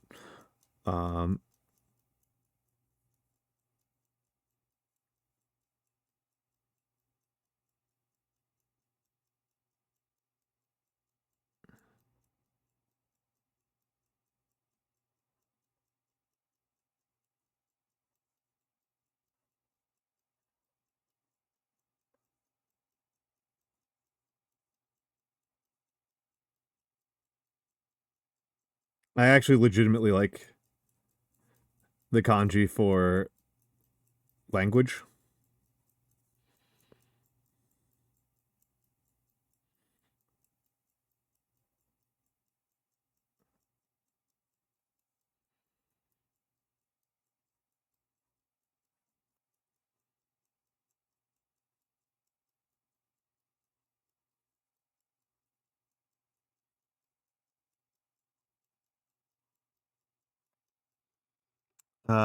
I know it's the clicky. I don't like the clicky. I don't like the clicky.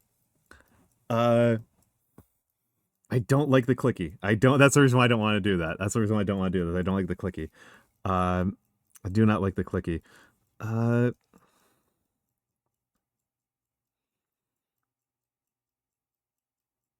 Let me see if I can do all the characters from... I have no idea what BBFs is. Does anybody know what the kanji for BBF is in... Or Fixer, for that matter. I don't remember Fixer or BBF's Hanzo. I don't remember their Hanzo or their...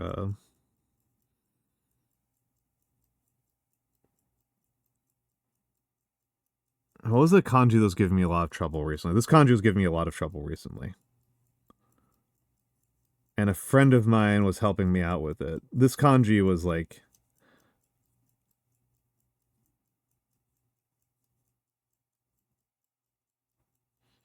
This kanji was giving me a lot of trouble, which is like hillock. It's like a small hill or a mound. And it just like really throws me because it looks like it's supposed to be Earth family and it's not. It's like Earth, like contained pigs. And like with a bonus, with a drop, like a dropping on contained pigs. Like it's confusing. It's confusing. It's a very strange kanji. A very, very strange kanji.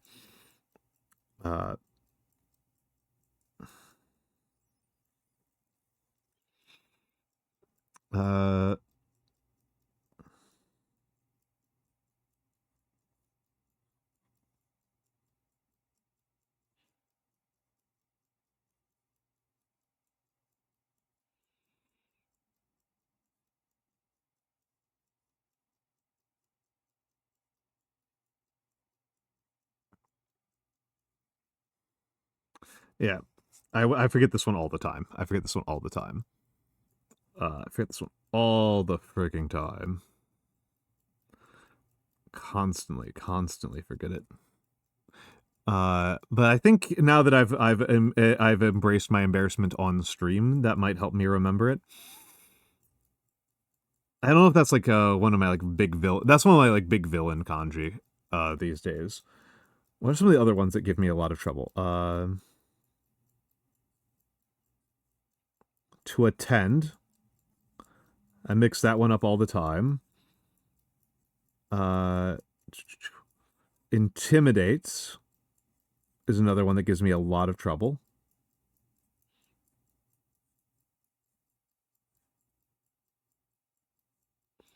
Intimidate gives me a lot of trouble. Kidneys. Oh, that's I already made that bad.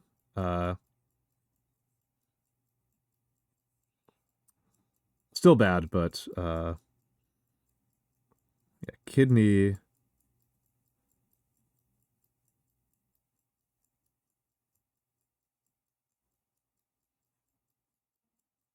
Kidney gives me trouble.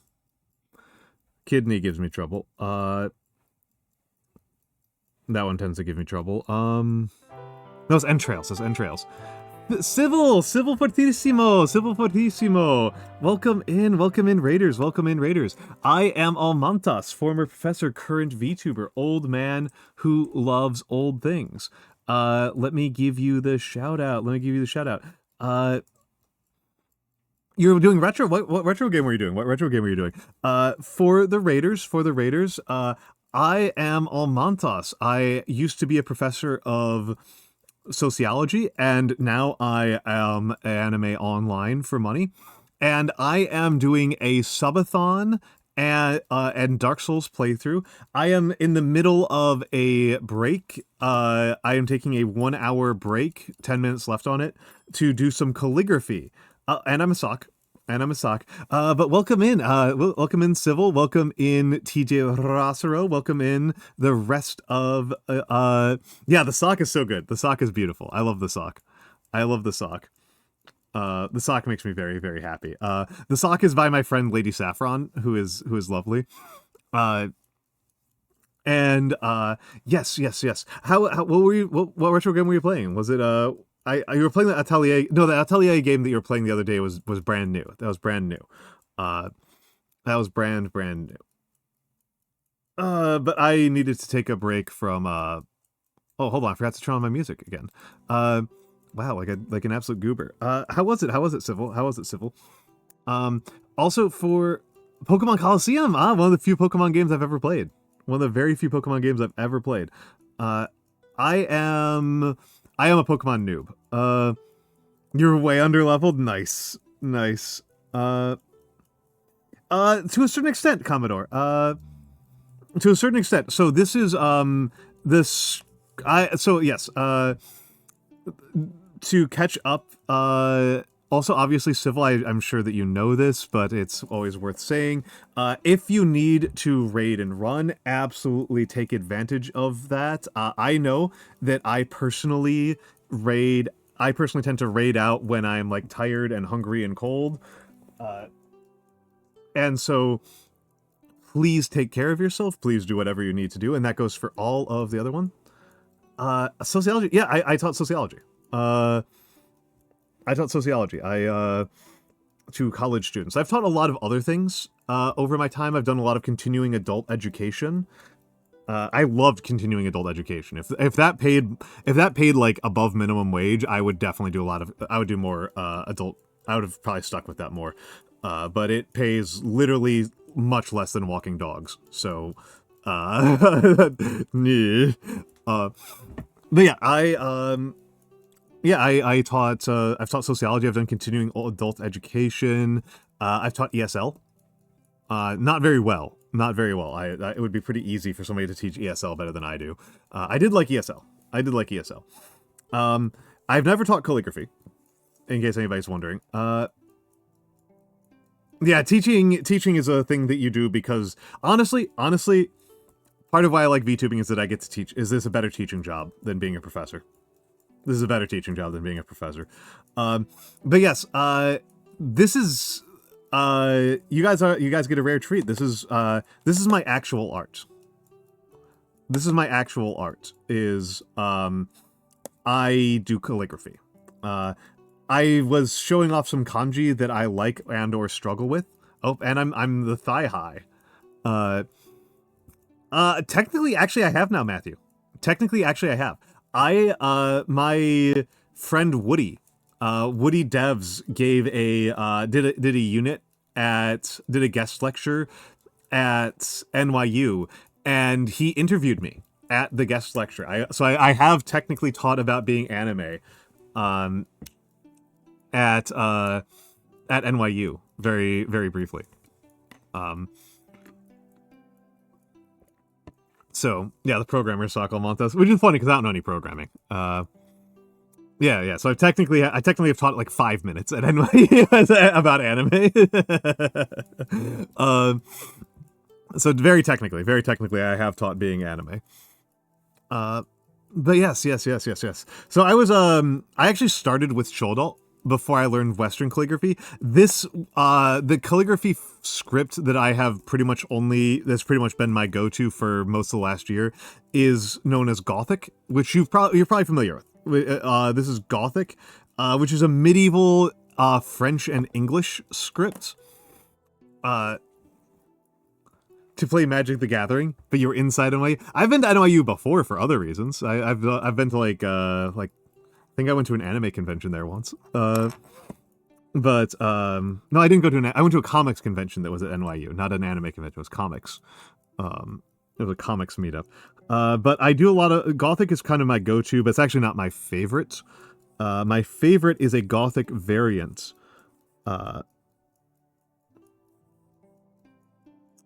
Let's see if I can do it well, because I'm kind of out of practice on it.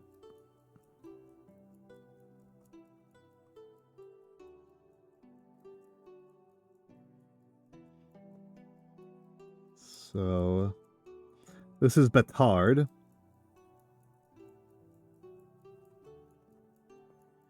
Which I love. This is a Gothic variation known as Betard.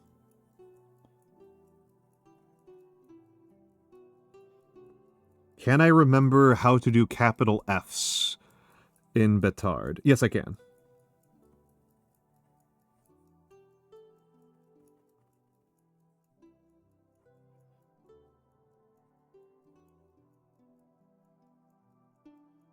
And I love the O's in Betard.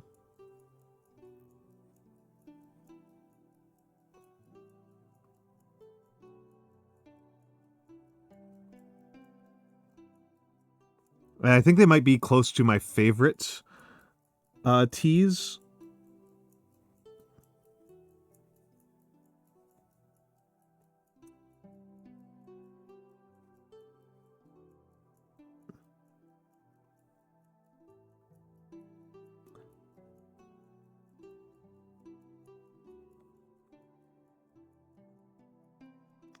Locked in a little bit here.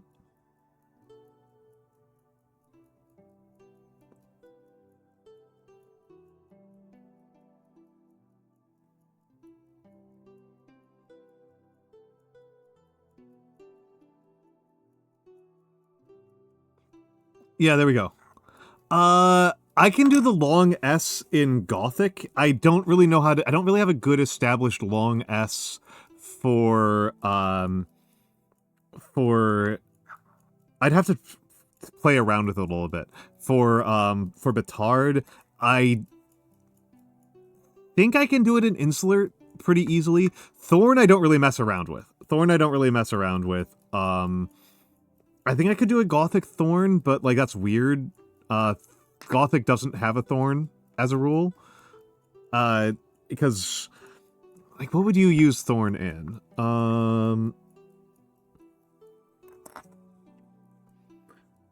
Thank you for the excuse. To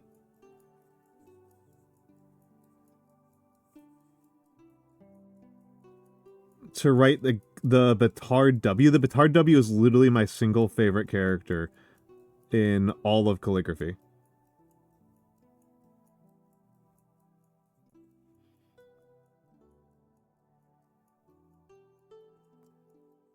Literally my favorite character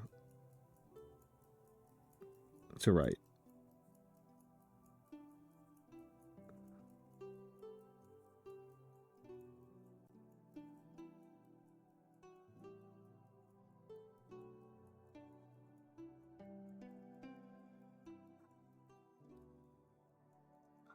Mudong. Oh, I don't actually like pesto. I actually really dislike pesto. No, I'm just writing things. I'm just writing things to kind of practice. I do write heartfelt letters pretty frequently. I will need to... Hold on. Let me reach around. Let me just grab some of my, I don't really throw stuff away because, like, why would I bother? It's not organized for shit. But yeah, I don't really throw stuff away. I just don't like pesto. I don't know. I don't have, like, a good explanation. It's just like, ugh. I don't know. Maybe... I think I may have had, like, some bad pesto when I was younger, and it made me throw up. I think is what happened. It's like now I just like, ugh, like pesto's like something I really don't like.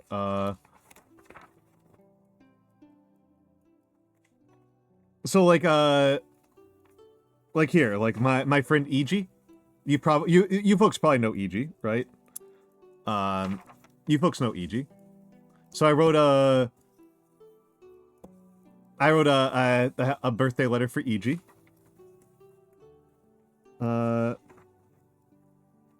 And for Bodega. For Bodega.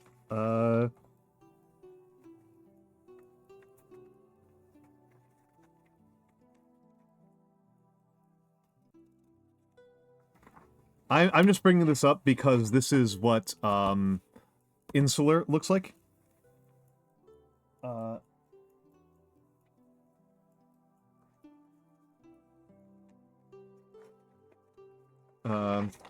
This is a sampler of a bunch of my different scripts.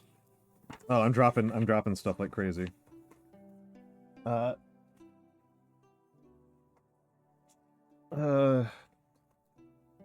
dropping a bunch of stuff.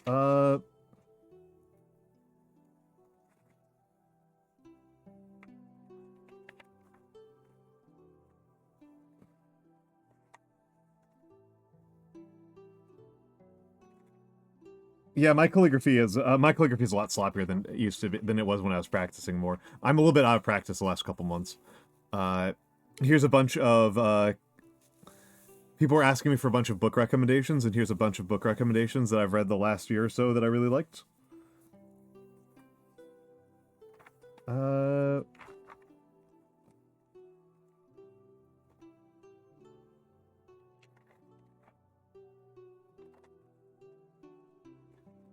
This is actually one of my favorite ones that I've done recently, relatively recently. I did this one back in December.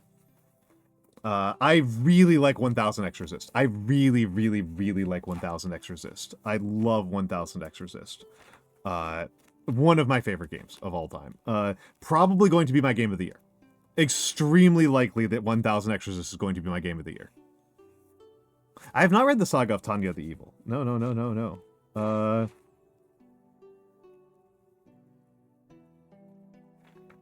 I don't know this Tanya the Evil.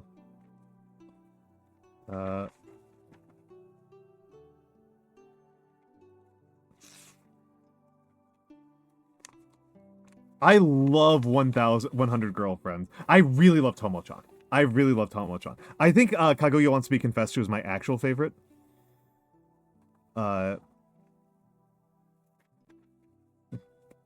think Kaguya is actually my favorite romance story, maybe. But God, I love 1000 X Resist. Play 1000 X Resist. It was not a good stream game. People got kind of confused watching it, but playing it is amazing. Like, almost certainly my favorite game I've played in the last couple of years. Like, possibly the best written game. Possibly the best written game. It's that and Perfect Ties are the two best written games I've ever played. I actually think it's better written than Slay the Princess, which is crazy talk.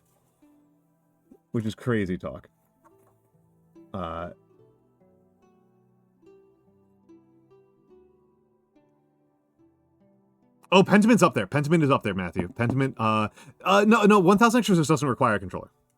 You don't need a controller for 1000 X Resist. I don't know why they say that. Like, you can play 1000 X Resist entirely with just a mouse. You literally just need left click and right click. Like, there's like... I guess you can use WASD, but it doesn't really matter.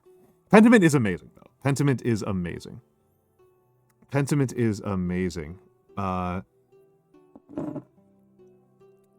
so good. Pentiment I also kind of struggle with just because it's like so laser targeted at me specifically that I don't know how much I can recommend it. Because I'm like, how much is this like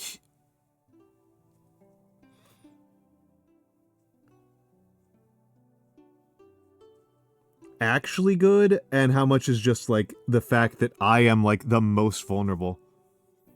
No, people say that all the time and they're just lying. They're just full of shit. The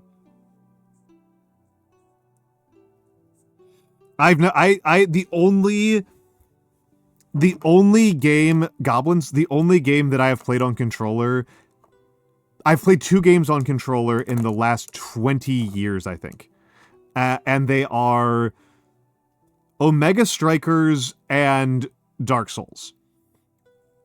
And I'm not convinced Dark Souls is easier on a controller. Omega Striker actually is. But, like, no, I mean, 1000 X Resist is a visual novel. I don't care. Saga of Tanya is, the evil is a sort of a salaryman becoming child soldier in an alternate, somewhat pre-World War I Earth with magic. All right. Excellent. I just started reading Greek Lessons by Hong Kong, which I'm very excited to make some more progress into, because Hong Kong is like legitimately one of my favorite authors. Like, I think my favorite living authors are probably Han Kang, John Boyce, and Elizabeth Sandifer are probably my favorite living authors. So like, I've only read 2 of Han Kang's books, so I'm very excited about the fact that I've got quite a few books left to read from her. I love Han Kang. We actually did use up the entire We actually did use up the entire hour break, but we are about to get hit by ads. So also before, I guess I'll give the spiel again once we get back from ads. But remember, we are actually doing Dark Souls today. We are actually doing Dark Souls, and it is a no spoilers run. No spoilers. No spoilers. I didn't know this game had levels until 90 hours in. 80 hours in. Until 80 hours in, I didn't level up once. Like, that's the level of, like, not spoilers I'm on. Like, I mean, I knew that levels existed, but I didn't know how to do them, and I didn't think that I thought you're supposed to level up, like, once or twice over the entire game.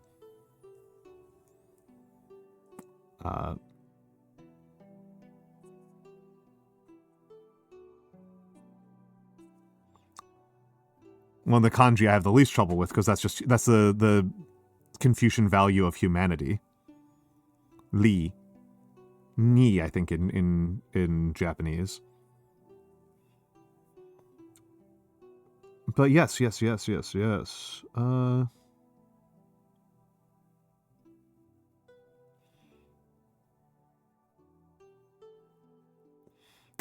wasn't really speedrunning. I was just playing the game with the tools I had. I'm just very bad, Matthew, is all that there is to it.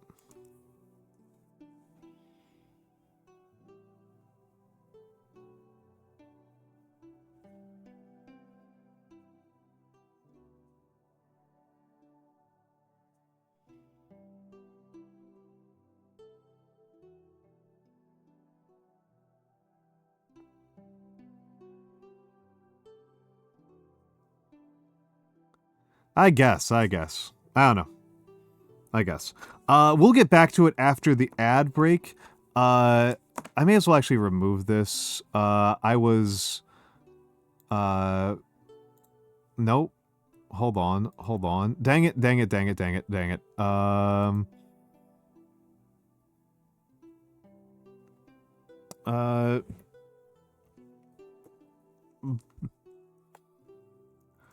Bleh. Pin. And then manually and unpin. There we go. No pin message. There should be no pin message now. All right. Enjoy the fan art. I'll be back and we'll go back to Dark Souls. Enjoy, and I'll see you in a few minutes.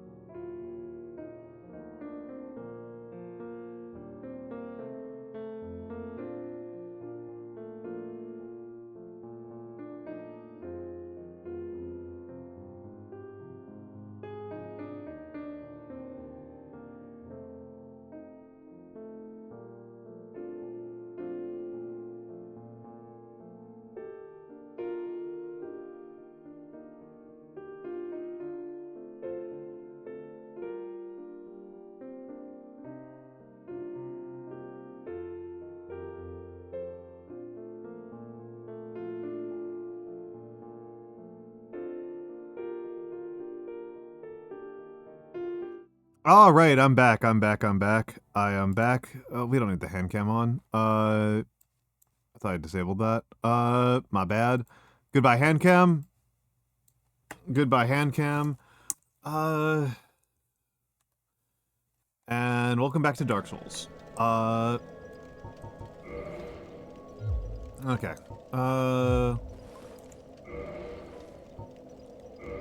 Let's play around with some stuff here for a second. First of all, let's see what the halberd is like. Oh, I don't like that at all. Doesn't know how you use a halberd. Rip hands. I mean, I did have another little bit of hot sauce while I was out.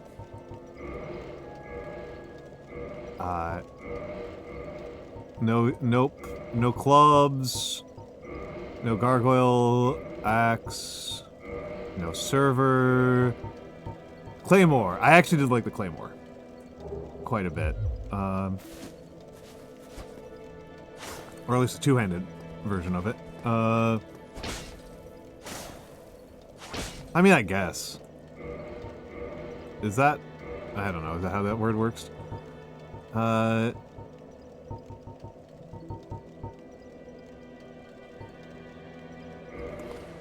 So... It's somewhere at, like, 13 is where I go over some sort of... Like, I start, like, slow dodging, right? So let's take a look here. Physical defense.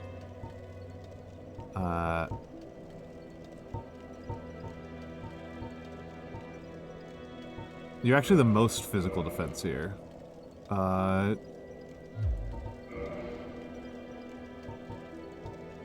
Brigand gauntlets.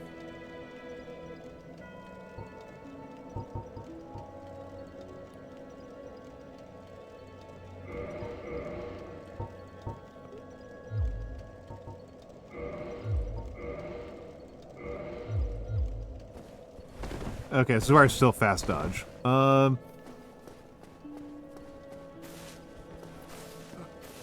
And... I don't know. I don't know. I don't know what to do now. I was kind of hoping to find... So, like, I saw in the load screens that there is a light spell. A light miracle, which, if I got that, that would be very nice. Right? That would be very, very nice. But until... I get that. I don't really want to bother with Tomb of Giants, because we know we're not allowed to use a lantern.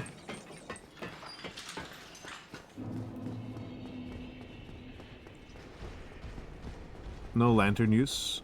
Yeah,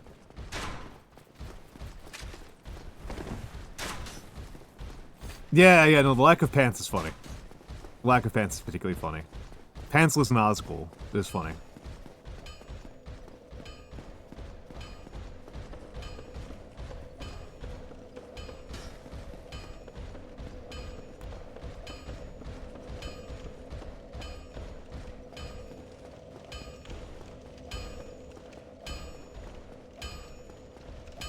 Hold on a second, my chat's in the wrong location. I'm gonna give myself a headache. Oh! Okay.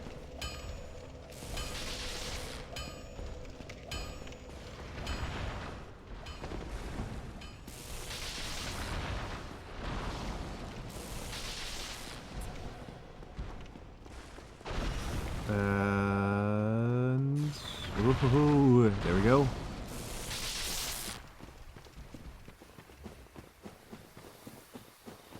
Let's keep rocking. Wee.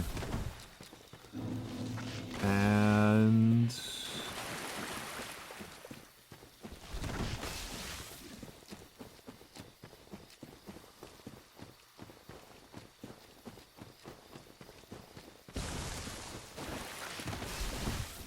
I really hope that somewhere around here there is a bonfire.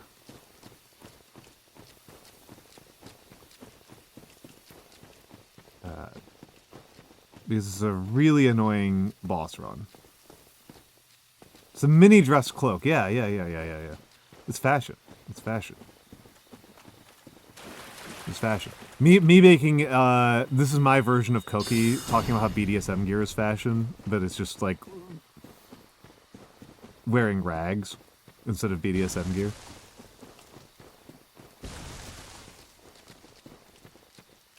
Oh, is this a person over here?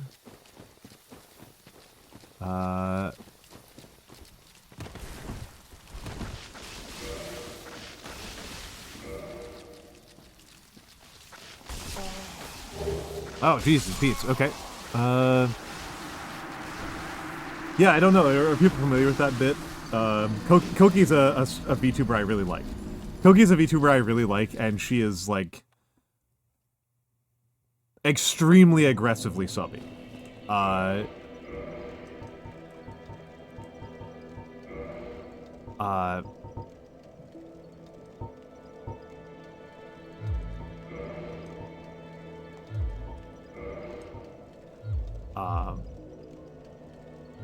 So more garbage. She is very, like, other people might pretend like there's a whole like, oh, is this person like a bottom, blah blah blah kind of stuff. But Koki is just like I want to get tied up and whipped. And you know, just unapologetic. I love Koki. And she just always keeps on saying that it's fashion. Matthew, come on, man. She like dances around it in the most pathetic way possible by just being like, yeah, this shot collar is fashion. It's fashion, guys. It's fashion. Yeah, I think it's, I don't know. It's. I partially really dislike it because I feel like it's part of an a long trend of confusing bottom with sub, which is not the same thing. Bottoms and subs are not the same thing. They are not synonyms. And also, I think that Ronin is completely correct in her complaint about the whole thing, which is that a lot of it is just a way of calling a person gay, but just like in a way that's not as overtly and obviously homophobic. It's fundamentally the same joke. That like, oh, you take it from behind, you take it in the rear, like you are therefore lesser. And I think she's right. I think Ronin's just completely right. Romans were. Yeah, the Romans were. Yeah. No, but I popped just to make sure that there's no confusion there. Ronin is a person. Ronin is a VTuber. Ronin Hostoria is a VTuber. She is. I am not talking about the Romans as like a culture. I'm talking about a person. And her opinion. More garbage. Oh wait, I forgot to write down deaths. 71. Yeah.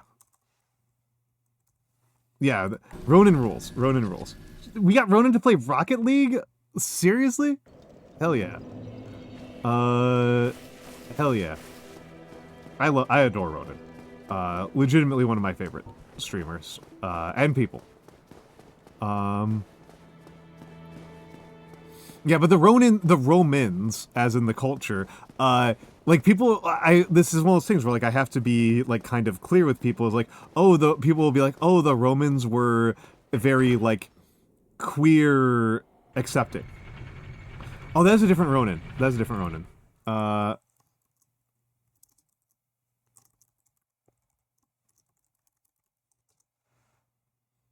Okay, they were playing The Witcher. That makes more sense. That makes more sense. I was like, when the hell? How the hell did we get Ronin to play Rocket League? Like, she's less likely to play Rocket League than I am. I'm actually kind of curious about playing Rocket League. I've never played Rocket League before, but it actually sounds kind of appealing to me.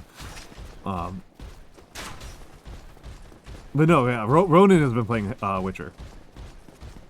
People have been trying to get her to play Path of Exile and Victoria 3, and it's just like not happening. You know what? Screw it.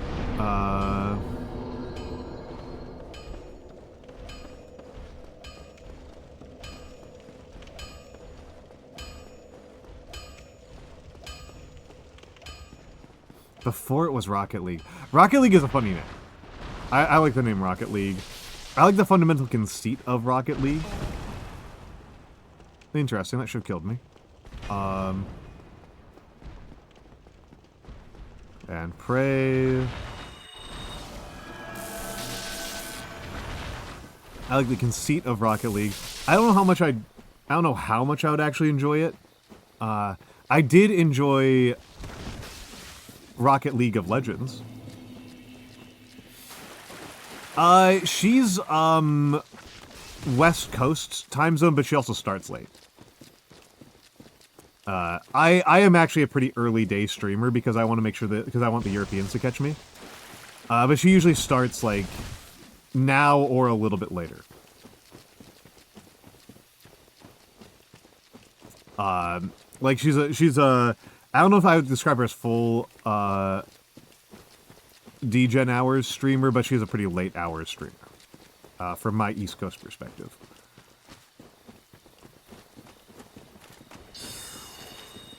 The Europeans appreciate that. I'm glad to be appreciated. Ow.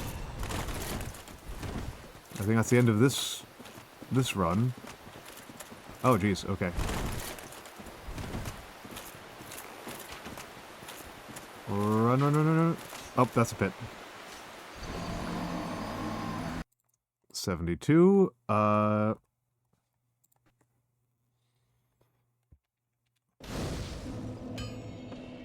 Yeah, I appreciate it. I appreciate being appreciated. It's a thing that No, I'm sorry if I used the wrong word. No, Ronin starts pretty late. She starts, I think, like 8 p.m. her time, usually. Like 7 or 8 p.m. her time, which is like 10 or 11 p.m. East Coast time. I start, Scaldy, I start at 4 p.m. U.S. Eastern. Which is like, for Americans, that's pretty early. I think the American prime time start at like 10 p.m. Like, we are getting into the early part of like when the American streamers are like really firing up. Like, I can look at my feed right now and I can see like a bunch of people started within the last hour.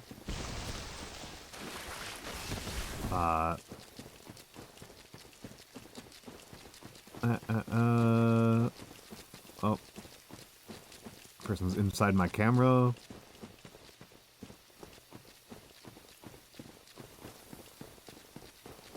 So I know what happens if I run all the way on the left side. So there's this wizard.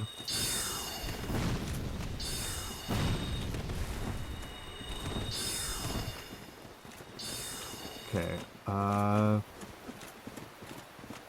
okay, so there's not much in here until we get over here.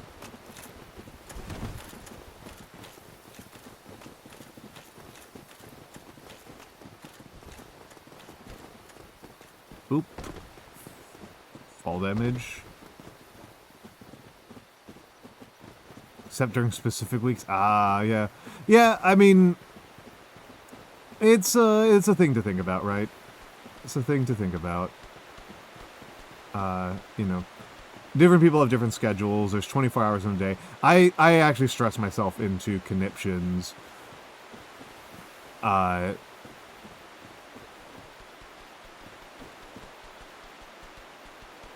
that rat that I don't want to deal with. I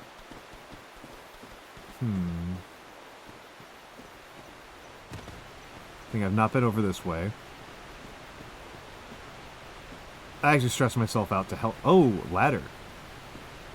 Let's see, anything else to do over here? I stress myself into absolute conniptions, trying to like figure out some way that I can be present for like all of the times people would like to watch me. And it's just not gonna happen. Like it's just not gonna happen. I just have to admit that like there are 24 hours in a day. I cannot stream 24/7. I have to make decisions. I have to make compromises in when I am streaming. Neat.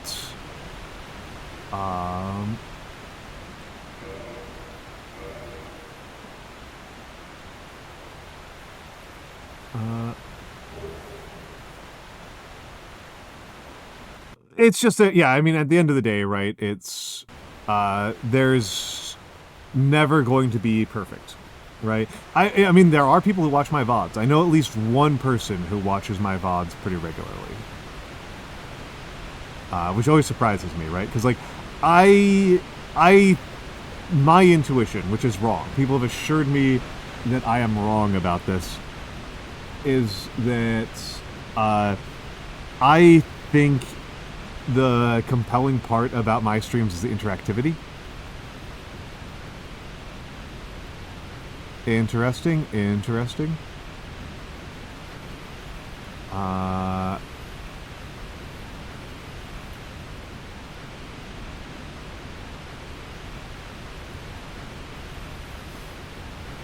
And so, like, I think that my content is very ephemeral and very disposable.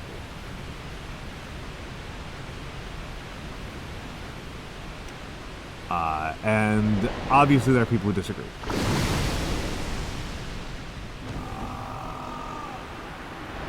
Lol.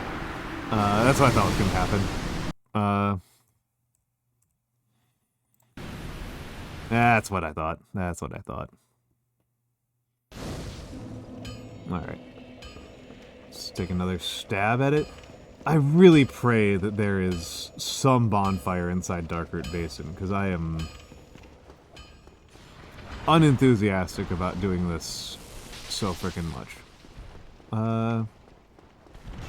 Yeah, I think that that's, like, the selling point, right? But again, people, I've said this to people, and they've just been like, what are you talking about?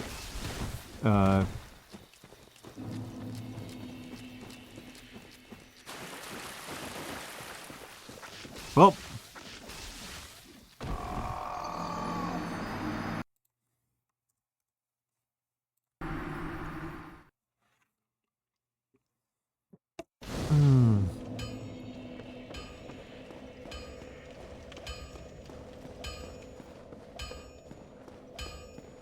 OSHA violation, yeah.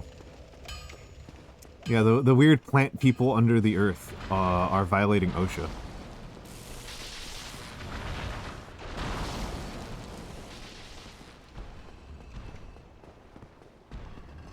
And I'm through. Alright, hold on.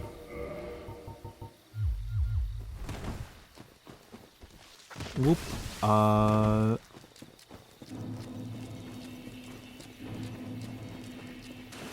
Oh, that's the same, literally the same sound effect. Hello, Sagacious Quill. Hello. Welcome in. Oh, I forgot to change my category back to Dark Souls from just chatting. Whoopsie daisy. I guess I'll do that next up.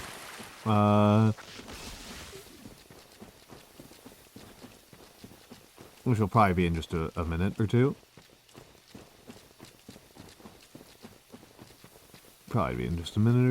And I was really hoping there was a bonfire down there, so let's keep on trucking. Yeah, I mean, I'm not really saying very much about Dark Souls, right? I don't have a lot to say. I'm pretty sure I have said more things about colonialism alone this time.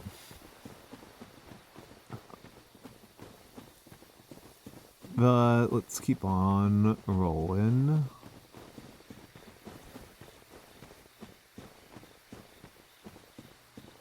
Okay, so come on.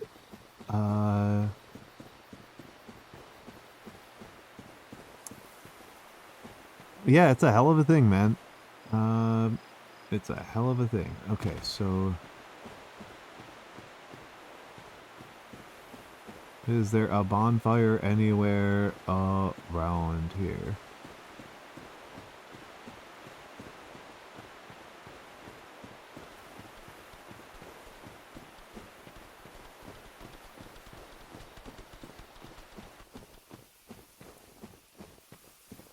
I wonder how many different people throughout history looked at a system of colonial domination and, like, actively just said, like, we can make this cheaper. Like we are doing things the expensive way. We can, like, get 90% of the benefit for, like, 10% of the cost if we just, like, do this slightly differently. Like, I wonder how many times I said that.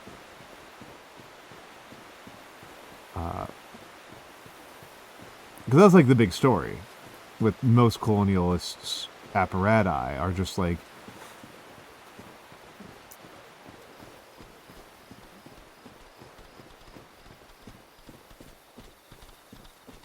+1 Burgerland. Well, I mean, Israel's the expensive version. Israel's the really expensive version. Like, Israel's planning and strategy are going the other direction. They're going the other direction. They're doing things the really, really expensive way.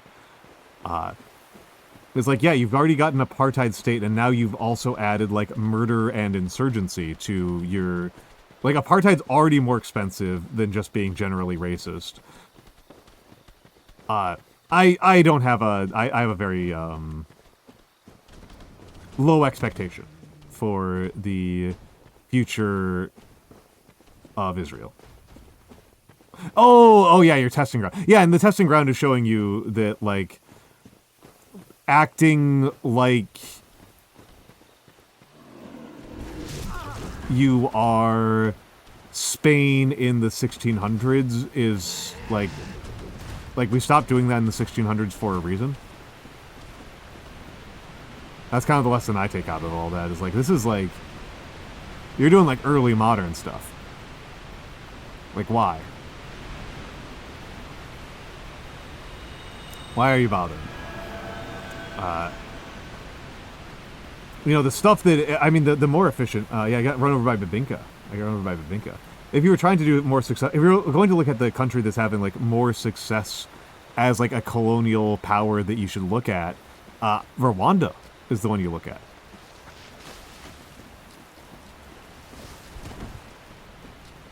Admittedly, Rwanda has a huge advantage that very few states have, which is ridiculous punching above your military prowess. Very few countries have that ability.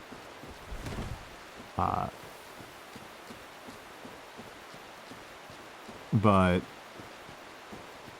Rwanda do got it. Ow. Ow, ow. Death. Rwanda do got that power.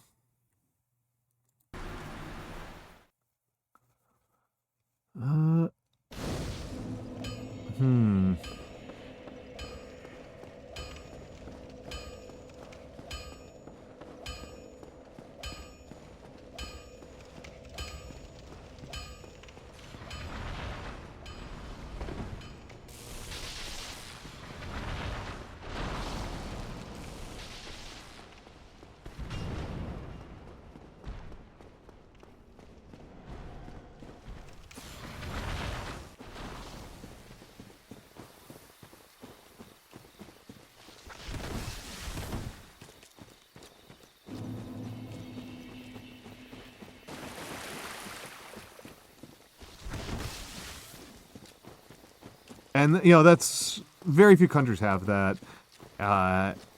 You have, like, a neighbor that you are just, like... Not just militarily dominant over, but, like, have multiple decades of, like, record to prove it over and over and over again. Like, that's pretty rare. That's like a... It's like a Vietnam versus its neighbors in the Middle Ages type of situation. It's pretty rare to have that capability. That kind of capacity. And so, but they are, like, leveraging that ability and the relative, you know, Paul Kagame is an incredibly I would never call Paul Kagame a nice guy, but he is a extraordinarily shrewd statesman and military leader, and he has parlayed the advantages that he has with Rwanda into being like kind of the African superpower. And when you can take a peanut of a country, which is a phrase I'm never forgetting from Dancing in the Glory of Monsters, that an Eastern Congolese person used to describe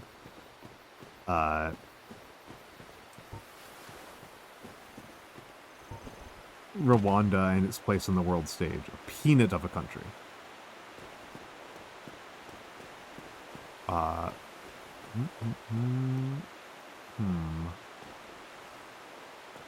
I don't know, it really sticks in my head. Like, how they've managed to parlay their advantages in terms of internal cohesion.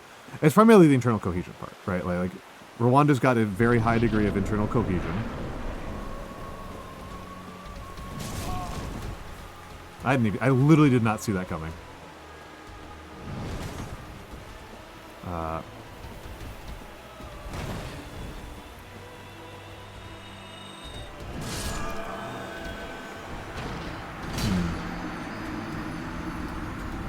Well,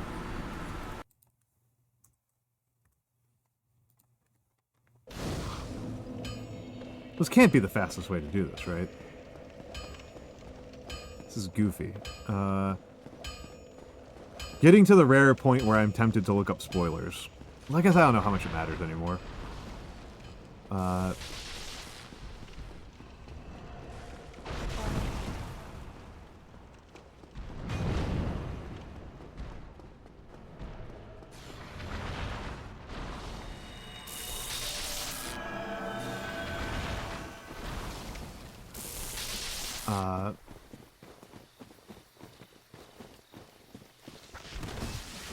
And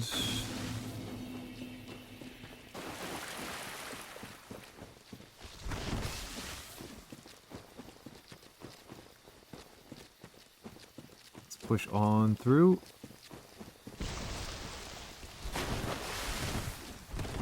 Oh, dang it, dang it, dang it, dang it, dang it. You're right, you're right, you're right. You're right, thank you, Matthew. Thank you, Matthew. You are a mensch.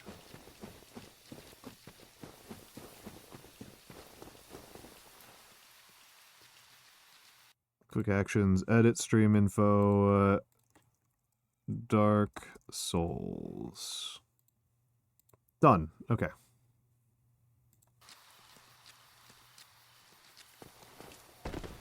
Yeah, you do. You do got me. You do got me.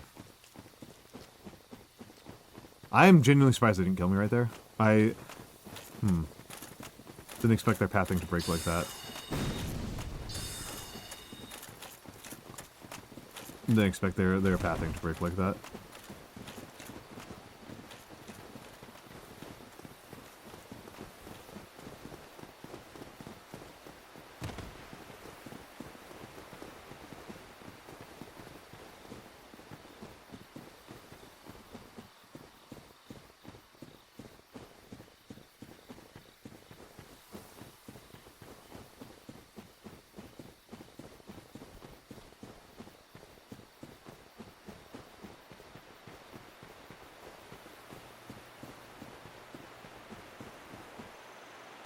I am leaning against it right now, Matthew.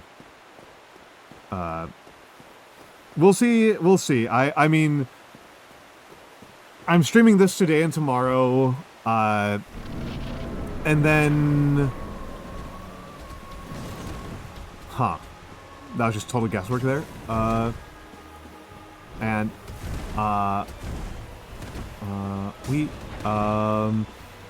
don't know.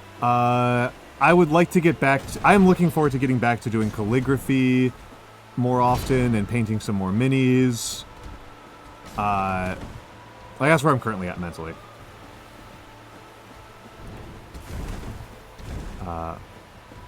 That's where I'm at mentally right now.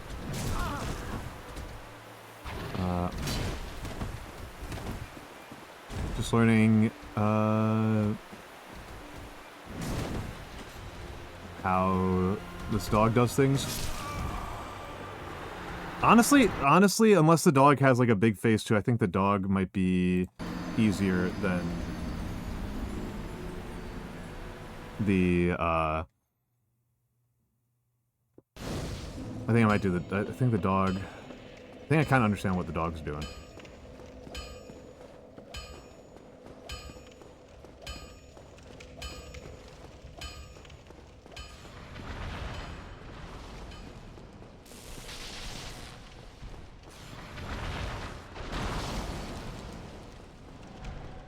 What'd that dog do? What's the dog doing? What's the dog doing?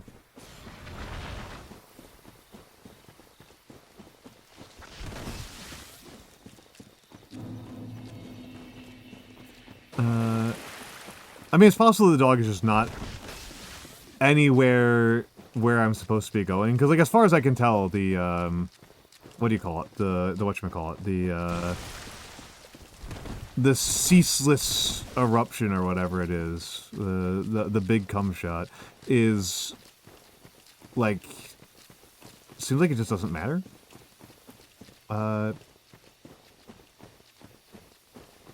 Like, seems like just, like, irrelevant to, ceaseless discharge, yeah. The big cum shot, is just, like, fully irrelevant. And Sif might also be fully irrelevant. I don't know. It doesn't look like there's anything on the other side. So it's possible I just spent 20,000 souls to do nothing. Which is funny. I'm not gonna lie, that is pretty funny, that I just spent 20,000 souls on nothing. But, well, I guess I got to see a pretty new area, right? The boss run is certainly easier than the gargoyle one. The gargoyle one kills me, like, the majority of the time.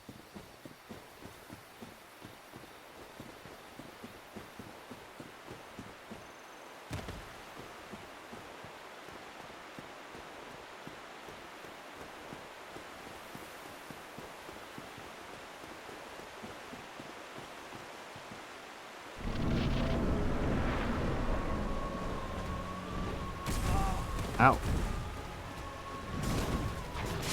Ha! Lol. Still got more learning to do. Oh well.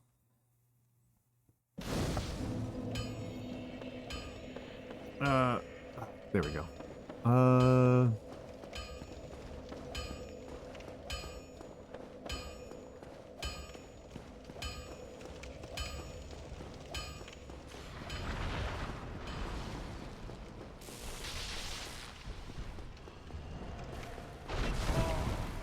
Out. And over here, and...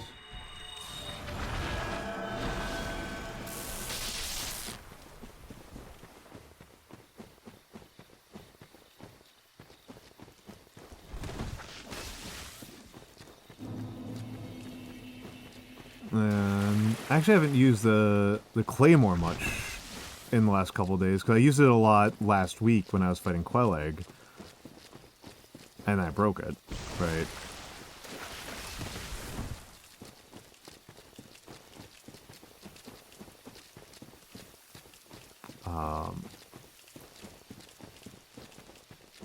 Stank.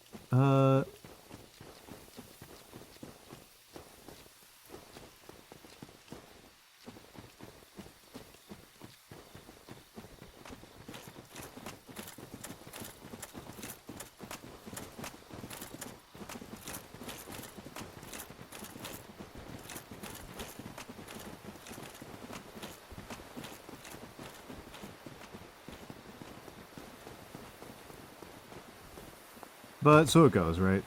So it goes.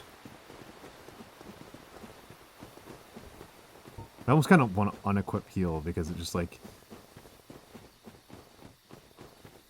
I think it messes me up in a lot of ways. Because I want to heal like mid-combat even though it's like definitely going to get me killed all the time.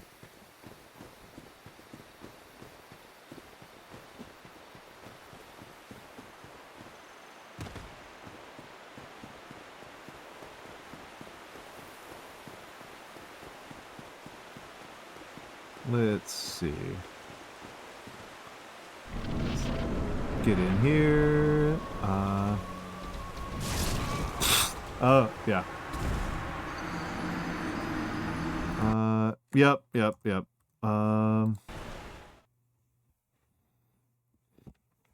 Is it 20 HP? I thought it was like 5% HP. It seemed like it was like nothing. Maybe my perception's bad.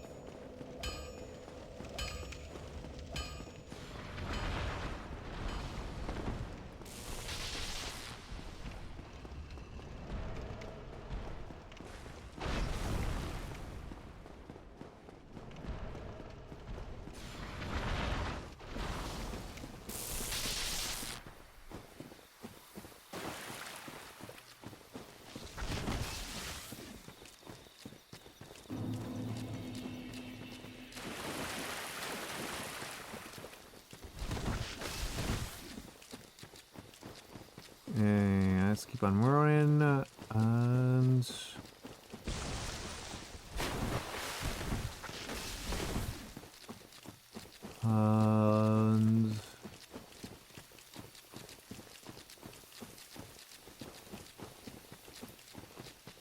I would worry that using the Claymore is, like, making my life harder, but to be honest, like...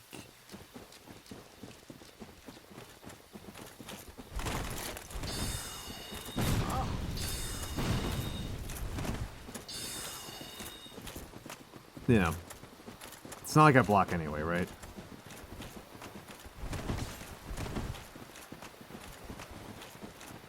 It's not like I know how to press the left shoulder buttons.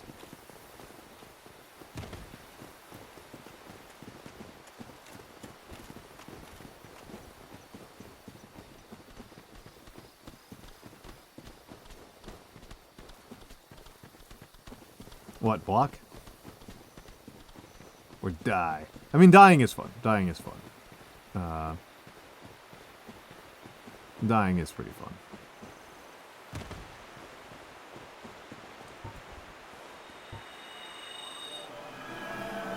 Remember to bring it up on 2 hands. And...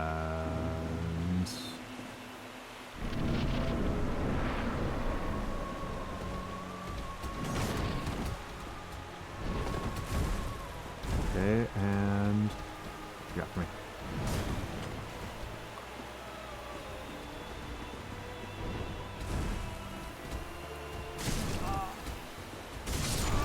Lol. I am just too slow. I'm just too slow.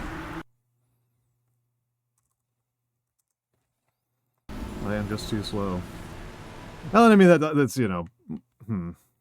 I never know what people mean when they say ooga booga, because, like, they're describing things that are substantially more cognitively complicated than stuff, like, anything I do. Like, they're like, oh, just, like, full ooga booga nonsense, and they're describing, like, just do calculus. Like, full ooga booga, just do, like, multivariable calculus.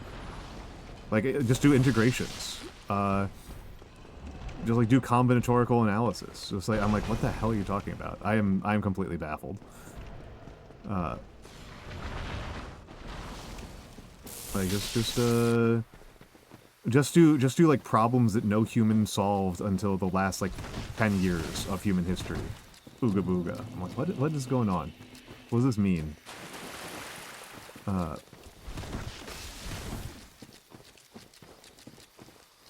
mean, I don't know. For me, it's just like...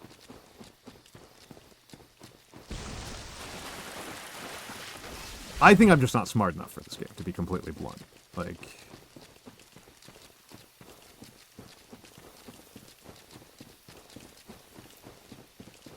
I'm playing on controller is definitely part of it. Like, I have to, like, cognitively think. I have to, like, cognitively tell myself, like, you press the stick in this direction to move, you press this button to move faster, you press this button to attack. I have to, like, think about it every single time. Like, I had to, like, definitely, I had to tell myself twice there not to press the button that drinks the potion.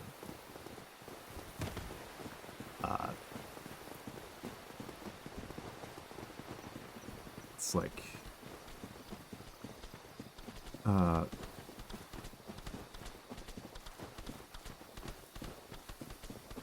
Yeah, big swords are, like, not super efficient weapons, as my understanding of it. Very challenging to get very much done with.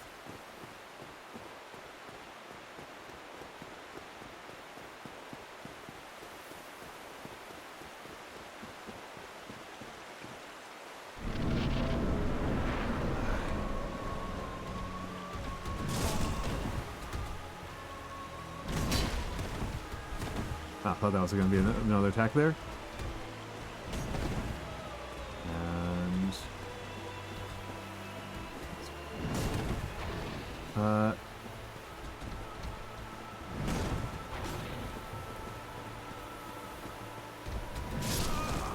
yeah. Yeah. Press the wrong button there.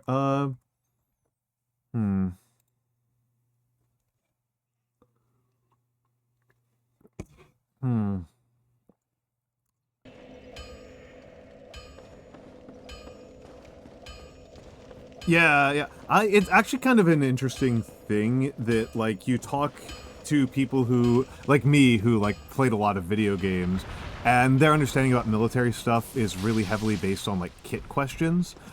And then I talk to, like, people who do HEMA and military history stuff, and, like, they don't tend to rate kit questions particularly highly. They don't tend to think that's actually very important. Like, the question is much less, like, what gear did these people have, and much more, like, what community were they from, and, like, what was the structure of their officers and NCOs. That tends to be, like, rated, like, much more importantly. From, hello Cielo, hello Cielo.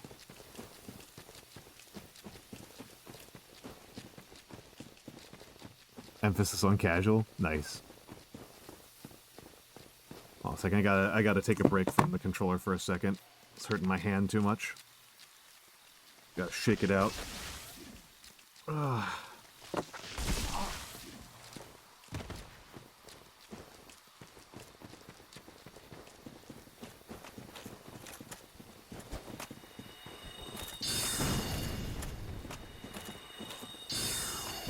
And we slide on past this guy. I used to be really scared of this area, but it turns out it's actually really easy to just run.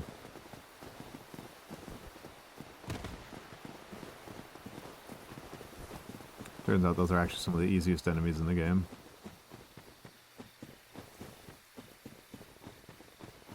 The wizard's a little bit more challenging, but the guy with the big axe is, like, whatever.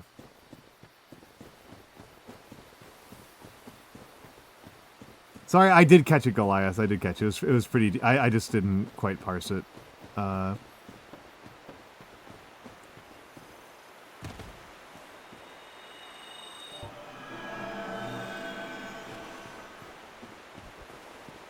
The big way that militaries are defeated is that they are scared off the field, right? The way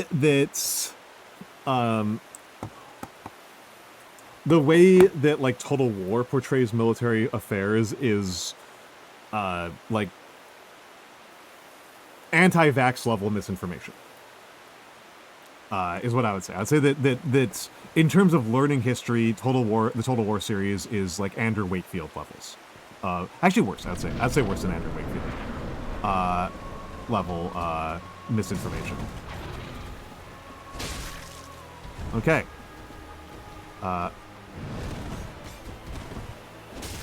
Sometimes interesting gameplay. Oop. Okay, we're learning. We're learning. We're learning.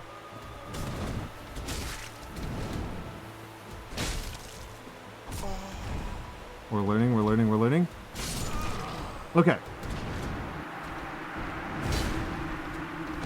I need to move some things around a little bit here because I'm covering up the damage numbers now. 82? 82? I actually do feel, a little bit okay with this fight so far. I might try this.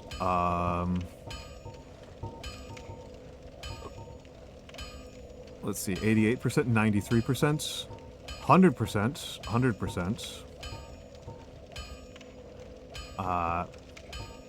Spider Shield is 100%. Dragon Crest is 100%.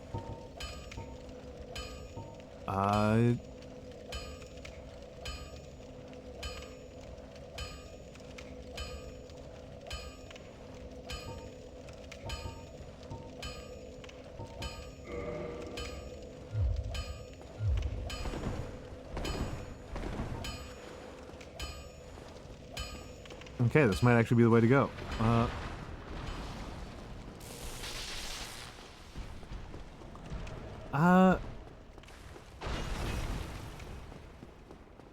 Someone responded to the curse of Ra by saying that I lost the mandate of heaven now that it's stuck in my head. That's very funny. That's very funny. That's very funny. I like that. Looks like dealing with Sif's ability to quickly disengage and sweep is going to be a tough nut to solve. I mean, I at least feel like I can read what is happening in the Sif fight, whereas with the Gargoyle, I can't even tell what's happening. I like, literally cannot tell what's happening. Just total lack of visual understanding on my part.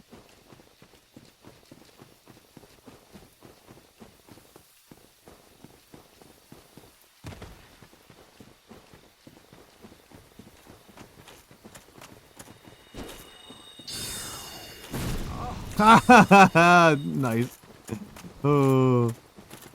Bonk. Big bonk right there.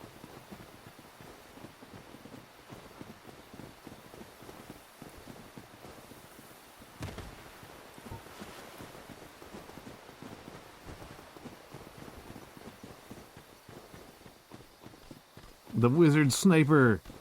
I should have played... I don't know if I own Tactical Breach Wizards. That's a game that it looks really enticing to me.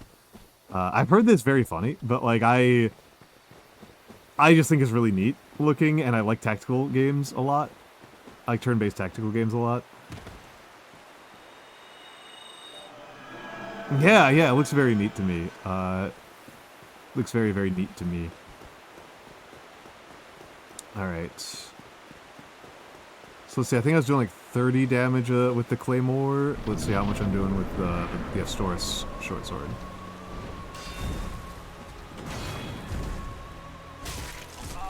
Pretty similar, pretty similar. Okay.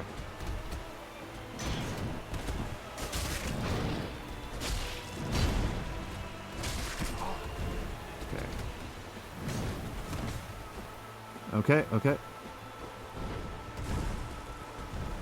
I like a puzzle game. I like a puzzle game. Okay, so that I don't really block very much, so I really should have just dodge rolled into that.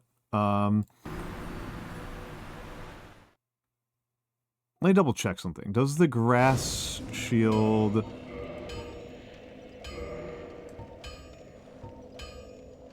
The grass shield I'll take a little bit of chip damage from, but I think the stamina regen should make up for it. I think the stamina regen should make up for it. I love stamina regen!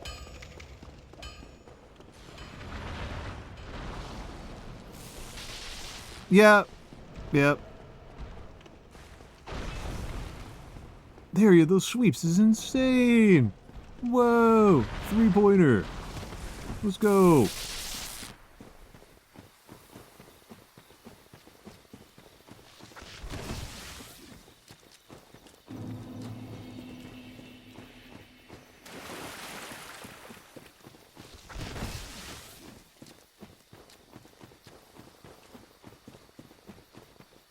Radtastic.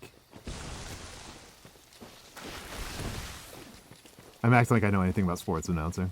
I'm not even doing like a decent facsimile of an impression.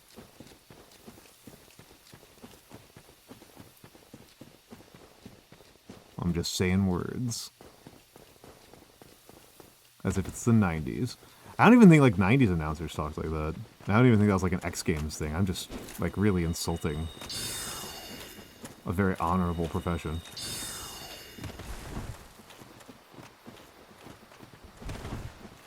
Oh yeah, that's just a huge improvement, to be honest. Even if it's not as good for the boss fight, just like the ability to run like this.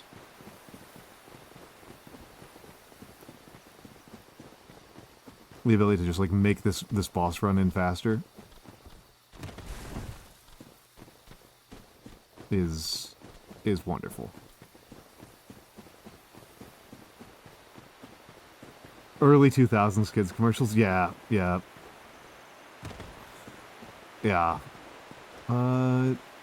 may as well.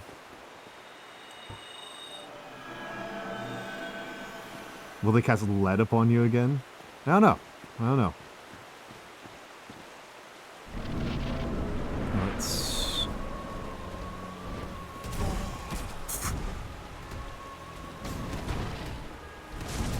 Ow.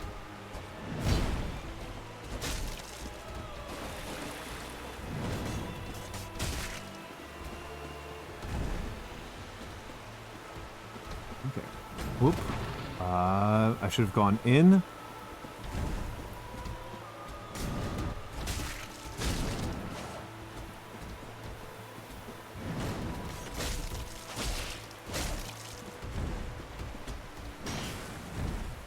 Okay,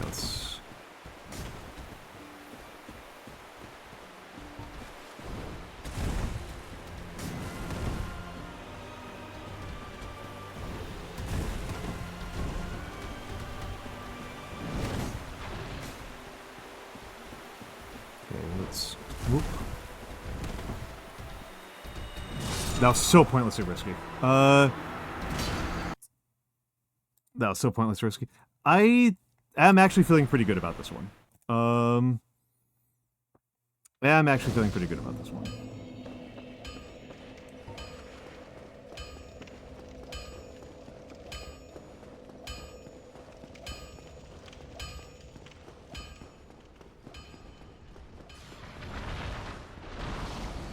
This boss run is so long, though. It's so long.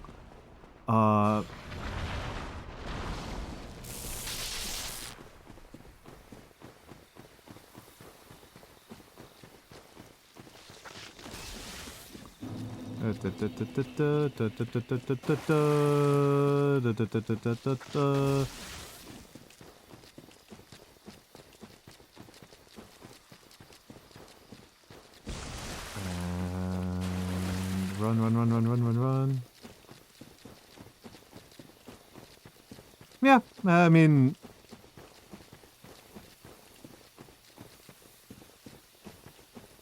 You know?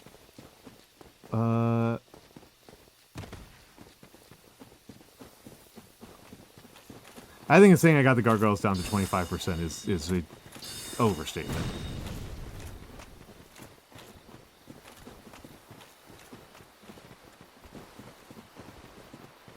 This is at least comprehensible, Goliath is the thing. Like, wait, what? Oh. So much for that.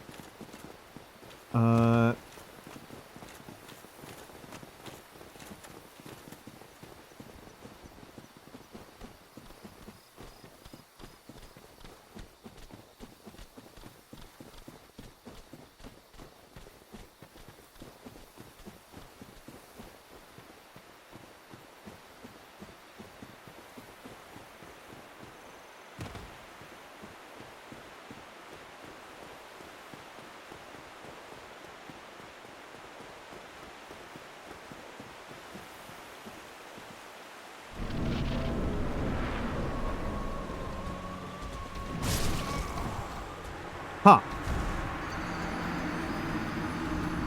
That happens, right? Alright, we're going into ads. So I'm going to use the bathroom, and I'll be back in a few minutes.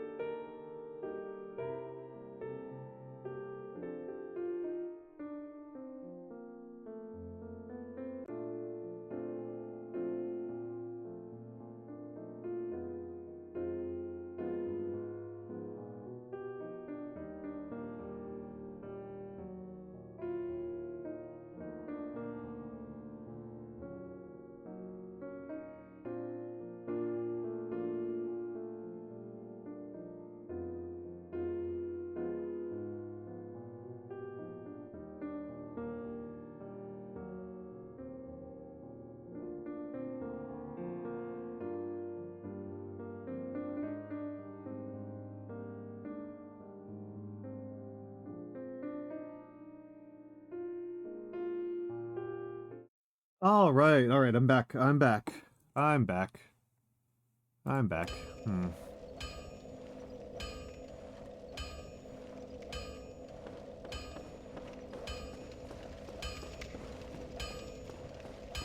I am back. I am back. I am back.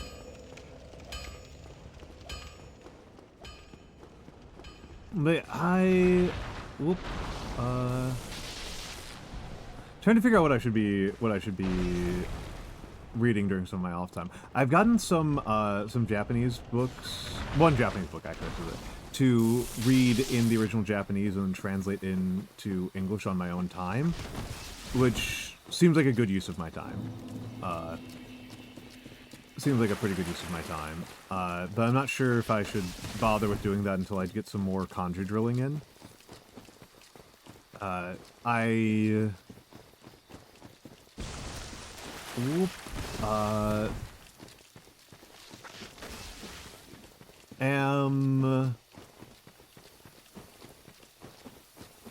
There's so much to read, right? I've got this Ptolemaic, this operational history of the Ptolemaic army, which is like, it's fine. I like, Gisono's an okay author. Gisono's not an author who like really grips me.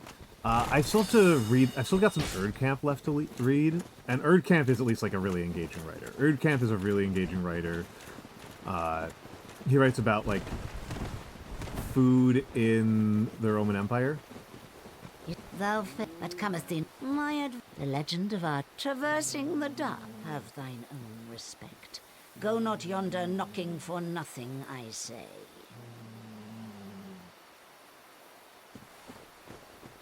I don't know what that decision means. I kind of sped through that because of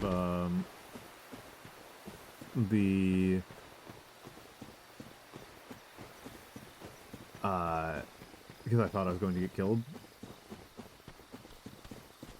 But there's something about the legend of Artorias and like tracking him down. That sounds like a side quest to me. I feel like I'm struggling enough with just doing the main quest. That would be nice, actually, Tag Barrel. Legitimately, that is not a spoiler for somebody to type that out. For somebody to type out the text of that into chat. That's legitimately not a spoiler. That's fine. That's fine. I did the streamer thing of like speeding through something. In that case, because again, I thought I was going to die. I thought I was going to get hit in the head with an axe. But that would actually be nice. Thank you. That would be perfect.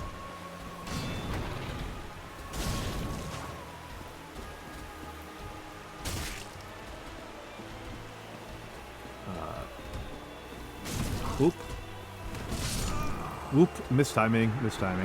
I feel like I'm getting... I feel like I'm learning.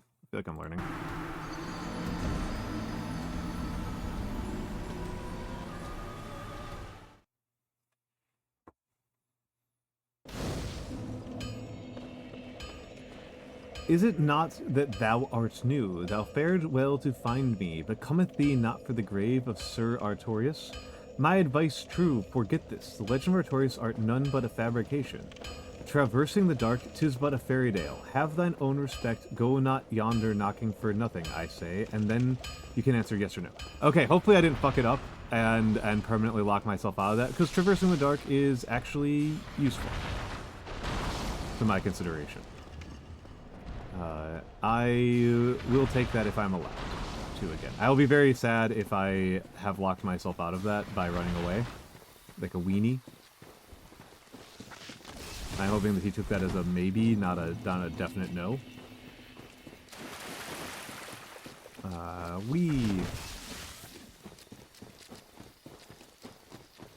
But who knows? Who knows, right? Ow.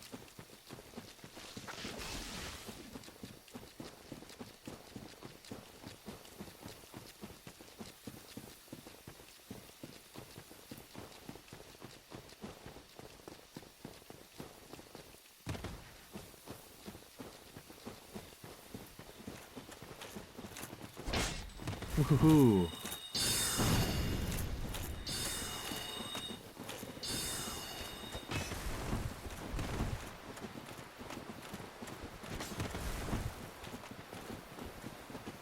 There you still are.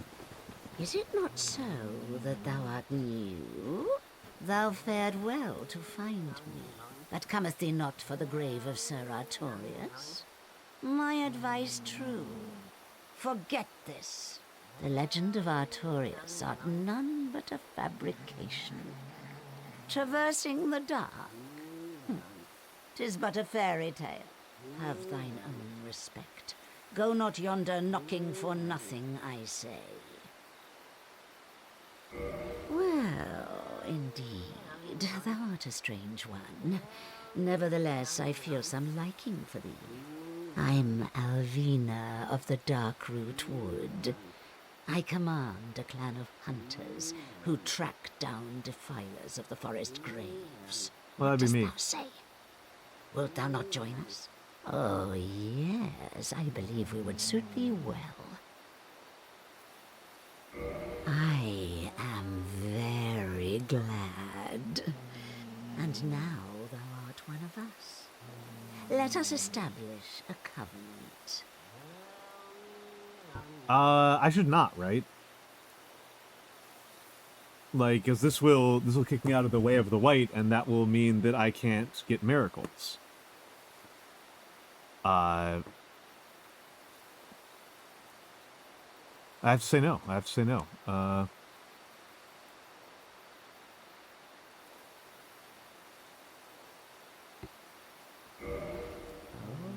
I see. 'Tis a pity indeed. But this is thine stubborn choice alone. I cannot enforce it upon thee. If thine mind should be altered, forsooth speak to me once more. Tech on Neko, you were very active today. I really appreciate it. I really appreciate it. Thank you. Have a lovely night. Have a lovely night.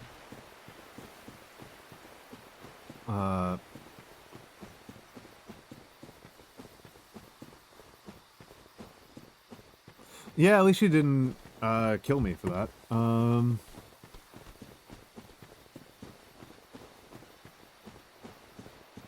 Well, I mean, I'll have to double check it, but my understanding is that the Way of the White is how I get access to miracles, which is like kind of my only asset.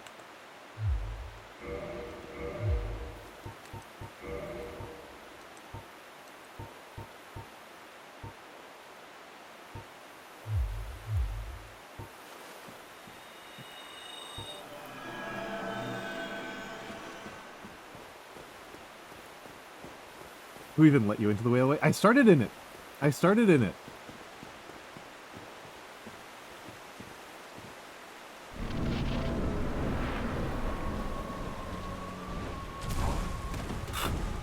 Okay. Let's get further back. Oh, I should have gone in.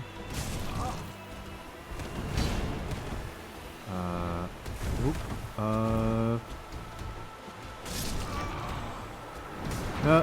Too slow, too slow, too slow. Buying a grill in a suburban household? Ho, ho, ho. Ho, ho, ho.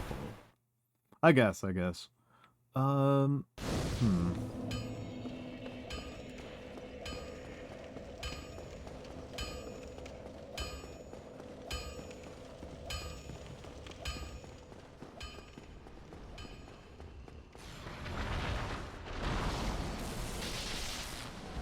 Only played Pyromancer for over a decade? Yeah.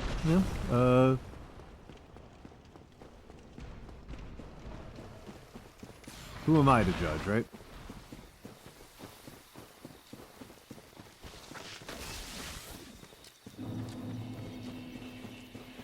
Learn something new every day. I mean, that's the idea, right? That's the idea of, like, being alive, is that you should be learning something new every day. You should be learning something new every single day.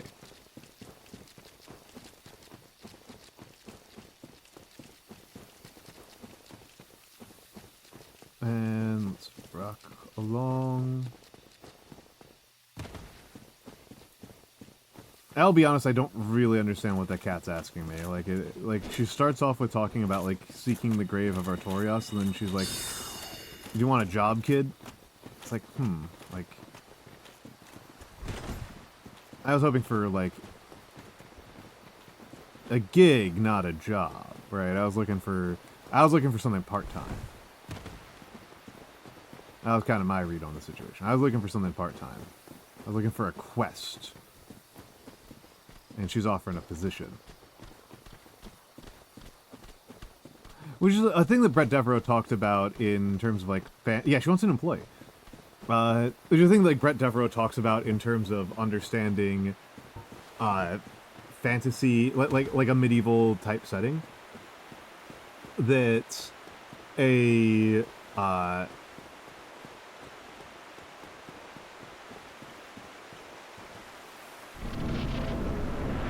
I think... Gotta stay close. Start off staying close and just...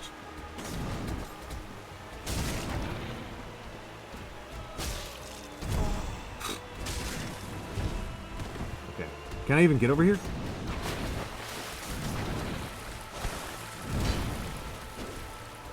Ridiculous.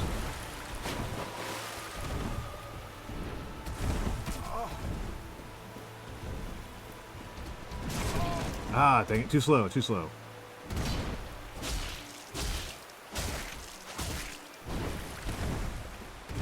Okay. I'm not even blocking very much. Oh, wee. Okay. Okay, this is starting to... Okay, this feels alright, I think.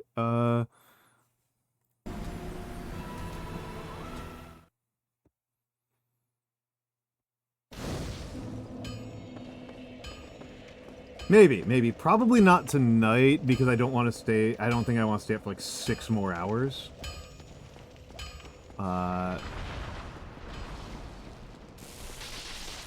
Yeah, it's a wolf with a sword. It's a husky with a sword.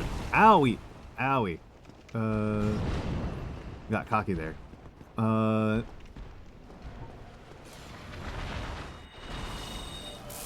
This is the Artorias straight sword right now.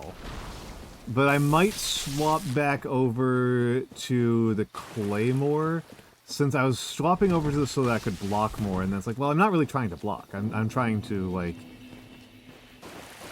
get in his face. But I don't think it actually does that much more damage, currently, because I think the Artorias straight sword scales a lot off of, faith.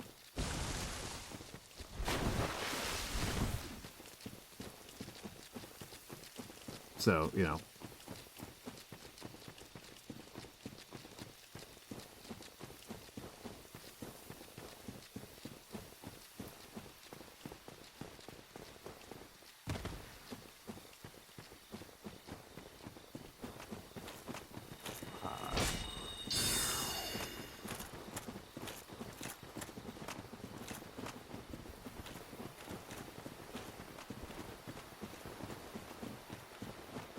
Well, it's... You know what? No, I'm going to try it again. I'm going to try it. I think I've got something of a handle. Oh, what the heck? What the heck, buddy? That wasn't nice.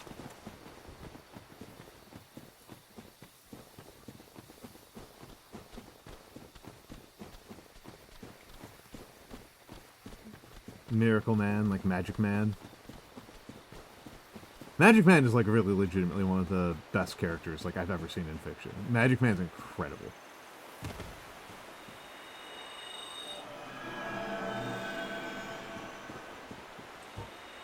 Pendleton Ward is a genius.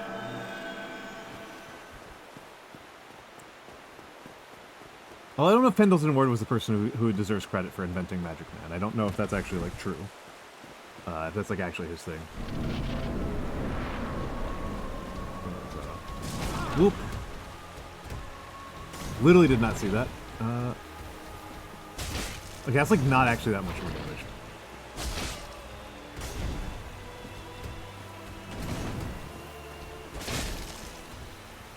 That's a lot more damage, though.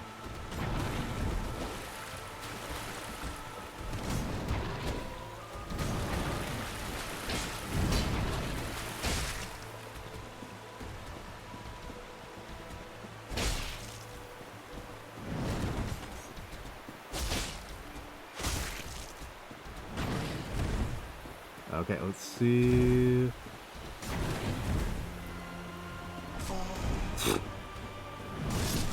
Huh. Okay. Okay, I think the straight sword plus plus shield was better. Mostly for the stamina management. Betty's such a fascinating character. No, not Dragon Crest, Grass Crest. Betty's fascinating. We all love Betty in this house.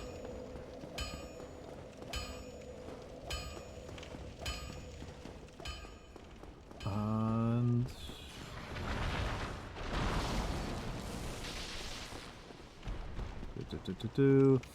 I mean, we all love.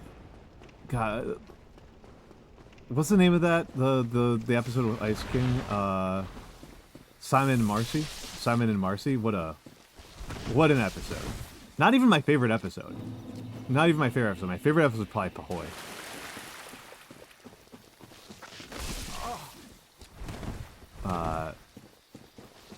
Pahoy is probably my favorite episode. That one or the one, I forget the name of it. I always forget the name of it. The one where Princess Bubblegum invents time travel. That one's incredible. That one's amazing. That one's amazing. What a show. What a show.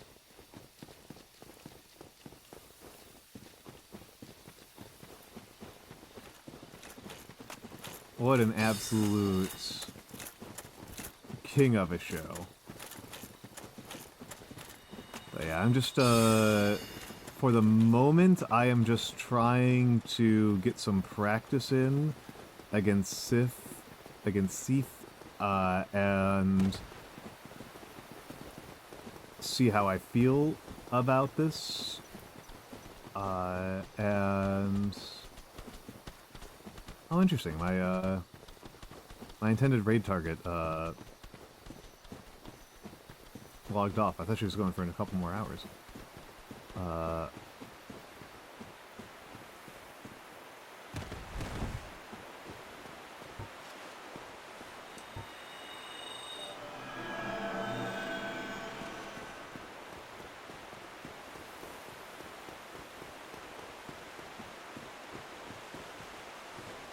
Alrighty.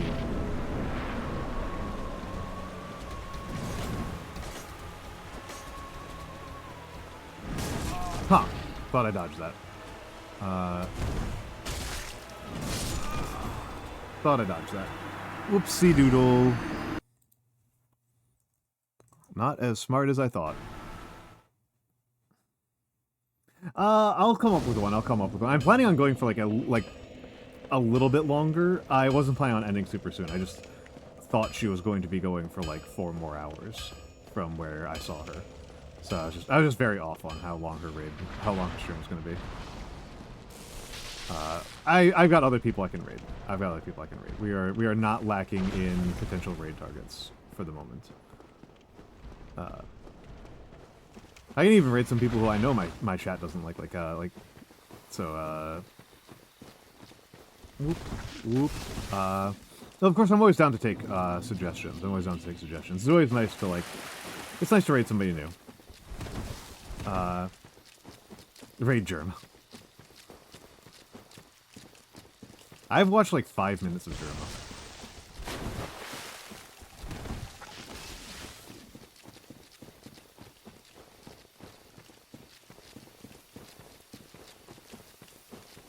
I actually don't really watch male streamers very much. I think Golden Kenji is probably the one I've watched the most.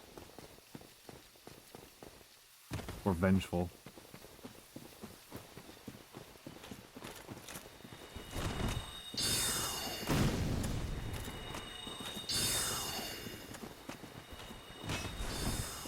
Nice. Nice.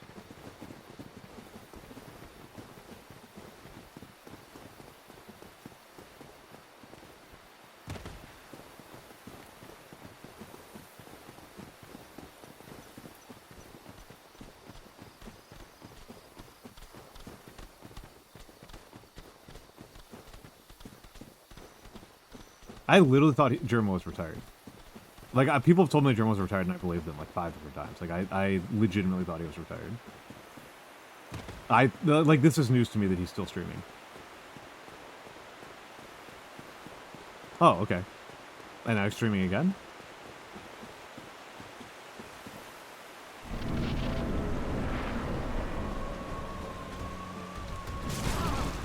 I'm just too slow.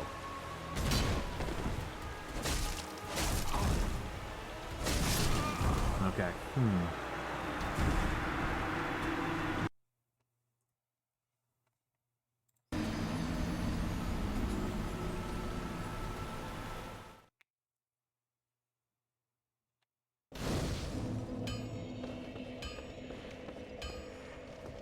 I might try going somewhere else, but I don't really know where to go at this point. I guess there's the catacombs.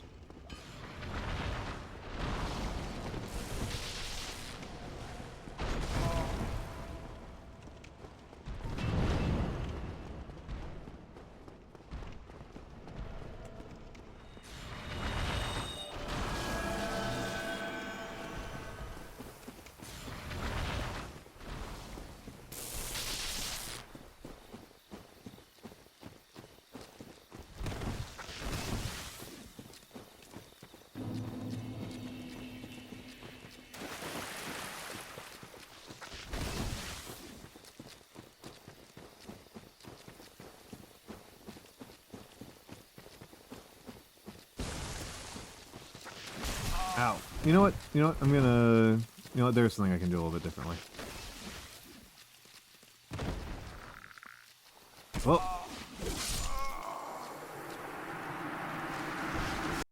I would have survived if I didn't get bonked on the head. Right there. Ugh. Lol.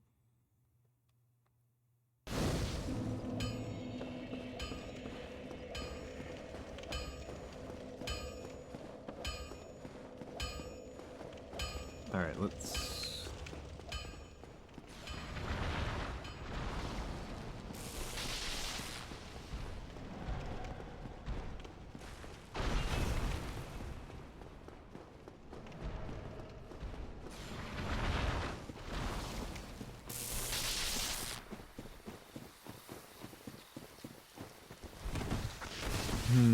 Alright.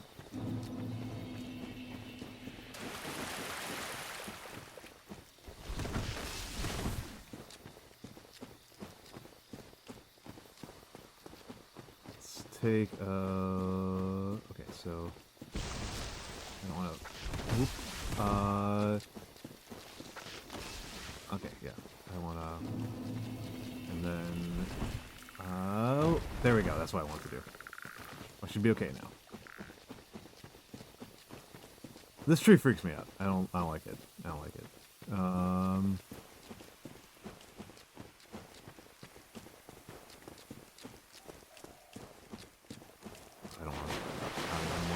Think about you guys. Is there something down here? Have I actually already been down here this run? I legitimately did not think I'd been down here. I guess I have. I guess I have.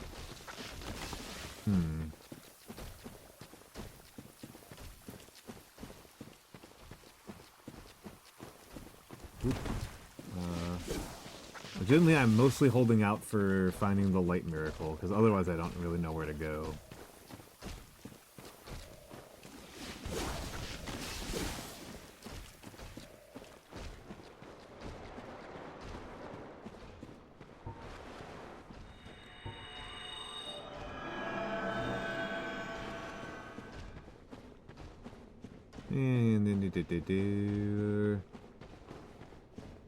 Who put those logs down?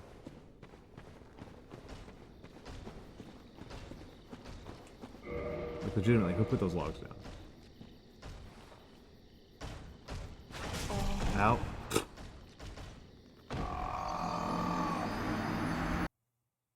I recall correctly, that corpse didn't have anything on it, so, like, no big loss.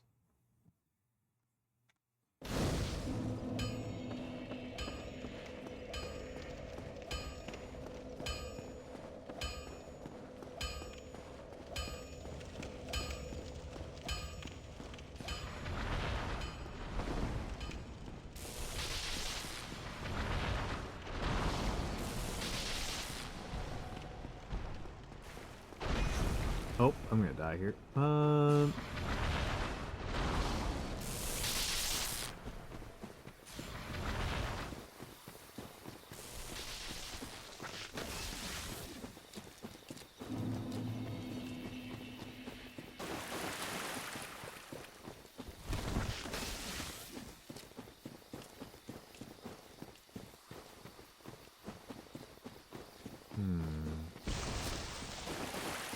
Maybe I should go to the catacombs. At least there's like stuff in the catacombs, I guess. I haven't done a lot in the catacombs this run. I like the catacombs. I think catacombs is my favorite area of the game so far. I think. You know what? Let's take a look down here. Pretty sure I've been through here a few times. Yep.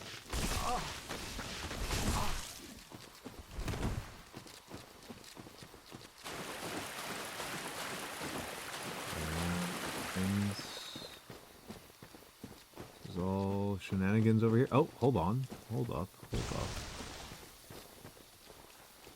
I've never seen this before. Ow. Got a partisan. A partisan. So I've got another spear, I guess. Partisans are a type of polearm. Let's take a look.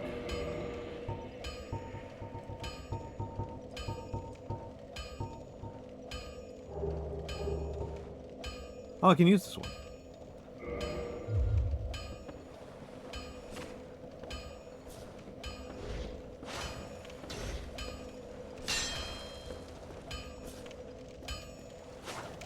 That's cute.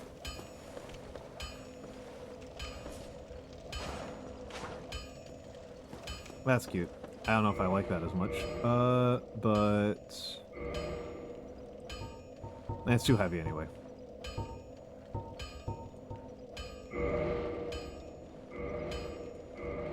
Well, I keep on forgetting I can't actually use that thing.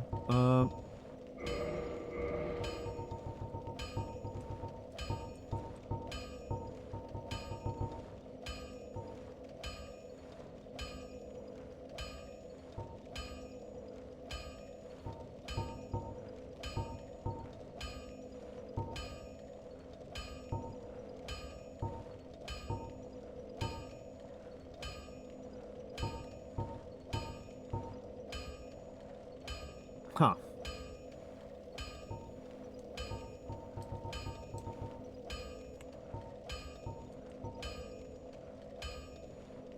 Poison, bleeding poison effects and divine occult effects affecting specific foes. Okay, that doesn't tell me, like, anything.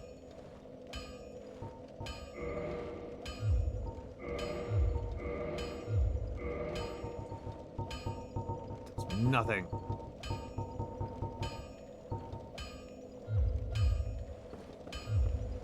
Nothing. Alright. I think I'll take one or two more stabs at this, but this boss runs is so long. Actually, no, I'm going to explore Darkroot a little bit more. Like, maybe there... I gotta imagine there's a bonfire somewhere in Darkroot. This just feels crazy to me. The closest bonfire to Darkroot is this tower inside... inside the Undead Parish. I know if I head to the right, it'll literally be longer. There is one down there. Actually, there is one down there, so that might be it. That might be it. The one that goes to the Valley of the Drakes might be the only one.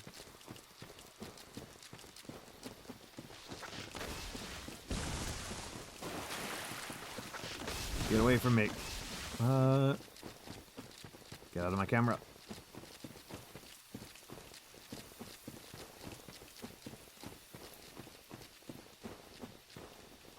My camera.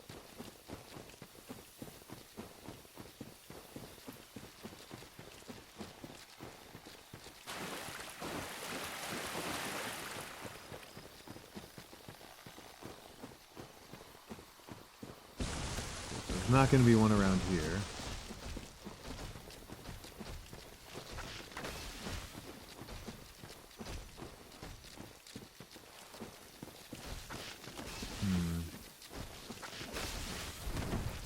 Vine snakes. I did not. I did not. I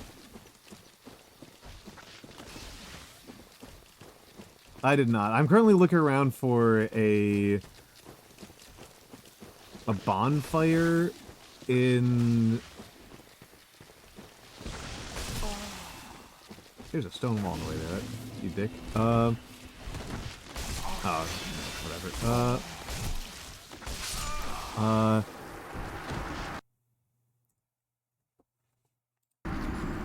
I'm trying to figure out if there's a bonfire in Darkroot Garden, because this is such a long boss run. This is so long, it's interminable. Entirely possible that if I can find it, I will call it a night there. Or maybe I'll head over to Catacombs. At least Catacombs is, like, invigorating. Catacombs is fun. I like Catacombs.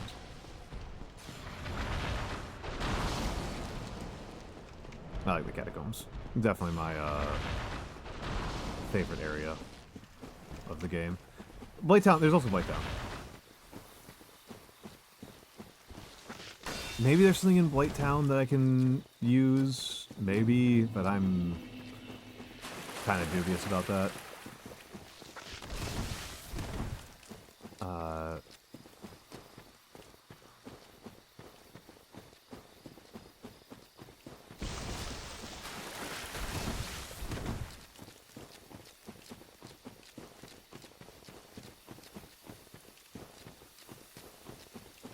Let's keep rolling. And...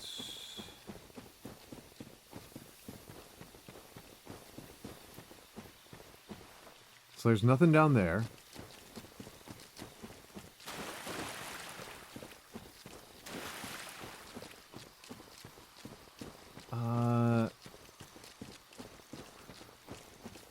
Definitely not over here. Oh, don't want to deal with you. That way I've been, up before. Oh, there's something up there. There's something up there.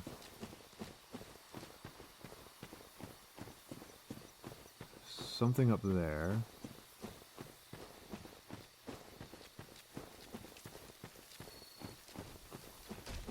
Oh, okay, suicide mission.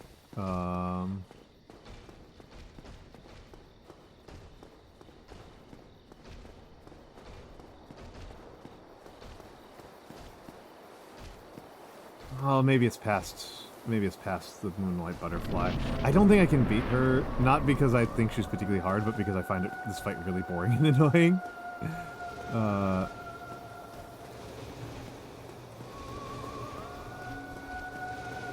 chance of me getting tilted out in the middle of this fight is, like, really high.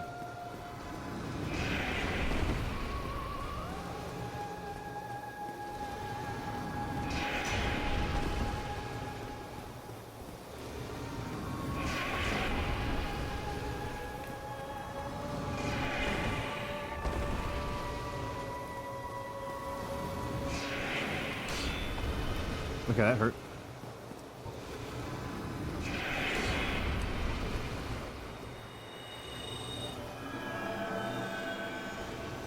Okay,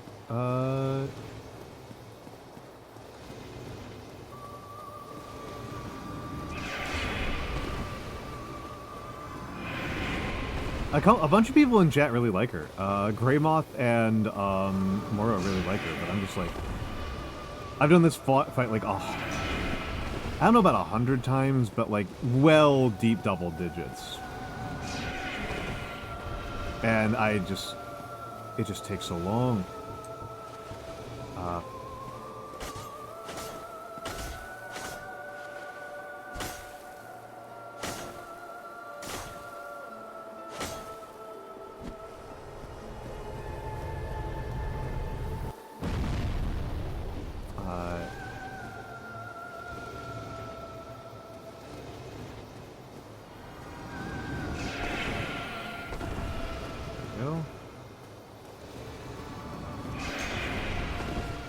Oh yeah, I did forget about that. I'm sorry, Blue. I shouldn't have done this fight while you were here. I apologize.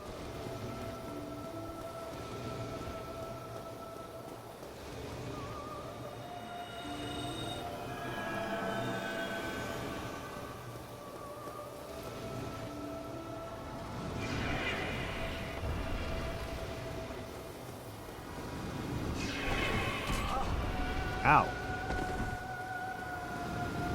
Okay, gotta...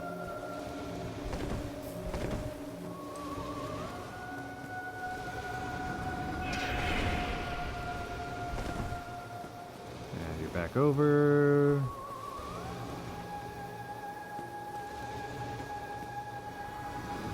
Okay, the scary attack.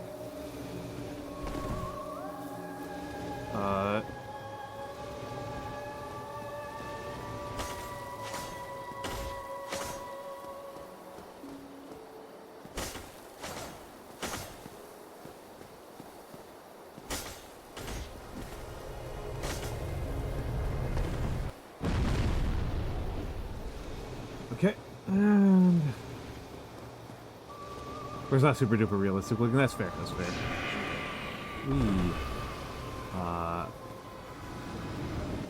Okay, and...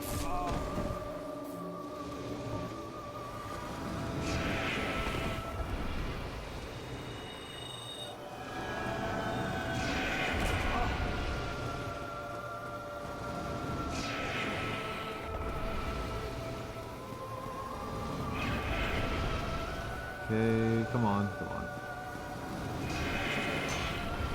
Owie.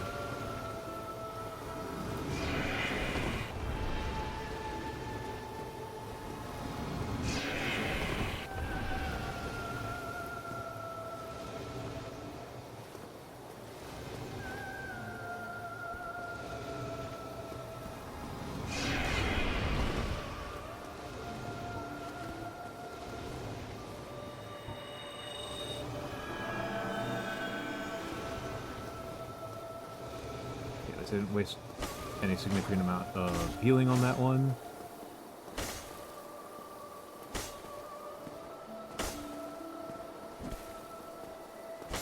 I'm amazed by how often I've kicked by accident in this fight.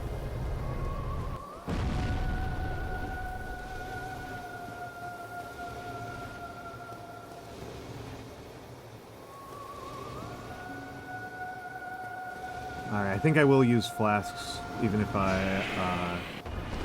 think I will use flasks. I'm trying to, like, hold myself back on using flasks because, like, the 5 of those flash charges I have to go back to the, fire swing shrine for. There is, I think it's actually the strong attack.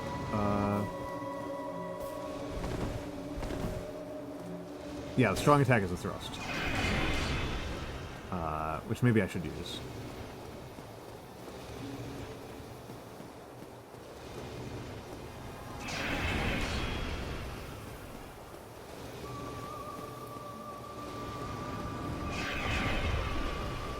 Maybe I should use them more often. Okay, okay. Sometimes when she does that flip over, she just kills me instantly. God, this is interminable.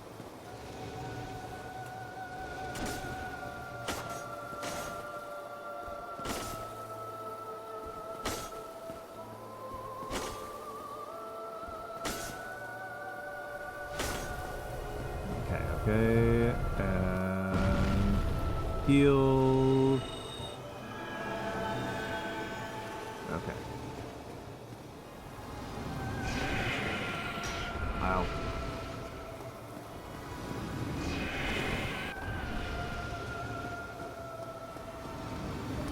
Attack. I'm gonna shut up.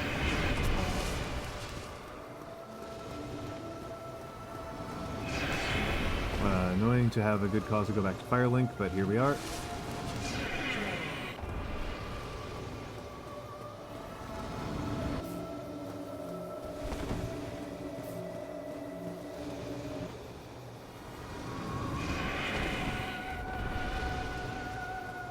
And then she comes over. Oh, that move just killed me on prior runs. Oh. Oh, I should have died there. Should have died there. Total luck. Total luck.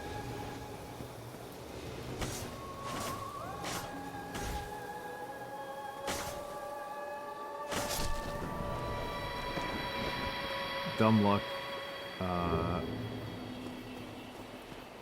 Okay, that's 7 kills.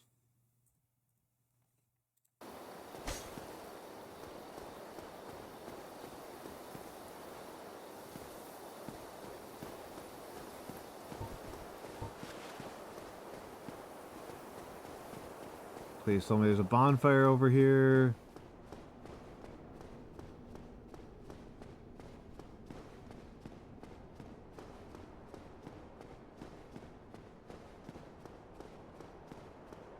Da, da, da, da, da, da. This thing tall.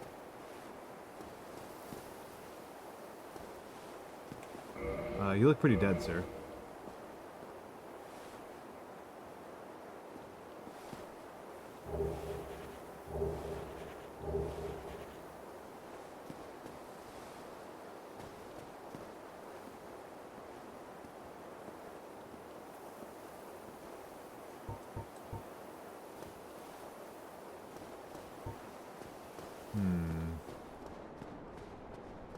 That was not helpful.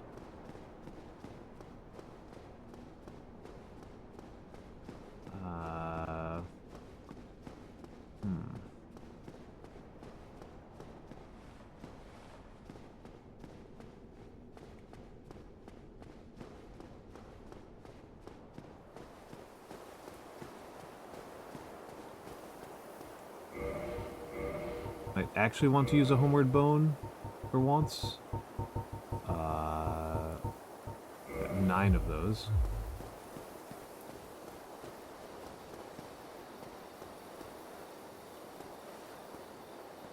I don't know how clumsy they are to use. Let's try to be subtle here.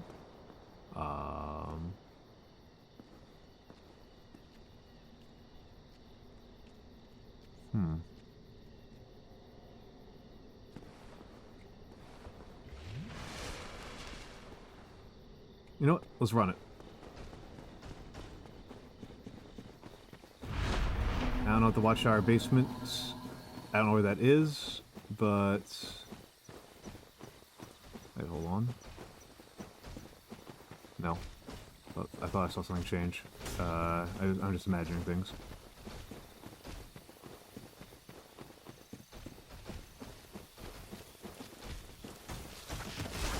Okay, here we go. This is the route up.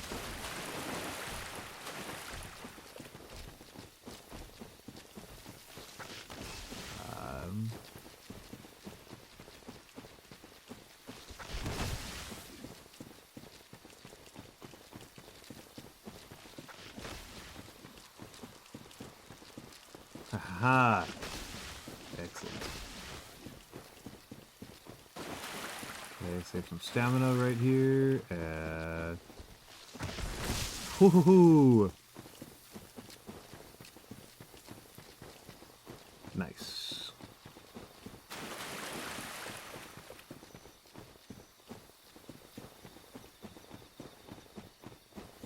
Alright, this guy might just kill me. This guy might actually be a threat. For once. Usually very trivial. But okay, I don't hear any attacks winding up.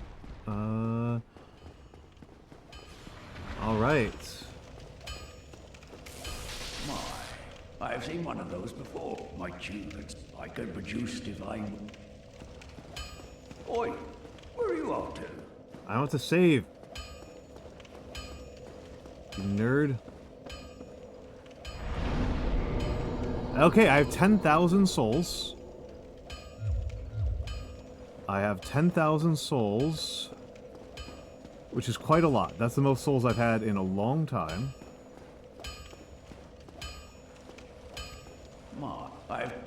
I can. Oi, where are you off to? I don't know. I don't know, man. I don't know, man.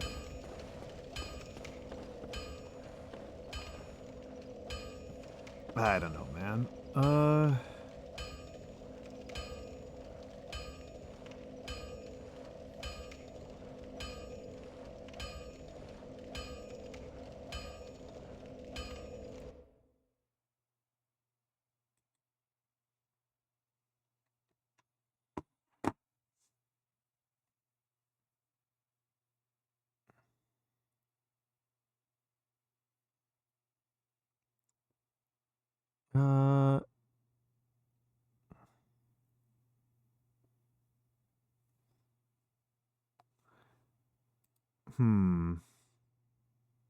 Uh, I don't know. Is it used for something else? That's the big question. Usually, I don't know. It seems like a game of a lot of resource management. And that seems like something that might be useful for something else, right? So I don't know. I don't know. I genuinely don't know. And right now, my couldn't even spoil it if you tried. I don't know.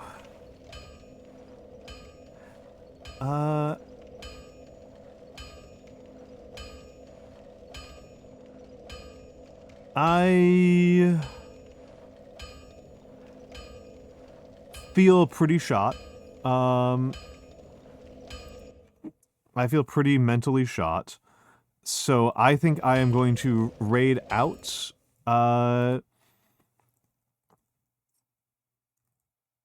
No, not that one. I think it's time to raid out. So, raid message, older man. So those are the raid messages. Just to review where we're at. We are, not what I wanted.